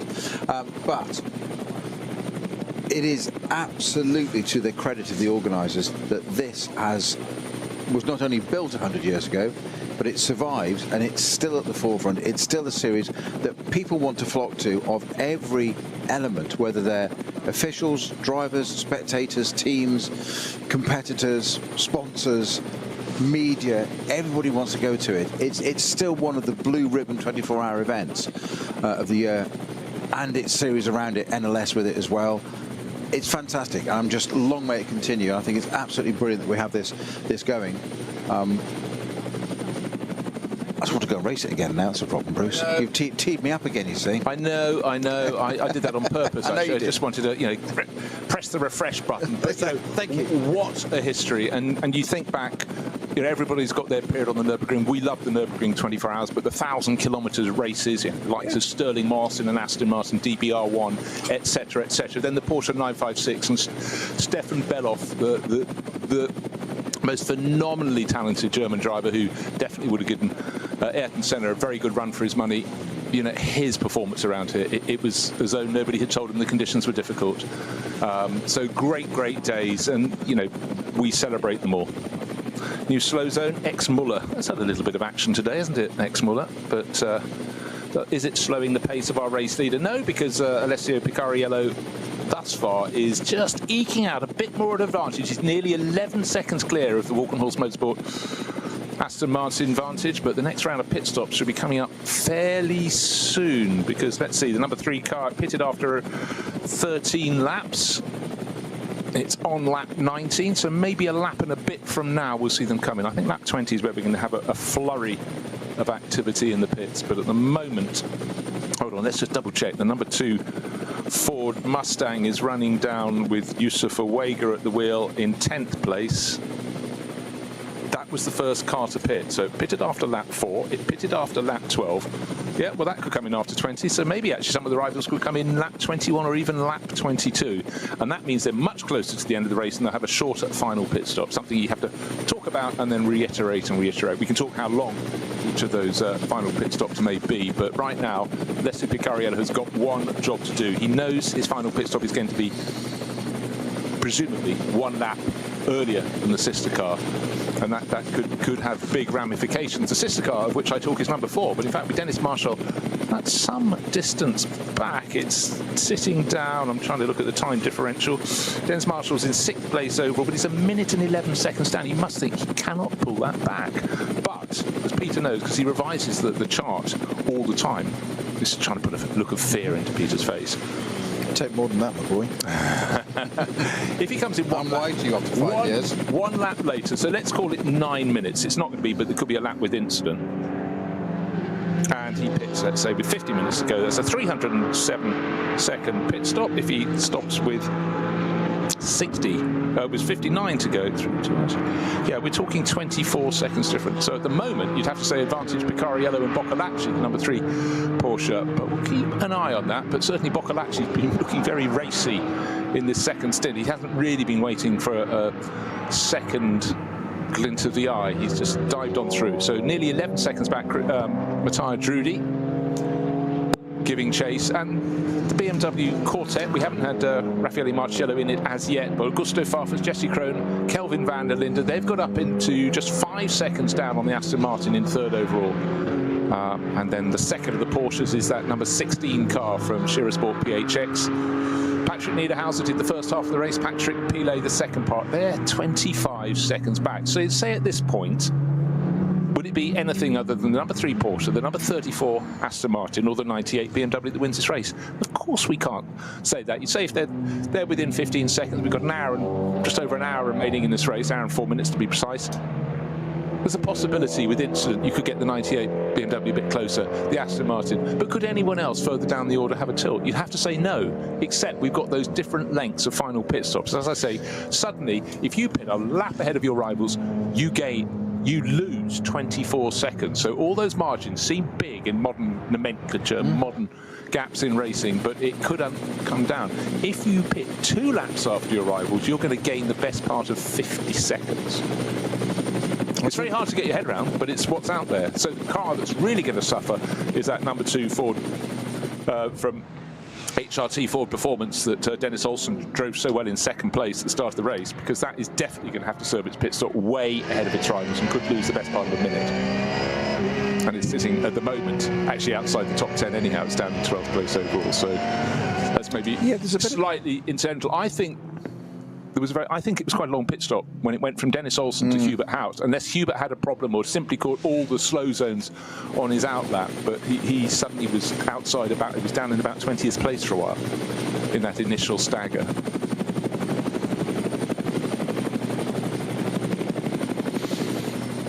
So Alessio Picariello, 12 seconds down at the start of the lap in his Falken Motorsport Porsche, ahead of the Walkenhorst Motorsport Aston Martin that Matteo Drudi ought to be handing back over when he comes into Christian Cronjes. Another one of those 2-driver lineups, and in some ways I quite like a 2-driver lineup. It sort of makes stuff a whole lot simpler, but for Rover Racing, running in 3rd position, they've very much gone with a 4-driver lineup, 4 very, very top pros in their lineup, and See how that works for them. Right, just looking for any insight around this lap of the difference in pace between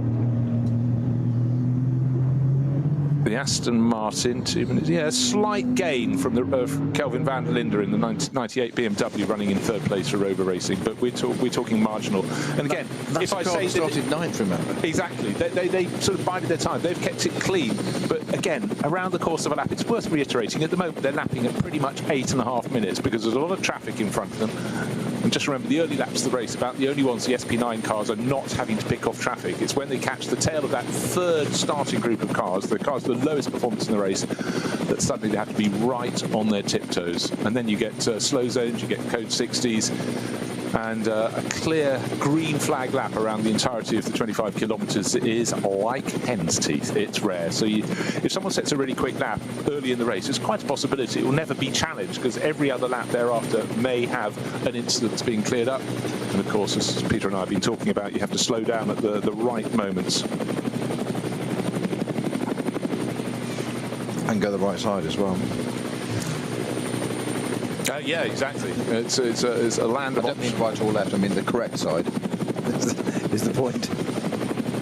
Which mysteriously on this circuit that chops and changes direction, that could be different from one corner to the next, the whole way around.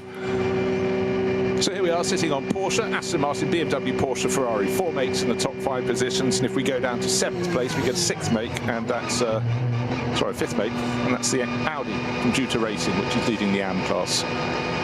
And our race leader Dorian Boccolacci into a slow zone, which is frustrating when you're trying to eke out every single second. It's a stretch of the circuit that was slow last time round, still barrier repairs. They're the ones that take a very long time. The tattered barriers, the bent barriers being popped onto the trailer, so maybe it's quite close with the new ones having been put in place for them to there's still a layer, there's triple layer there, and there's still a layer to go at the top.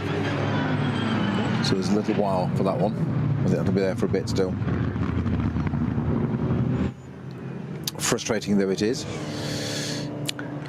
Nobody really diving into the pits at the moment. David Yarn still leading the Cup 2 class for Mullman Motorsport. That was the one that started on class pole position and has been driven very nicely, but he'll be handing over relatively soon, one would think. But remember, their stint lengths can be longer than an hour. At this point in the race with slow zone, he could be slightly longer still, but he's got teammates who quite fancy a crack at the old driving, so I'm sure David will come in, sharing with Arnie Hofmeister and Tim Schibart. Tim was driving it in the early stages of the race.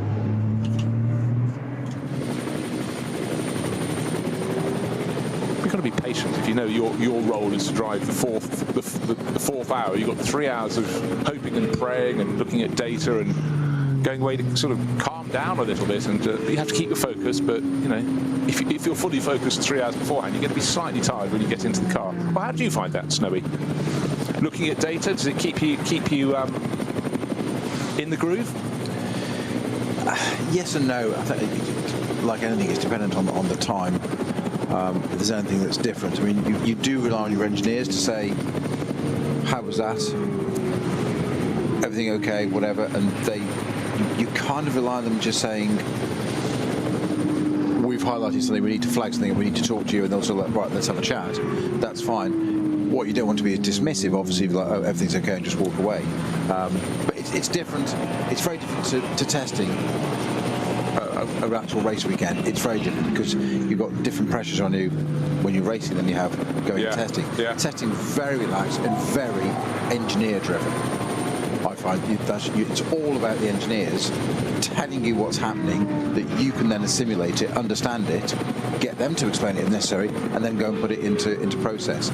So just to have that Cotex there, we've suddenly got an Aston Martin with a Rover BMW right alongside it. Yeah, or right behind it. Yeah, more than 3 seconds gained around the early stages of this lap, and certainly Kelvin van der Linde in the Rover Racing BMW is getting very busy indeed. But both drivers having to look up the track, what's lying in front of them on the track. Cup 3 Porsche keeps out of their way, does the job required, but it's down to half a second between second and third. Ty Drudy hanging on.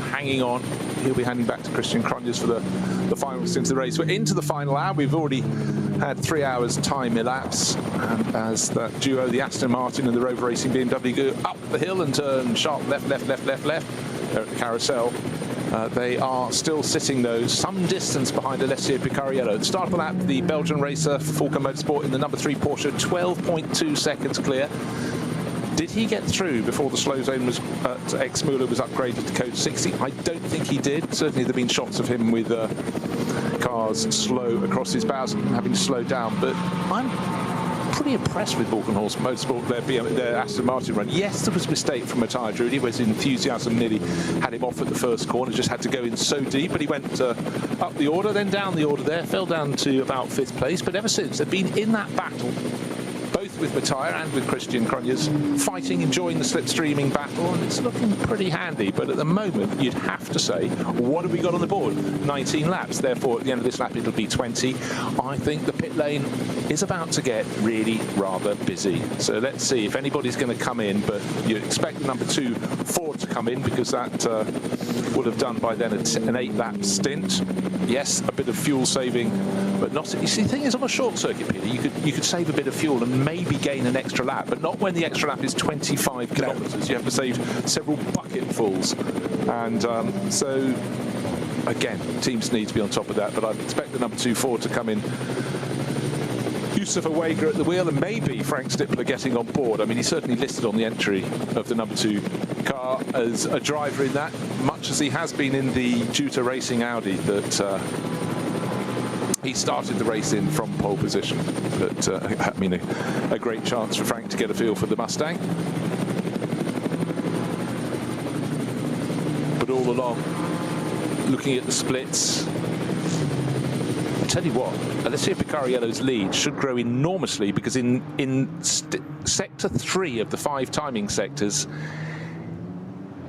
he went through 8.5 seconds faster than Matthias Drudy, and I think that is the timing of things being upgraded from slow zone to code 60. Could be slightly wrong, but certainly the Aston Martin driver lost out. And in fact, in that sector, that's why the Rover Racing BMW got on his tail, because he gained 4 and a bit seconds on Matthias Drudy. I wondered how a 4 and a bit second margin could have disappeared in next to nothing. Right. Oh yes, the slowest lap from Alessio Picariello because of those slow zones. 8 minutes 43. Coming into the final sequence of corners comes the Aston Martin, completely blocked by the production class BMW, and so his margin goes out, but BMW into the pit. So bear in mind, lap 20, BMW number 98 from Rover Racing, well, it's just completed an 8-lap stint, because it did a pit stop after lap 6. This was the interesting thing to me, that short second stint for the 98 Rover Racing BMW, only 6 laps. That was in clear racing. And we did debate, had it had a puncture or something to bring it in slightly early. Here it is, 54 minutes on the clock. Relief all round for Matthias Drudy. That pesky BMW has dropped the tail, and he knows, even if the Aston Martin for Walkenhorst comes in this next time around, his pit stop will be about 24 seconds faster, shorter. So big advantage if one of your rivals peels off. And we wondered how it had got into the race. Of course, the middle stints are nothing to do with timing of pit stops, the middle pit stops, but the first and the last, and by having that relatively early first pit stop after 6 laps, put it slightly on the back foot. Mind you, that said, the Aston Martin had pitted the lap before. I have to remember some people came in early, but none as early as the number 2 the number 2 HRT Ford Performance Mustang. That was in after only 4 laps, and that certainly put them on the back foot for the remainder of the race. And the fact that their final pit stop will be earlier than some of their rivals, so even a top 10 result for them, very unlikely to happen. And at the moment, they're behind a pair of cars from the Cup 2 class, but we've got a Hyundai limping in rather slowly. Oh, the agonising moment where you get all the way along the Dottinger Höhe. But what you really don't need in front of you is a slope, and that's precisely what the drivers get as they come to Tiergarten. The track climbs up, and it's the Elantra R from the Hyundai team of Wickens who started it, and at the moment it's Stevens at the wheel, and he's the one with the problem. He can't get up the slope. It's on the left-hand side of the track from the driver's point of view, and it's going nowhere. Yeah, it's only waved yellow as well, though, so it isn't a code 60, so it's a proceed with caution, be on the right-hand side of the track, approaching there anyway. Obviously can't overtake that, and that is a bit of a play where you can dive up the inside, so it just takes away that manoeuvre, that's all. Yes, it's a limited thing. The driver's sitting on the slope, foot on the brake. You would feel vulnerable sitting in Oh, there. would you? At least at that point, it's a relatively clear line of sight. They've gone through the Antonius Buscher, that very fast left-hand kink, but there's still a decent line of sight. And he's on the line where it's slightly less likely to be. But let's hope that can be moved. But yeah, you wouldn't want to be there. So one presumes that Kelvin van der Linde will hand over the 98 Rover Racing BMW to Raffaele Marcello, but then he knows whether Kelvin stays on or Raffaele takes that final stint, their final pits. Their final pit stop will be a lot longer than their rivals coming in next time around, and double the deficit for those that come in after 22 laps. And then we will be getting towards the closing stages of this race.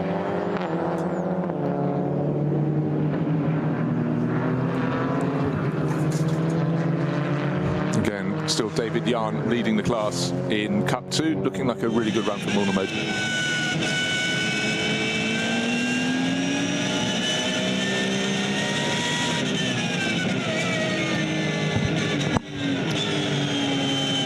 Track conditions have been absolutely fabulous today. The skies are blue, the skies are clear, tiny little vestiges of cloud.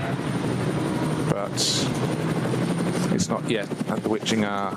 We're looking to see how the multifarious different tactics and stint lengths are going to unfold. And at Tiergarten, it's now code 60. We know quite what, we don't know absolutely why, and that's the Hyundai that's come to a halt. The Elantra is sitting on the left-hand side of the track, and now it went to code 60, now it's down to slow zone, so it's chopping and changing. It changes by the moment, but it's as the rescue attempts to get that car off the racing circuit just right at the end of the lap. You've done already 24 kilometres. It's the final half kilometre up the slope and around the twisting left, right, left combination onto the start-finish straight. But we're going to have a flurry of cars diving into the pit soon.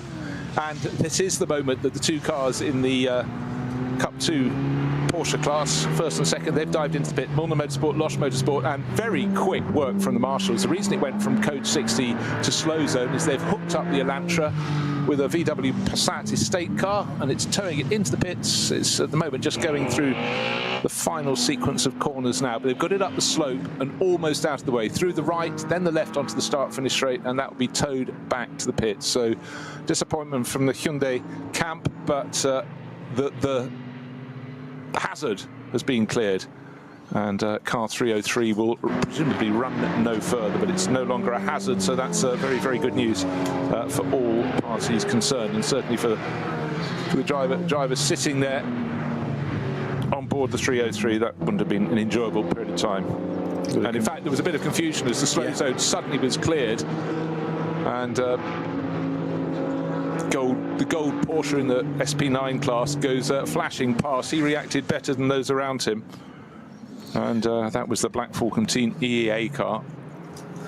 I'm getting a report that the Conrad Lamborghinis had an issue up at the carousel, and I think it might well have collected another car, or it has been collected. Well, indeed, there's a BMW facing one way, and facing the wrong way is the number 7 Conrad Danny Sufi driven Huracan.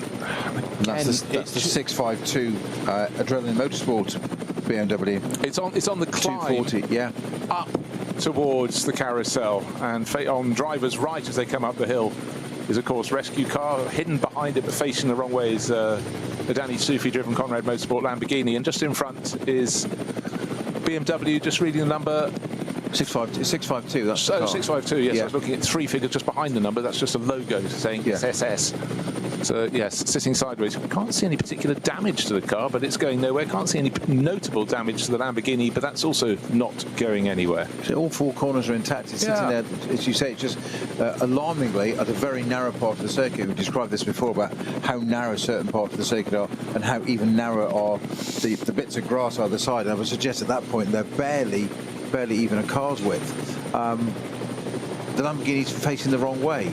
but with no evidence of any damage, as you said, Bruce. So no, it's also quite a long way up the slope from the previous corner. The right-hander that fires them up the hill from Langstrecken, and no notable sort of skid marks on the circuit that I certainly spotted. But for those out front, well, again, because these zones turn to slow zones, sometimes to code 60, it can really bite you if you've just been the one that approaches as it goes to code 60. Down goes your speed for clear, necessary reason, but it's just unusual to have two cars sitting stationary, facing different directions. That's been done before, but just with no real sign of what's gone on.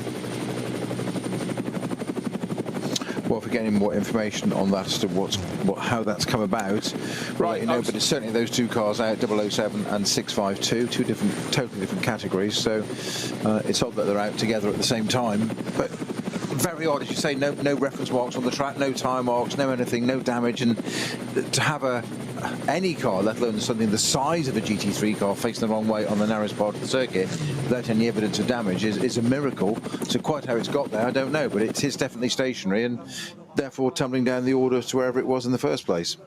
Yeah, the slow zone has just been upgraded to a code 60 from the climb from Langstrecken, so that's got to be cleared up. But just taking a look, I expected that number 2 Ford Mustang to make a fairly early final pit stop, and after 20 laps, I thought that was the maximum it could do before it came in. So it did a 4-lap stint, an 8-lap stint, an 8-lap stint.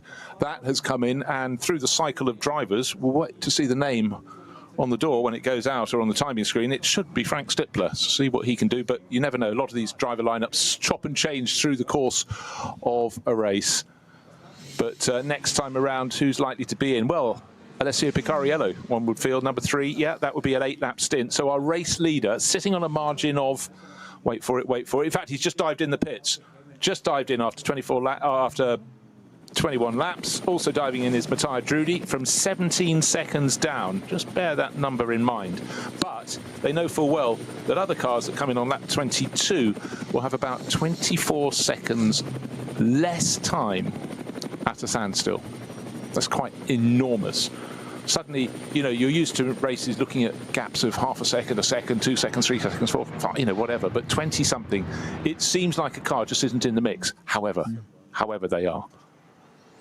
Quick update from Race Control Tickets tells me that the 007 Lamborghini and the 652 BMW did have a collision. But again, I just find it quite... It must have been maybe one just ran a little bit wide coming out of Langstrecken, and a little touch on the Lamborghini and round. But again, that's supposition, right? More cars starting to dive in the pits. One senses. One car not coming in is the Shearer Sport PHX Porsche, driven by Patrick Pilet, now race leader.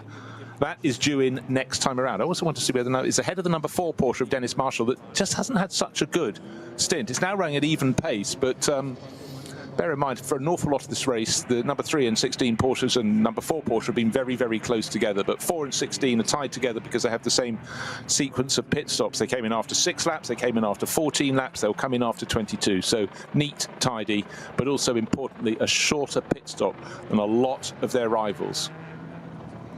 But one outlier, of course, is the Juta racing car. That pitted a lap later, but it hasn't got the pace. Now the AM drivers are on board. Frank Stippler did his bit.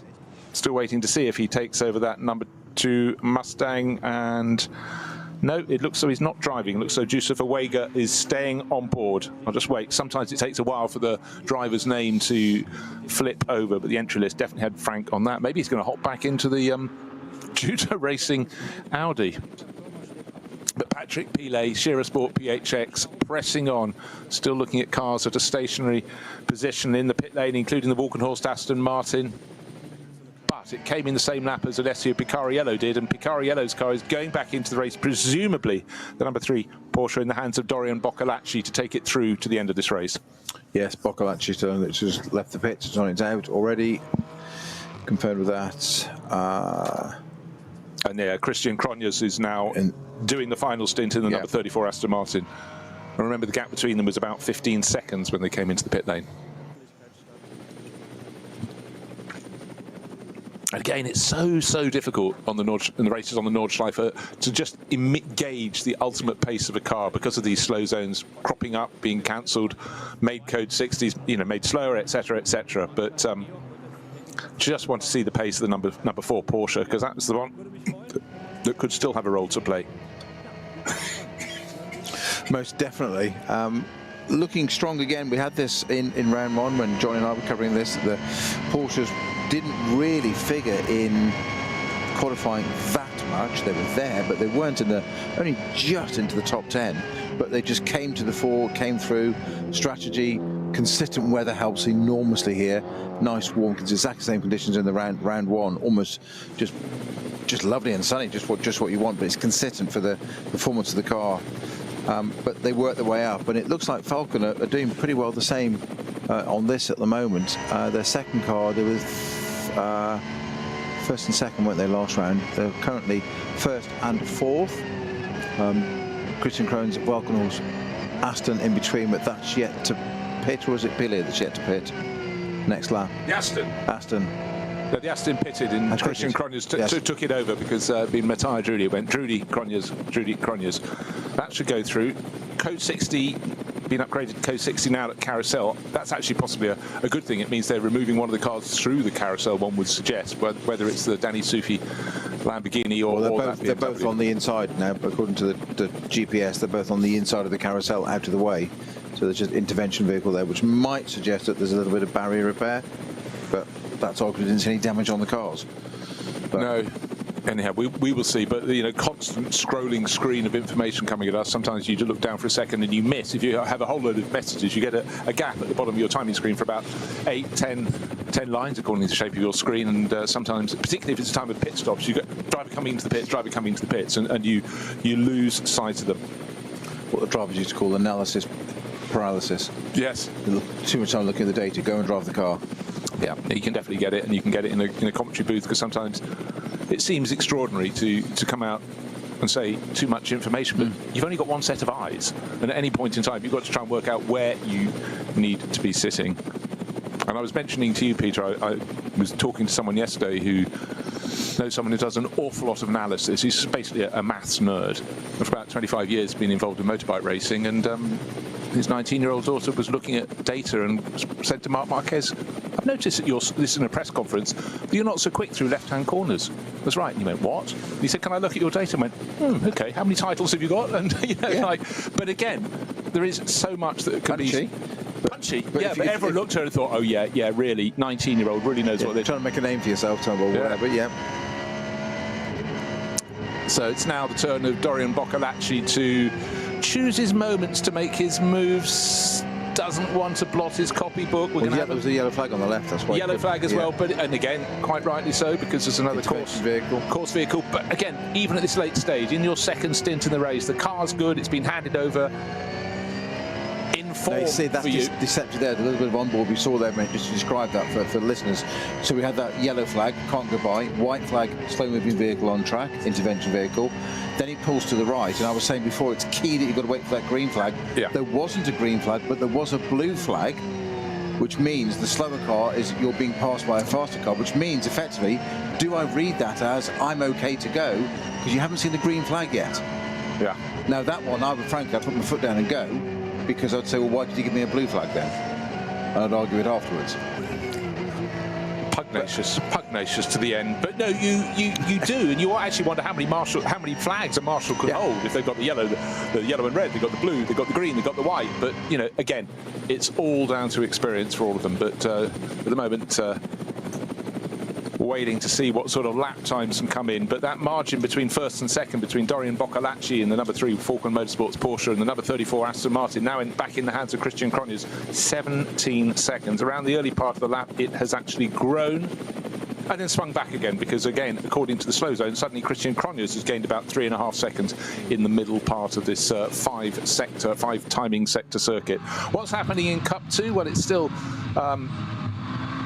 the Mulner Motorsport entry should go through to the end of the race without a further pit stop, and it also has a 38-second margin of advantage. David Yarn had been doing the previous stint, and he's handed it over in good form at 9.21 to Arnie Hofmeister, and that's a decent margin.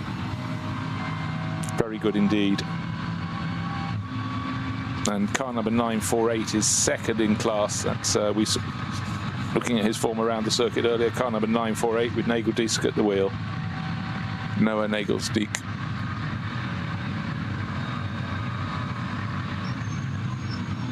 Track is gradually clearing on the approach to Style-Strecker and carousel entry. That's good. It's green flag there, so chance the drivers to stretch their legs, but fully aware that next time around they could have a similar problem facing them. But it's all about where you find the problems.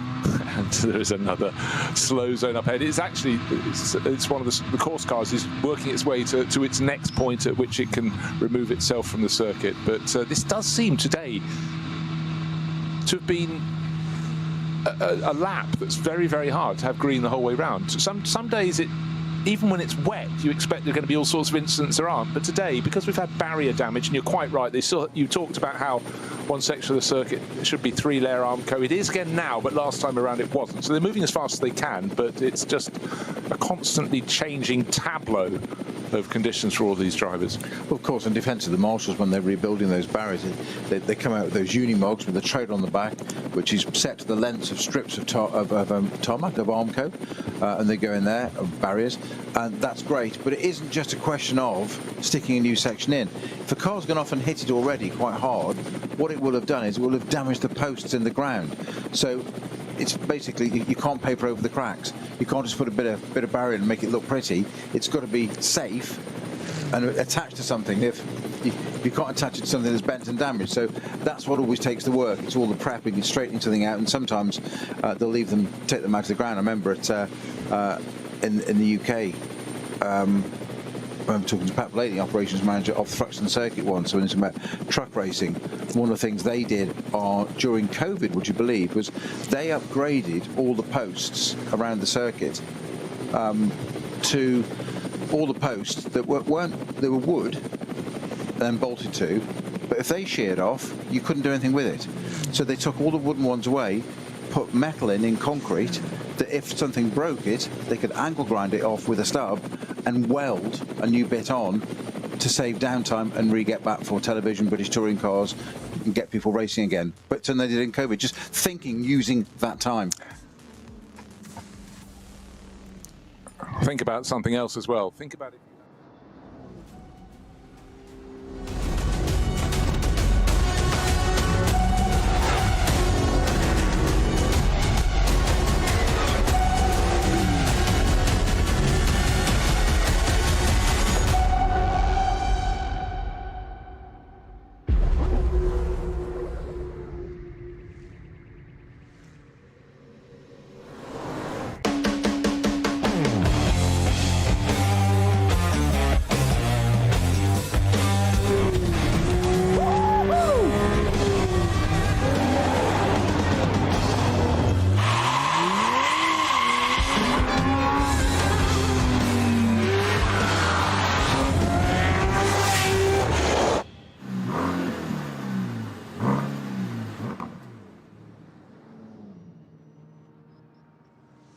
Sie sagen, es ist nur ein Auto, aber wir sagen, es ist Herzblut, Schweiß und Perfektion. Denn wenn du schraubst, dann zählt jeder Millimeter.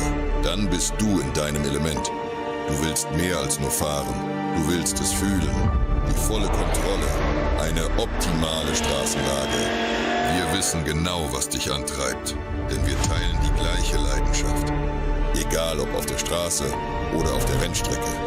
Wir sind immer an deiner Seite. Wir sind H&R. Offizieller Partner der Nürburgring Langstrecken Serie.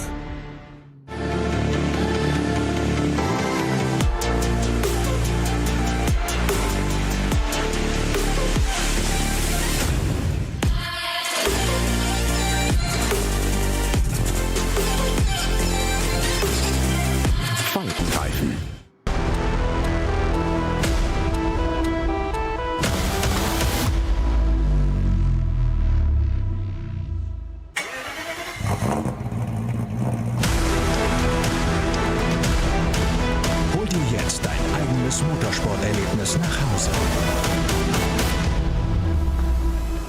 Dein Online-Shop für Simracing-Hardware und Zubehör. www.simraceshop.de.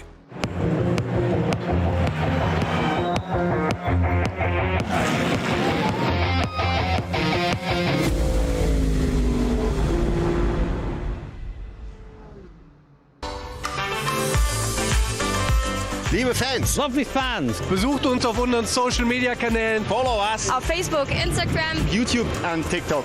Willkommen bei der NLS.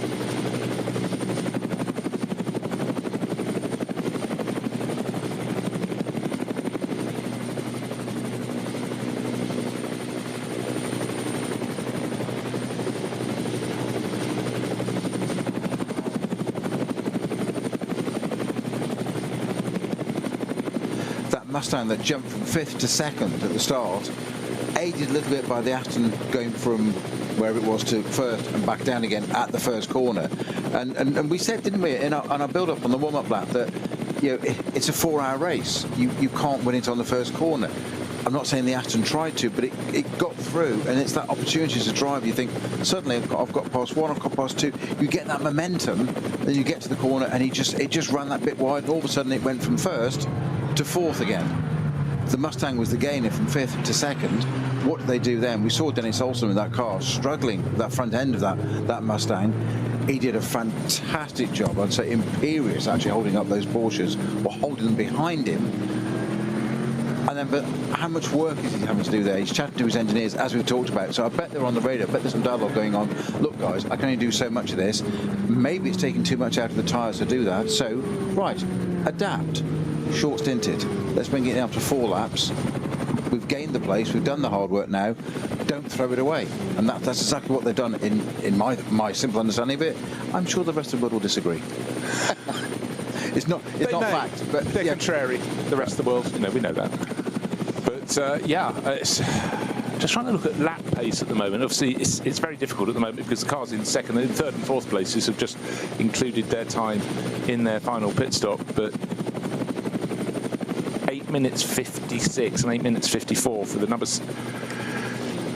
16 and 4 Porsches, but that included their run into the pits. But we will wait and see next time around. But it's where these incidents may happen that could interrupt all the best tactics of those in the chase. The fact we can't tell you just yet where Dorian Boccolacci is going to come round. Will that number 3 Porsche be in the lead of the race? His pit stop, though, of course, was about 20-something seconds longer than the sister car and the number 16 Sport Porsche that came in the next time around.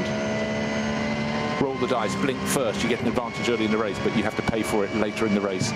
And then, of course, with the slow zones, did it mean you could run an 8-lap stint without fear of running out of fuel? That was something today, because we've had quite a lot of slow zones, they could. And some days through the course of the season, and particularly in the summer months, when they seem to get 7 laps out of a good stint. But we don't deal in fractions when doing laps at the Nürburgring. No use being able to say, I could have done 7 3/4 laps on that tank of fuel. You have to get 8 laps. You have to get a full number and then dive to the pit accordingly. Well, the Sport Porsche that's leading currently is just coming through Brunchen. That's the one with Patrick Pilet at the wheel. Correct. And therefore will be Flansgarden, Franz Galbenkopf and onto the Dottingher fairly shortly. Okay, and Dorian Boccolacci is in front because he's halfway along the Dottingher, getting a really good tow from an Audi. He will sweep one way or the other. He's going to go to the driver's left and does it nice and neat as he moves through. That was a good bit of experience there. So Falcon Motorsport number 3. So they're basically opposite ends of the Dottingher. Yeah, and he went past the grey Audi. Made it neat, made it tidy, and again it was just using what was in front of you. What was in front of you was a car that would give you a tow, and that's exactly what the Belgian racer needed to do. So it looks like he's sitting on quite a tidy advantage, and it should be Matthias Drudy, one thinks, coming through next. Just waiting to see that. But Christian Cronjes, no, the Aston Martin just dived into the pits in the background of the shot. Now, why so? That's after 23 laps. He came in 2 laps ago. Has he got a penalty to serve? That's interesting. He was about 7 seconds down, dived off the side of the circuit, and in behind we got quite a chase on. The Sport PHX car has just moved ahead of Kelvin van der... No, he's in behind Kelvin van der Linde, I beg your pardon. And that number 8 Audi is still in the mix. The car that Frank Stippler started from pole position is being hunted down by the Rover Racing BMW. There's a car slightly obscuring its run through the final sequence of corner. The Cayman tries to keep out of the way, bounce off the curbing, delays the Rover Racing BMW. The Audi dives into the pits. We knew a pit stop was coming, and then Sport PHX pulled off a masterstroke to get ahead of the Rover Racing BMW. So Patrick Pilet has pounced. He's on the right-hand side as the drivers head down towards turn 1, the first corner. Dives deep into the corner, a better line from a wider entry to the 98 BMW. That's Kelvin van der Linde, but the Porsche got in front. Bear in mind that the Aston Martin we saw coming into the pit. So was that the sister car? That was the sister car. Sorry, Aston Martin fans. Long shot. Looked at timing screen. So Drudy not in the pits, but going on through. But the real story is a margin of 15 seconds for the race leader, Dorian Boccolacci. Or did I see the Aston Martin come in the pits and have to drive through the pits? I'm just looking. No, his lap time was quick, near enough. Anyhow, so what's the answer to the question? What's the question? Well, the last lap was 8:32, wasn't it? That's there or thereabouts. That's yes, fine. It is. Yes. So it must have been the sister car. Boccolacci was 8:29. So yeah, it's only 3 seconds. Yes. So that's not a. And confirmation, it was the sister car with Anders Buchart, with Nico Hanke, 35 in the Pro-Am class, who came into the pit lane. Same race livery and roughly in the right position. It would have been. Yeah. It must have been running very close to the sister car, because we had Alessio Picariello coming down to the first corner, and in the background I was looking for an Aston Martin, saw one dive in the pits. Yeah, it 9 was minutes 8 to about 40 seconds. Yeah, different, which is about right. So presumably some drive-through. Yeah, well, one would think. But what we have had is a very promising run from Sport PHX. They've been in the mix, both with Patrick Niederhauser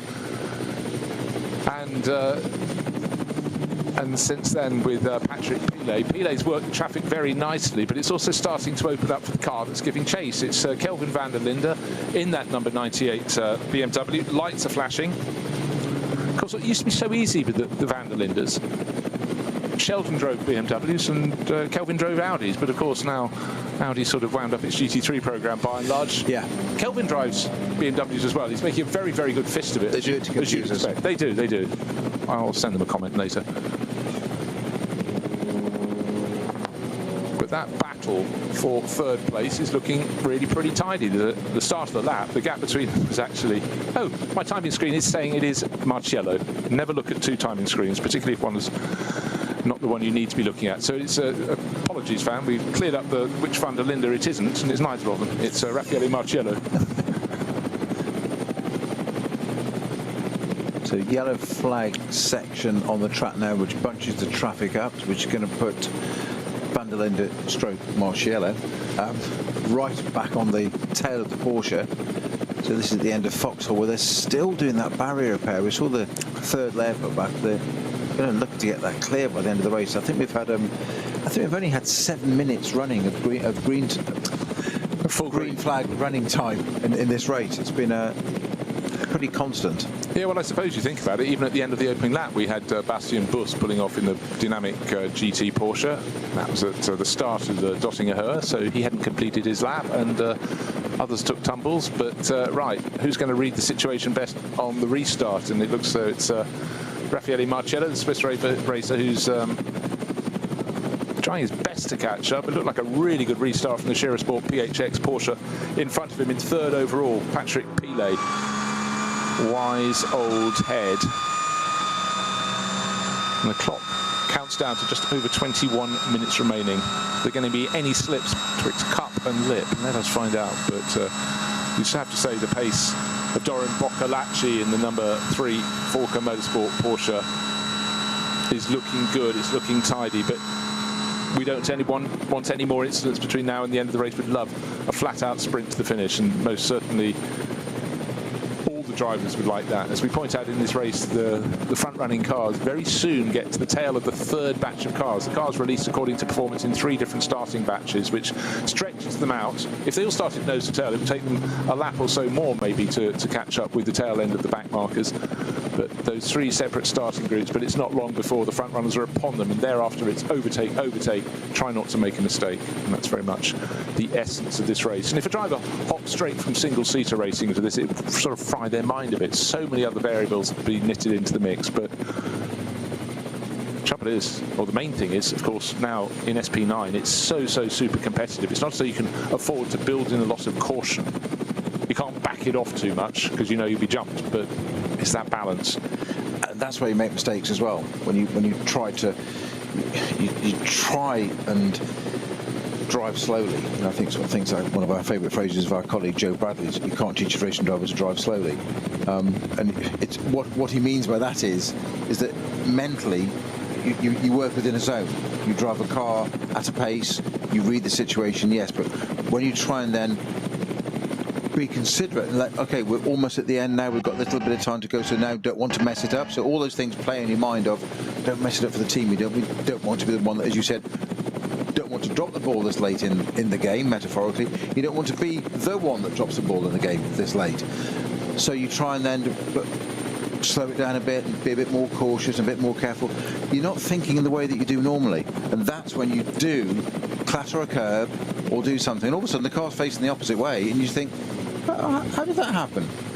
And then, yeah, you know, the rest is just pointless then. Easier to be 98% than 90. Yeah. Every single day of the week. 100%. If you're leading this race and it's all green, you can go at that. But again, you've got to nurse the tyres. You've got these different stint patterns you can do. But it's just worth pointing out again and again, with a lap as long as this, best part of 25 kilometres, you've got to be absolutely sure how you're going to break the race down. It's not like a lap. You can just add another lap. Oh, go on. We've got enough fuel. We can add another lap. There are so many different factors to do. How long do you get the best out of your tyres? And we have to point out different tyres here will perform differently at different temperatures. And one manufacturer's tyres could be absolutely great when the track temperature is 20 degrees, but rubbish at 30. Something we failed to mention all of this race is that it's a free tyre formula, this series as well. There isn't a set tyre. Different manufacturers, obviously Falcon Motorsport cars are because they're Falcon, but you've got Yokohamas, you've got Goodyears, you've got Michelin. It's a free tyre series, which is brilliant. It's just yet another variable to add into the mix. Well, it is, and you combine that. You might have one tyre manufacturer supplier brings tyres that are brilliant at this temperature, but they don't have tyres that work as well when we get to the rounds in the summer, or snow tyres for the ones in the autumn. Quick quick, slow. The driver's constantly on their toes, but what we can tell you is Dorian Boccolacci, he was leading by 17 seconds. Second place, Aston Martin.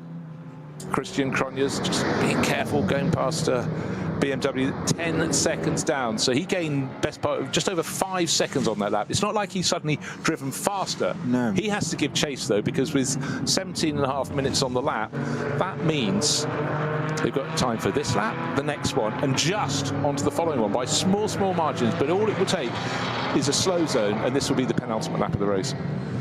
One slow zone somewhere, one code 60. The drivers don't know. Who knows what's up ahead, but I will say Walkenhorst Motorsport should be very pleased with the performance of their 34 crew. Matthias Judy, who started, Christian Cronjes, who's done the other half of the race. They chopped and changed, one to the other. But it's looked good in traffic when fighting the Falcon Motorsport Porsches and Sierra Sport PHX Porsche.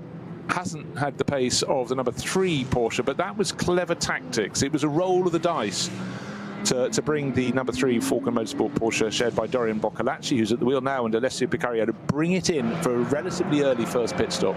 But, you know, the pendulum can swing. It could be elements of good fortune, and when you were in the pits, were your rivals, who may be stopping a lap later, being held up by a code 60. Certainly been a few of those through the course of this race, and it can have a huge impact. If you've got code 60 that runs for, you know, the space of of 2 or 3 corners, you could lose 10 seconds. As we saw it earlier with Stifler, didn't we, in the Audi, where you catch it relative to your immediate competitor. You know, if you catch it at the right time, it can be an advantage, it can be a disadvantage. We saw it completely. Really has. Again, looking at timing sectors, actually Christian Cronjes is taking little fractions out of the race lead of Dorian Boccolacci, but that number 3 Falcon Motorsport Porsche looking smooth. Lap times, it seems extraordinary to say down to the 8-minute 23s. We know a really good time could be 20 seconds faster. Fastest time in qualifying was quickly looks at notes, 8 minutes 5 or just under that. So traffic has a role to play, tyre life has a role to play, but what one has to look for now is there an opportunity for much more overtaking in this race? Can Raffaele Marcello get into the top 3? He's all over the tail of Patrick Pilet. That's the one that may likely have a change, and likewise Felipe Fernandez Lazar in the Kondo Racing with Rinaldi Ferrari is getting very close indeed. Start of this lap he was very nearly in 5th place. That's still held by the second of the Falcon Motorsport Porsches, Dennis Marshall, but it was only half a second, and certainly the pace is with the Ferrari driver at the moment, but he's got to make a move on this lap or the next, and there may just be one further lap beyond that. 15 minutes remain. That's under 2 laps from now, but I think our race leader, Alessio Picariello, could give pretty much everyone in this race an extra lap to go racing if he gets around just before the 4 hours. The 4-hour mark will bring the conclusion to this race, but only when he comes around the next time. So it could go either way. Top in SP9 Pro-Am is Alexei Veremenko. That's the number 8 Audi that started so well from pole position in the hands of Frank Stippler, shared with the driver who races under the pseudonym of Selv. Second place in class, car number 48. Second in SP9 Pro-Am, that's the Black Falcon Team EAE Porsche 911 GT3R. Mike Stursberg has been driving that, is driving that right now, shared with Dan Arrow, Ben Bunagel and Mustafa Mehmet Kaya, so one of the 4 driver lineups, and they're doing a good job. Second in class at the moment. Third in SP9 Pro-Am is the second of the Works HRT Ford Performance Mustangs. That's one shared by Dennis Fetzer, followed by Patrick Assenheimer, by David Schumacher, and now Salman Awega, the other one of the Awega brothers in this race, and they're running in 11th place overall, just outside the top 10, actually very close to the next car up the track, which is the sister car that pitted very early in this race and paid the price at that final pit stop. That longer final pit stop put them right down onto the nose of the number 6 Mustang. You found out something, I can tell by the look in your face. A penalty? A code 60? A penalty for a short pit stop, under pit stop time. Car number 34, the second place Falcon Horse Aston, 37 seconds added to the end of the race. Whoa. Now that will be very interesting indeed for all sorts of reasons. But is that they were 37 seconds short, which would be a mountain? Tends to be how they do it. If whichever amount you've flagrantly or whatever broken the rules by, then yes. Yeah, I keep on banding this figure around of about 24 seconds. Your aggregator. You just refuse to have the magic sheet of doom. But if it was one of those units, au contraire, yours is blank though with your no, that's the clip file. Patience, Jones. And the world continues turning. I do have one in here somewhere. I know I do. And turning. Pages fly off the calendar. This is theatre. Do I want some now? Right, what's happening in the end of the race? 10.5 seconds. Well, there we go. But I'm just thinking that if it's roughly 24 seconds, the difference between, let's say you come in on lap 22 or lap 21, if they were 37 seconds out, or maybe it's, well, anyhow, it's like it's someone has made a mistake. Has it moved the 34 Aston Martin in the lead of the race? No, because Alessio Picarioli did a really good third stint, and now Dorian Boccolacci doing precisely what it says on the tin. He's pressing on, but the timing sectors are chopping and changing again. We've just had a code 60 now at Brunchen. That's just been upgraded. So they continue to keep the drivers on their toes, but it does mean the gap between cars in any group are ebbing and flowing according to whether one person got through when it was a slow zone and the next person gets a code 60. So it's changing all the time. Brunchen now there's a code 60 at Verseifen as well. So busy days for all the marshals out on the track. Busy days for all the drivers on board these cars. I'm just looking at the ticker. It's telling me that the 34 Aston Valkenhorst car it's 7 seconds short on its pit stop. 7 seconds. Okay, that's more understandable. 37 blew my mind, I must say. Yeah. So 7 seconds, it led to a 30. Oh, I tell you what it is.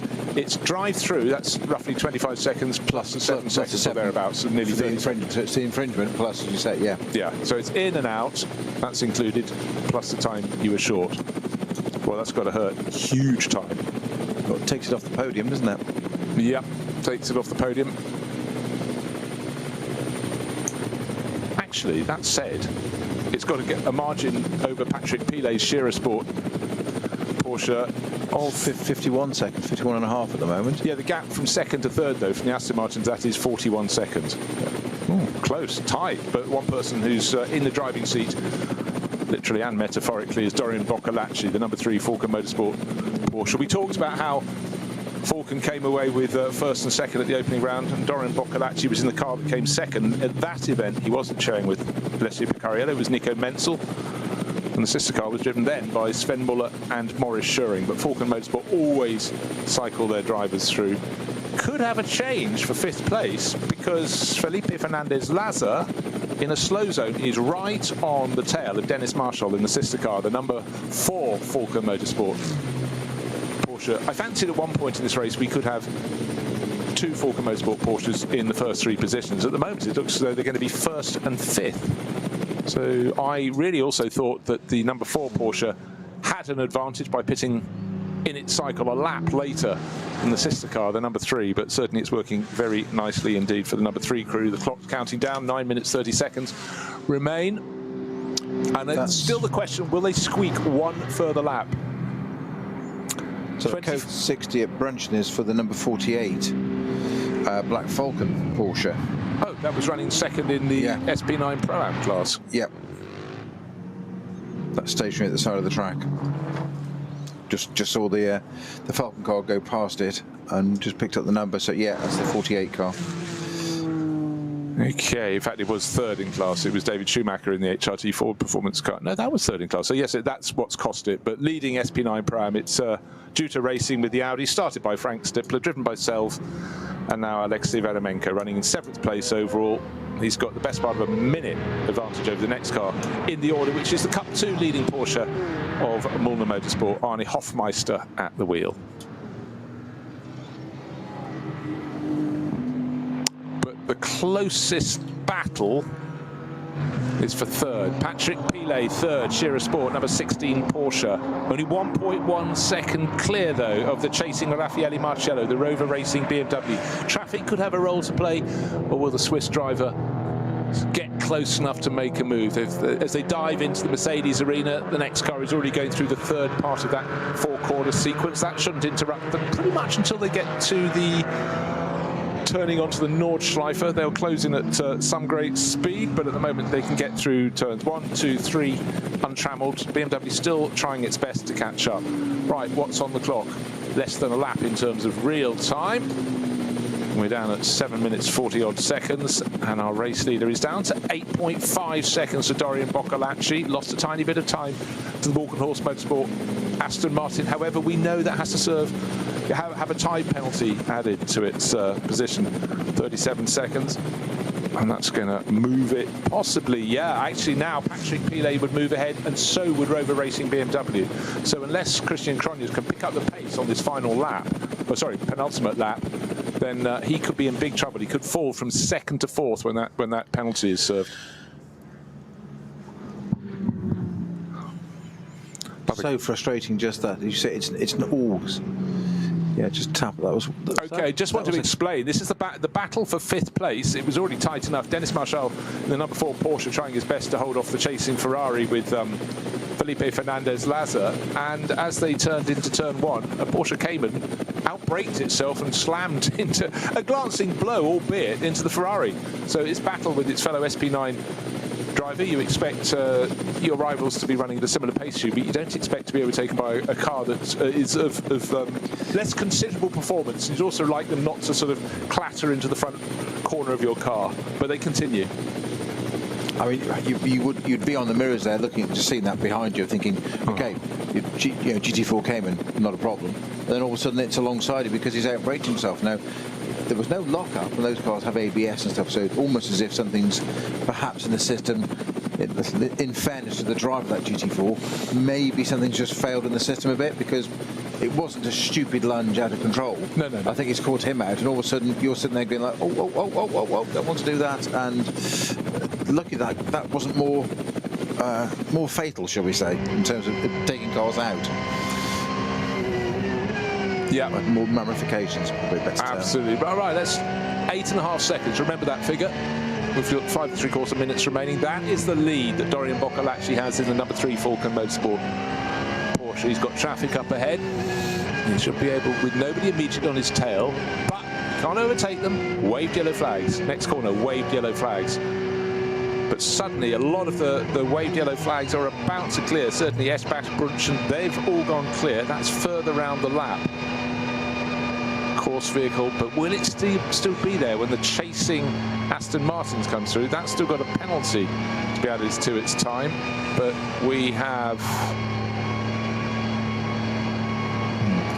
car off on driver's right in the barriers. Behind it is a flatbed truck, so they've got there very quickly.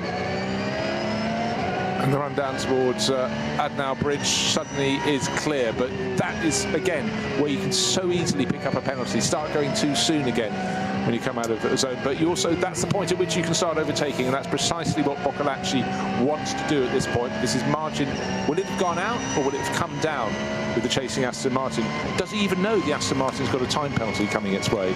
But all he has to do is just keep pressing on. His car, Dorian Boccolacci's Porsche, looks in very, very good shape in this race. It looked in good shape all race, quite frankly. But second place in the opening round could be about to improve to first in this, the second.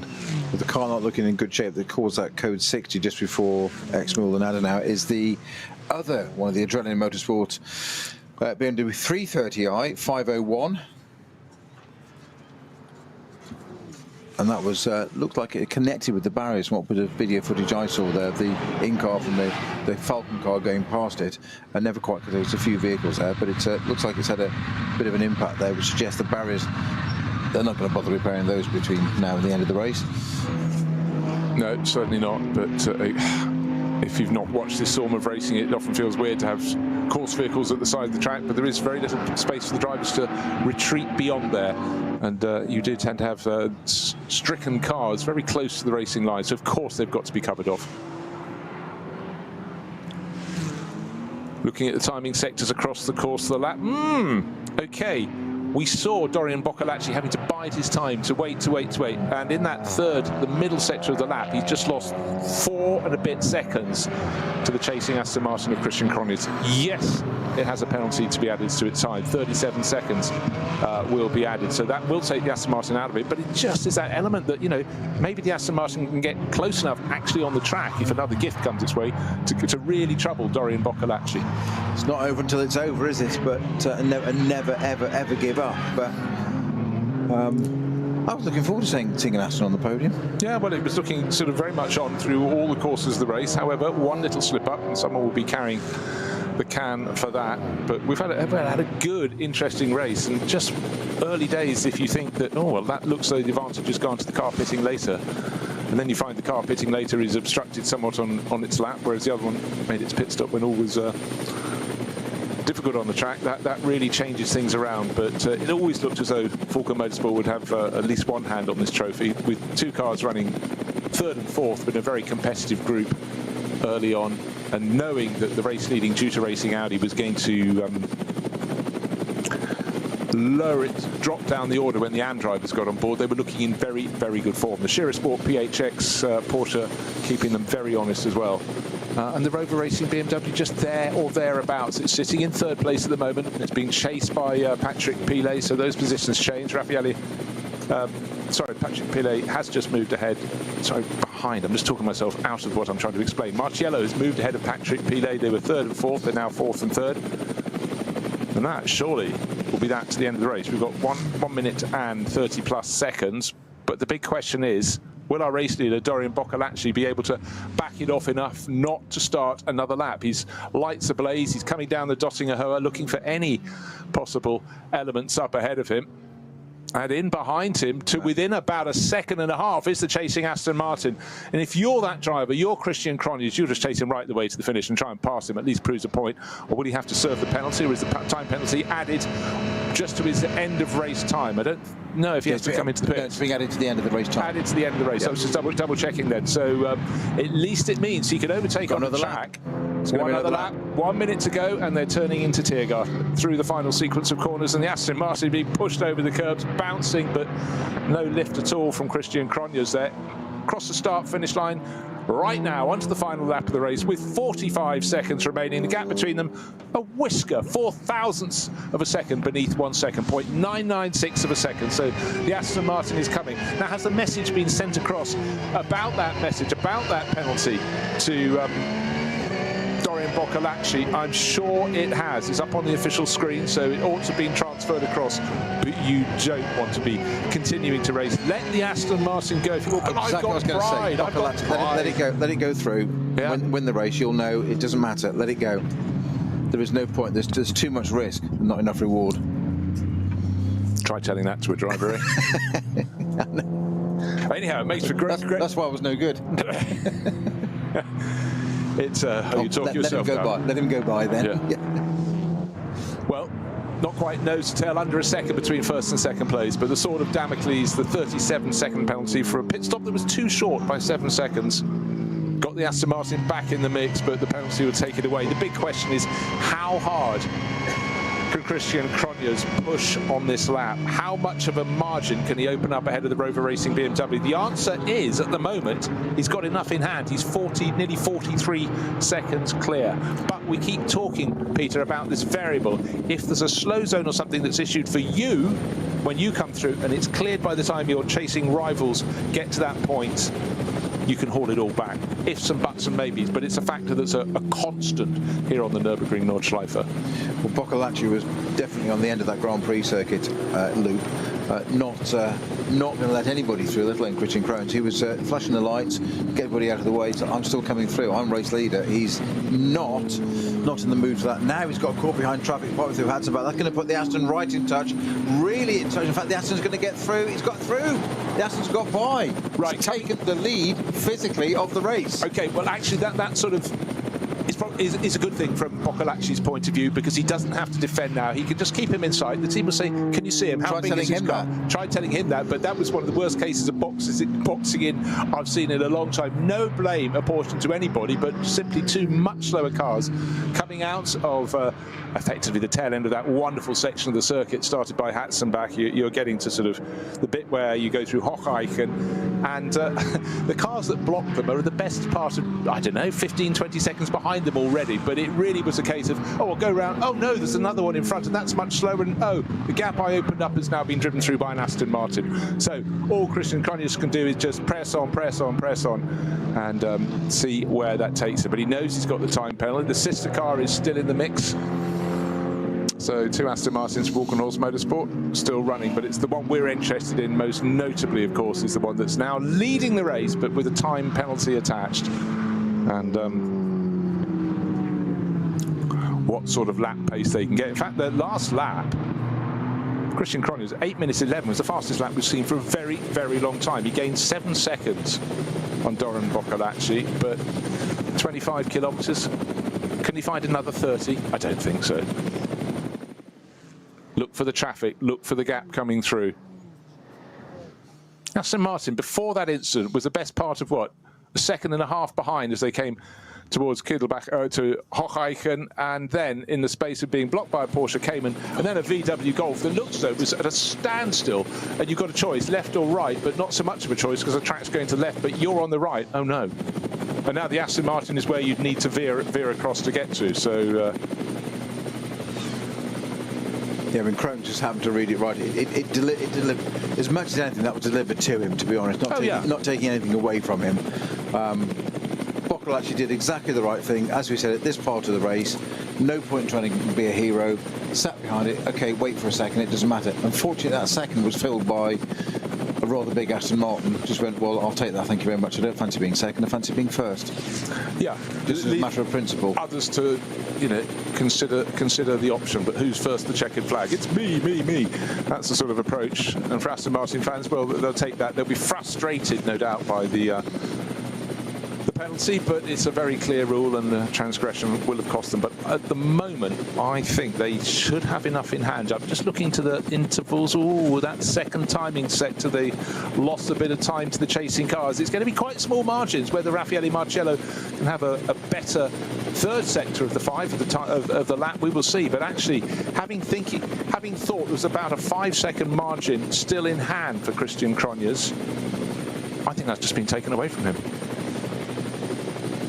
It's about where you find the traffic, where you find the slow zones, just waiting for the third timing sector to be completed. And again, it emphasises the gap between the first and second battle and the battle for third and fourth between Marciello and Patrick Pilet. When they get through the next timing sector, they were slower through the next timing sector. So just as the pendulum swung away from Aston Martin and towards Rover Racing BMW, it swung back the other way.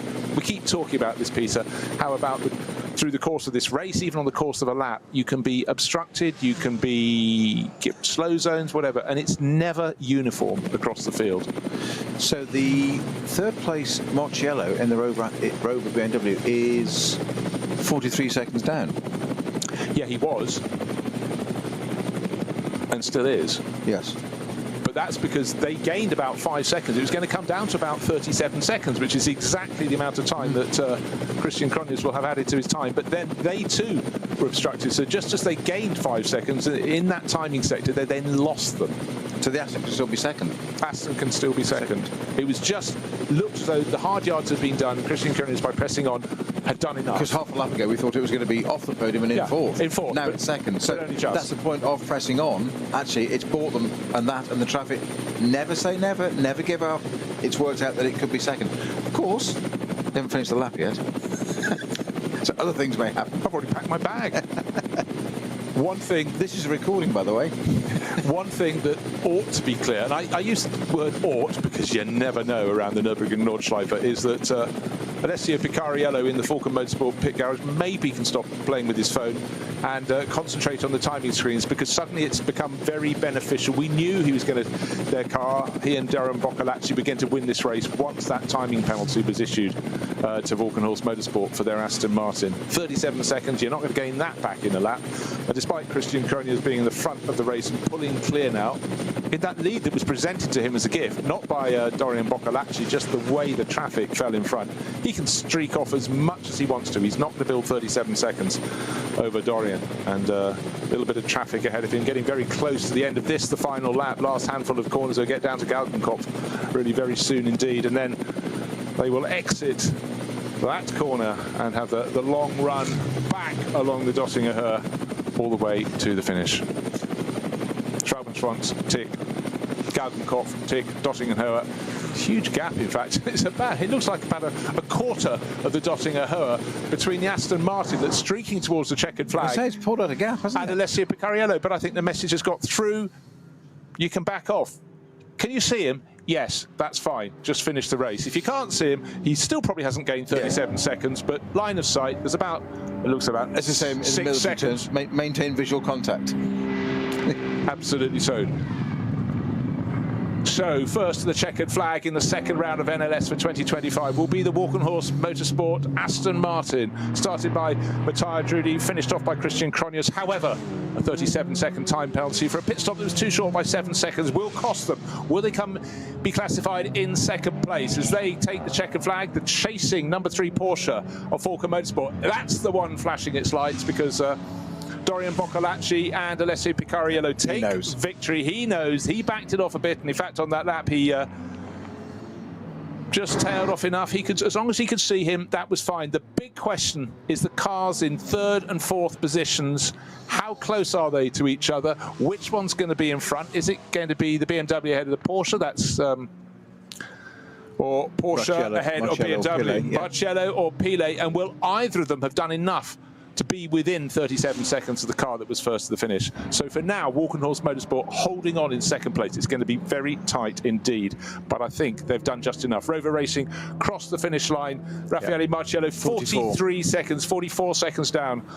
So there we have it. Our podium will be number 3, number 34, and number 98. It'll be Porsche, it will be Aston Martin, and it will be BMW. Just how we like it, a real spread. And just in behind them, number 16, Patrick Pile. Really good run for him. He fell back a little bit on that final lap to come 4th for Schirra-Sport PHX. The second of the Falken Motorsport Porsches. That's car number 4. Dennis Marshall brings that to the close. Another 7 seconds back in 5th, but he was only just in front of Felipe Fernandez-Laza in the realised Condo Racing by Rinaldi Ferrari. So plenty of manufacturer variety. Porsche bragging rights again. Walkenhorst Motorsport, well, the gap between those two cars at the end was 6.2 seconds. The extra time, the time that the Aston Martin saved in the pits was 7 seconds. So not much in it. So in terms of, without the penalty, it could have been very, very close indeed. But hey, you're pushing on. It may work, it may not. Interesting race, different tactics. Unusual a race to go from start to finish with track conditions that seem pretty solid the whole way through, but advantage Falken Motorsport, just as it was in the first round of the championship. But other players have started to show their hands, and I certainly think Walkenhorst Motorsport and Rover Racing BMW have got to be looked at. But Schirra-Sport PHX, Audi this year, Audi and Porsche, and to be up as high as they are already shows they've got a very, very good handle on that. So, interesting race, cars still coming through. We started with 133, and I would think as I scroll down my screen, we're going to have the best part of about 128 cars still in the running. Not bad. 921, by the way, that started P8. That's the Müller Motorsport GT3 Cup car, which was started 8th, but still finished 10th overall. First non-SP9 car. They had a really good run. Good, solid run. Yep. Great finish. Top 10. Yeah, no, very impressive. Arnie Hofmeister bringing it home, but David Yarn was the driver who seemed to do the hard yards in that car in the middle stints of the race and built an advantage that rivals could not haul back in.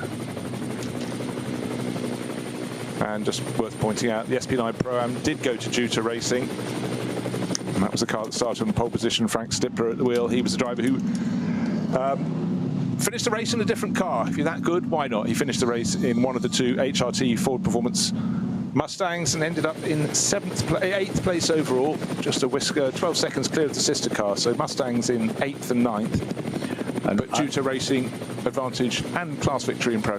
I'd expect no less from a professional like Christian Krohn, but as he's brought the Aston in after that short loop through the GP circuit to the 3 positions, he's pulled up on the right-hand side, position 2. He knows he took the flag on the track, but he knows that doesn't count. Let that Falcon car go through. But it's just respectful. It's just the right thing to do. No, it is. It is. You know, it wouldn't have been. I very much doubt it was his fault. The car went early. Someone somewhere has obviously made a bit of an error. But in some ways, it was quite good that he got ahead to win the race. Yes, he grabbed a moment where Dorian Boccolacci was caught out by a wall of traffic. Only 2 cars, but in the wrong place at the wrong time. He lost momentum, and then, well, it was a bit of a gift. But it also meant that Christian Krohn could press on the whole way to the finish, because he was aware if he lost a few more seconds, he would have ended up losing second place to end maybe down in 4th place, because Raffaele Marcello was coming on strong and eventually crossed the line 44 seconds down. So there we are, NLS2 done and dusted. Advantage for Falcon Motorsport, disadvantage Walkenhorst with their Aston Martin. Great race. That's it from me today. Join us later in spring. Peter Snowden and I will be back. Thanks for joining us.